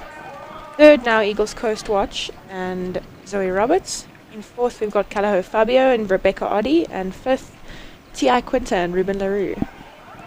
As Angelina starts her jump off course with young Jenna Eager.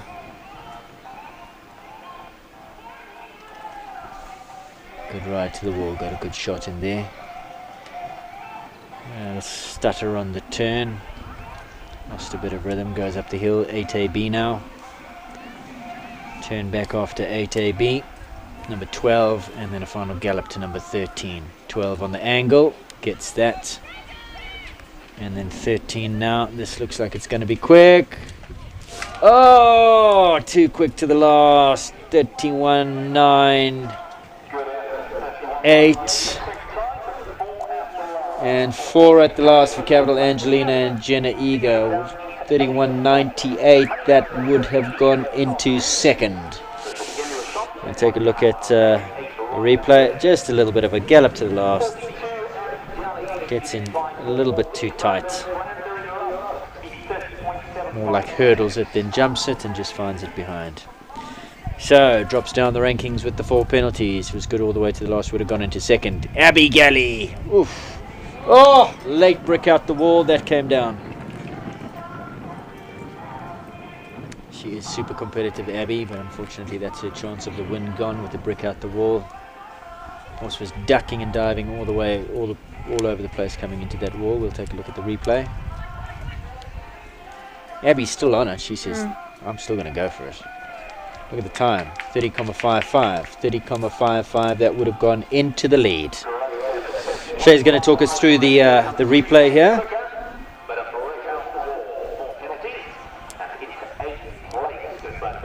Maybe just a little bit deep, jumped over his shoulders a bit. Yeah. Just managed to hit that brick out. I was watching in real time, and as she came around the turn, the horse spotted it and was ducking and diving a little bit, and I think that's why it just got a little bit over his shoulder as well, a little bit deep to it, and went at speed. Just clipped it. So, your friend Zandi, Callagher Lansink, we've been waiting to see what she's going to do. Do you think she's going to put her foot down? I think she might give it a bit of a go, but I don't think she'll push it too hard.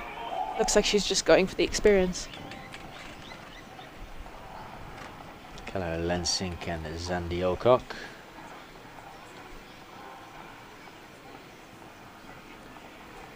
It's very economical, this horse. Yeah, doesn't waste time.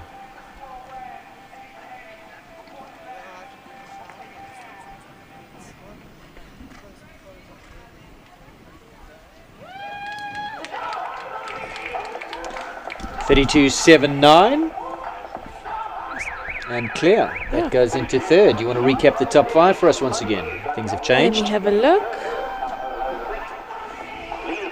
So first place, we've still got Midgard Zakiro, Divan Bosman. Second, still got Paige Noonan and Bon V. Now in third is Lansink and Zandi Alcock. Bringing up fourth is Eagles Coast Watch and Zoe Roberts. And then in fifth place, we've got Fabio and Rebecca Oddy.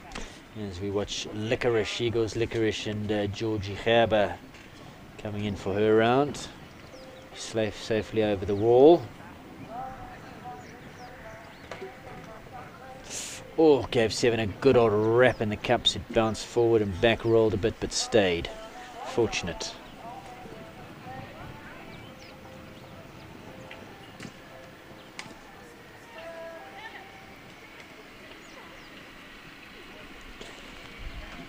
Oh, I was about to say clear all the way and finds the last rail. Eagles Licorice 33.23 the time. That, if it had gone clear, would have gone into 5th position. Drops down to 11th with the pole at the last. There is the replay. Yeah. Max Dark Knight now, Jenny Glancy. Shows in the wall. Been hanging out around that wall for quite some time, Jenna. Time to beat 30,75.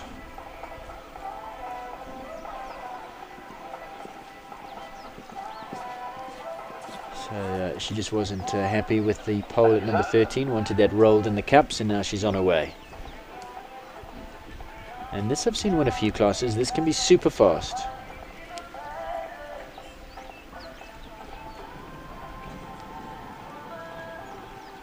KwaZulu-Natal combination. 2 left to go here. Went for the straighter option than the angle. Clock ticks away. Clear all the way, 31.02 seconds. Well done, Maxstar, Dark Knight and Jenna Lee. 31.02, and that goes in to second position, second place. Well done, brilliant. So Zakiro and Divan Bosman still leading here, clear in 30.75. Not too many left to come. Heinrich Nell now, number 50, Capital Cambridge. Run by Charlie Crockart, ridden by Heinrich Nell. So pleased it's a male at the top of the leaderboard, Shay. Have we seen that once today? I don't think we... Oh, no. We did first class Divan Bosman. Oh, of course. Divan as well? Yes. Oh, here we go. On a bit of a roll. Yeah, on a roll.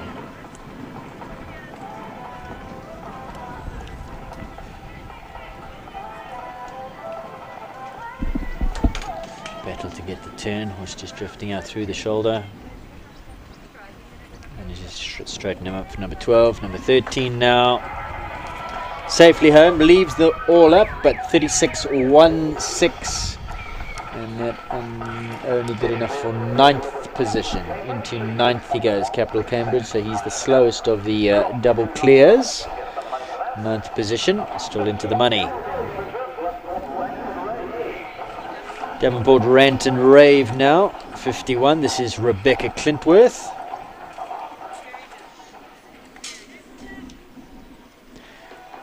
Another Italian.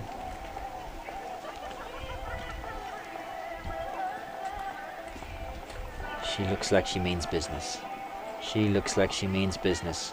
Good ride to the wall. Would have cost her a little bit of time, but she rather took the time than went on the angle and made the mistake. Risked the run out. Ah, 8B again. What's with 8B, Shay? I think it's a bit tricky when you're coming so forward to number 7 and you're still forward through the related distance. That last distance can get a bit tight. Just pulling it down behind there with the back feet. Yeah, just not slowing up enough. So 4 penalties for Davenport Rant and Rave in 32.03. 32.03 would have put her into 3rd. Instead, with the pole, drops down to 13th. Elite Force will go next. This is number 52, Olivia Surur. I've got a feeling this could be pretty fast. And then sitting in pole position, Amy Hay.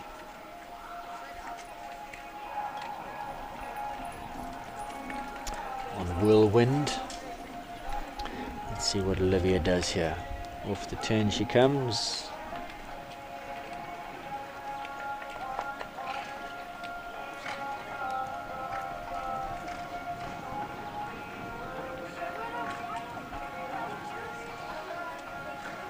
Don't think quick enough.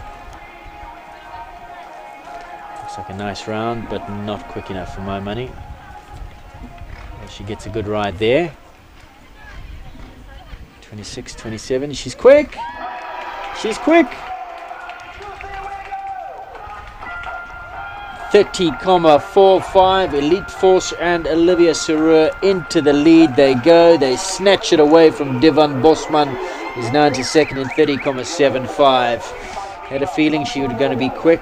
I didn't feel she was moving across the ground. Her ground speed didn't seem quick enough, but she buys the time on the turns. I think the final 2 fences, she really, that's where she bought herself time. She was on a real angle coming into number 12, and then super ride to 13, wasted no yards there, bought herself some time, and sneaks into the lead. Olivia Surur and Elite Force, 30.45. Ribbons Whirlwind now, Amy Hay. I've seen Charlie Ann Crockett win some good 120 classes on this one. This one is super fast.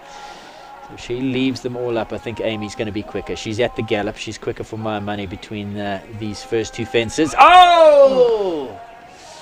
She's looking for the angle. Didn't pay off. That's the risk.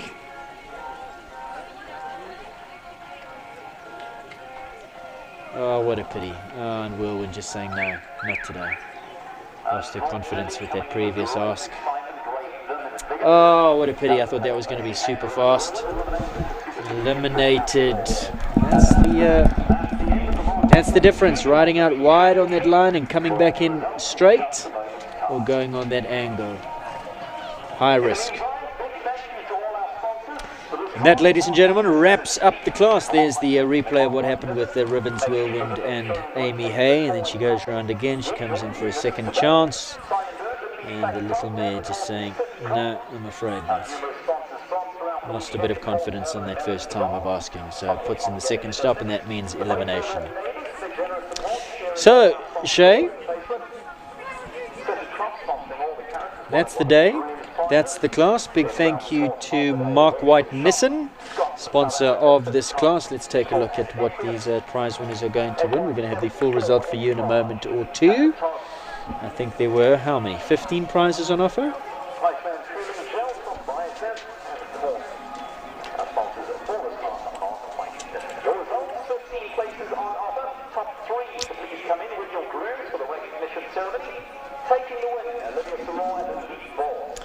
15 prizes were on offer. Let's quickly run through them. The winner, Elite Force Olivia Surur, 30.45. Beats Divan Bosman into second on Zakiro, Cornerstone's Midgard Zakiro. Generally Glancy in third, Maxstar Dark Knight. Veruvavel Bon V, Paige Noonan in fourth. In fifth place, Callagho Lansink and Zandi Alcock. Watch out for them. Eagles Coast Watch in sixth with Zoe Robertson. Seventh place, Callagho Fabio and Rebecca Oddy. Then it's T.I. Quinter in 8th with Ruben LaRue. 9th place, Capital My Lady, Thomas van Rijkvorsel. 10th place to Capital Cambridge, Heinrich Nell. And 11th, Callagho Consina and Salome Nell. Then in 12th place, Branbury Cranberry Love, Abby Galley. Jenna Eager in 13th with Capital Angelina Davenport, Renton Rave. And Rebecca Clintworth, they get 14th. And the 15th placing going to Eagles Licorice and young Georgie Haber.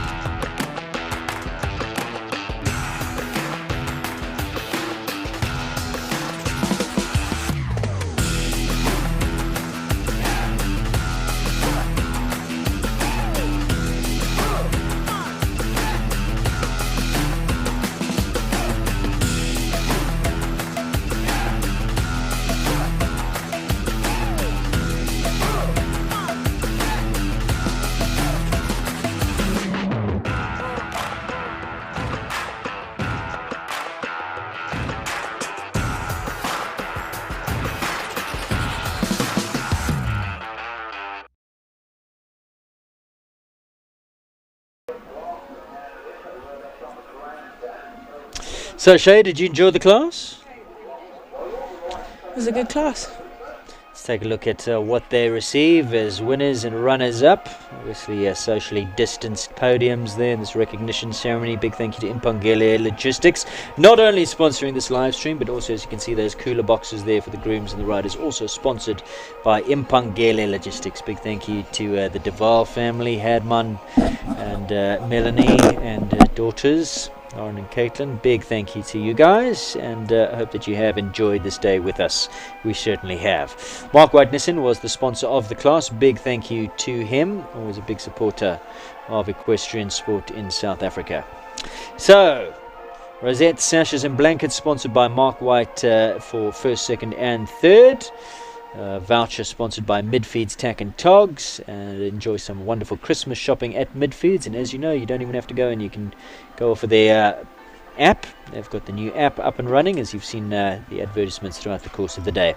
For the grooms, first place sponsored by City Crop, that's a bag of mealie meal, and then the grooms goodie bags for first, second and third sponsored by Midfeeds. Big thank you to Mark White and his team at Mark White Nissen, Simon Byrne at Midfeeds Tack and Togs. Big thank you to them, the associate sponsors here of this live stream broadcast. They've recently launched their app platform. Do go check it out. It's available on Google Play stores as well as Apple stores, whatever, at the Apple shop. Go find it.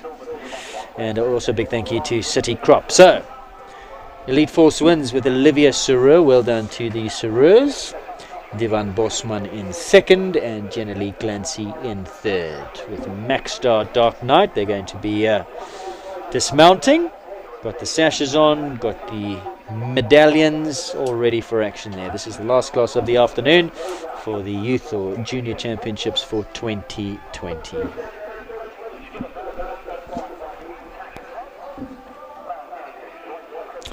We do hope that you have enjoyed this live stream broadcast with us. It's been a little bit of a hot day in our booth, but we've managed to get through it. Big thank you to the team before we say goodbye. Thank you to our cameramen. Thank you to our producers, Mike Demain and Donovan, and thank you to Cole and everybody involved in this broadcast. A big thank you, obviously, to Impangele Logistics. Without them, it wouldn't have been possible. Please go onto the Kyalami Equestrian Park Facebook page. Please go give them a thumbs up and just a little thank you for bringing this broadcast. If you do, maybe they'll bring us some more in 2021. Maybe we'll get some more junior shows. This is the first of the junior shows, and we have enjoyed it. And hopefully we'll see more. Yeah. Has been an interesting day. Good show jumping.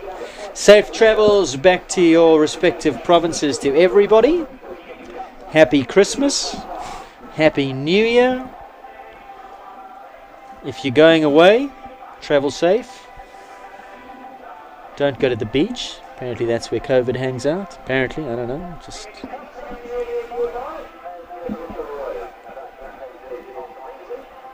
Are you going away? I am. Where are you going? I'm going to the beach. Are you going to the beach? No, you're not. No, I'm not going to the Cyril beach. said you're not allowed to go to the beach, eh? I am going hiking. Oh, enjoy. Enjoy. In the Berg? Yeah. Okay. Well, have a wonderful time. Travel safe. Thank you very much. Don't get up to too much mischief. Are you going away, Aiden? No, I have horses. No, Joburg's the best time of year, best place this time of year. We'll stay right here. Look after the ponies. This is silly season.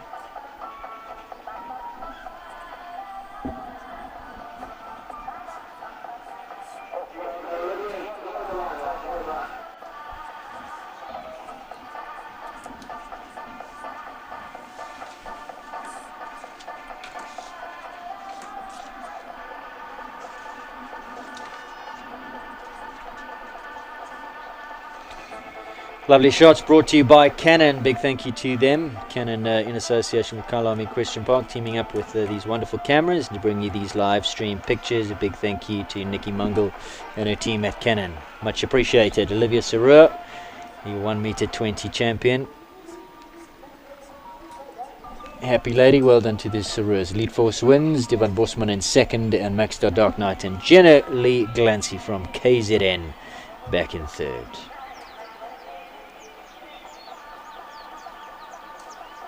Well, that's pretty much all she wrote from us for 2020, the final show of the year. We're all going to wind down for Christmas and New Year's. Before we go, let's take a final look at the result. Olivia Sarur, the Elite Force, the winner. Second place, Devan Bosman. Cornerstones, Midgard, Zakira, Jenna Lee, Glancy, third, Maxstar Dark Knight. Paige Noonan, fourth, in Rivervale Bonvie. And in fifth place, Zandi Alcock and Kelleher Lansing.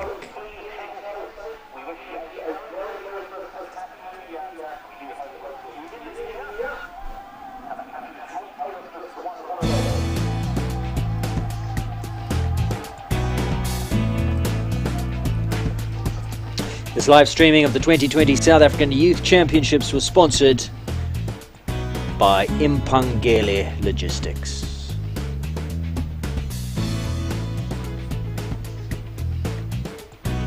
Any final words from you, Shay? I'm all good. It's been a long day, but a good one. And from myself, Aiden, and Shane De Beer, we hope that you have enjoyed it. Please do us a favor, go on to our social media pages and just give a shout out to our sponsors. It really helps. It's all about views and that get them coming back for more. Kyalami Park for 2020, that's a wrap. It's been a strange old year. Just on a year ago, somewhere in China, somewhere ate a faulty bat. And the world descended into chaos after that. We seem to be on the right side of things. Hopefully 2021 will be a lot better. From all of us here at Kyalami Equestrian Park, and in commentary from myself, Aiden, and from Shay. Wish you a happy Christmas, be safe, behave yourselves. We'll see you in 2021. Take care.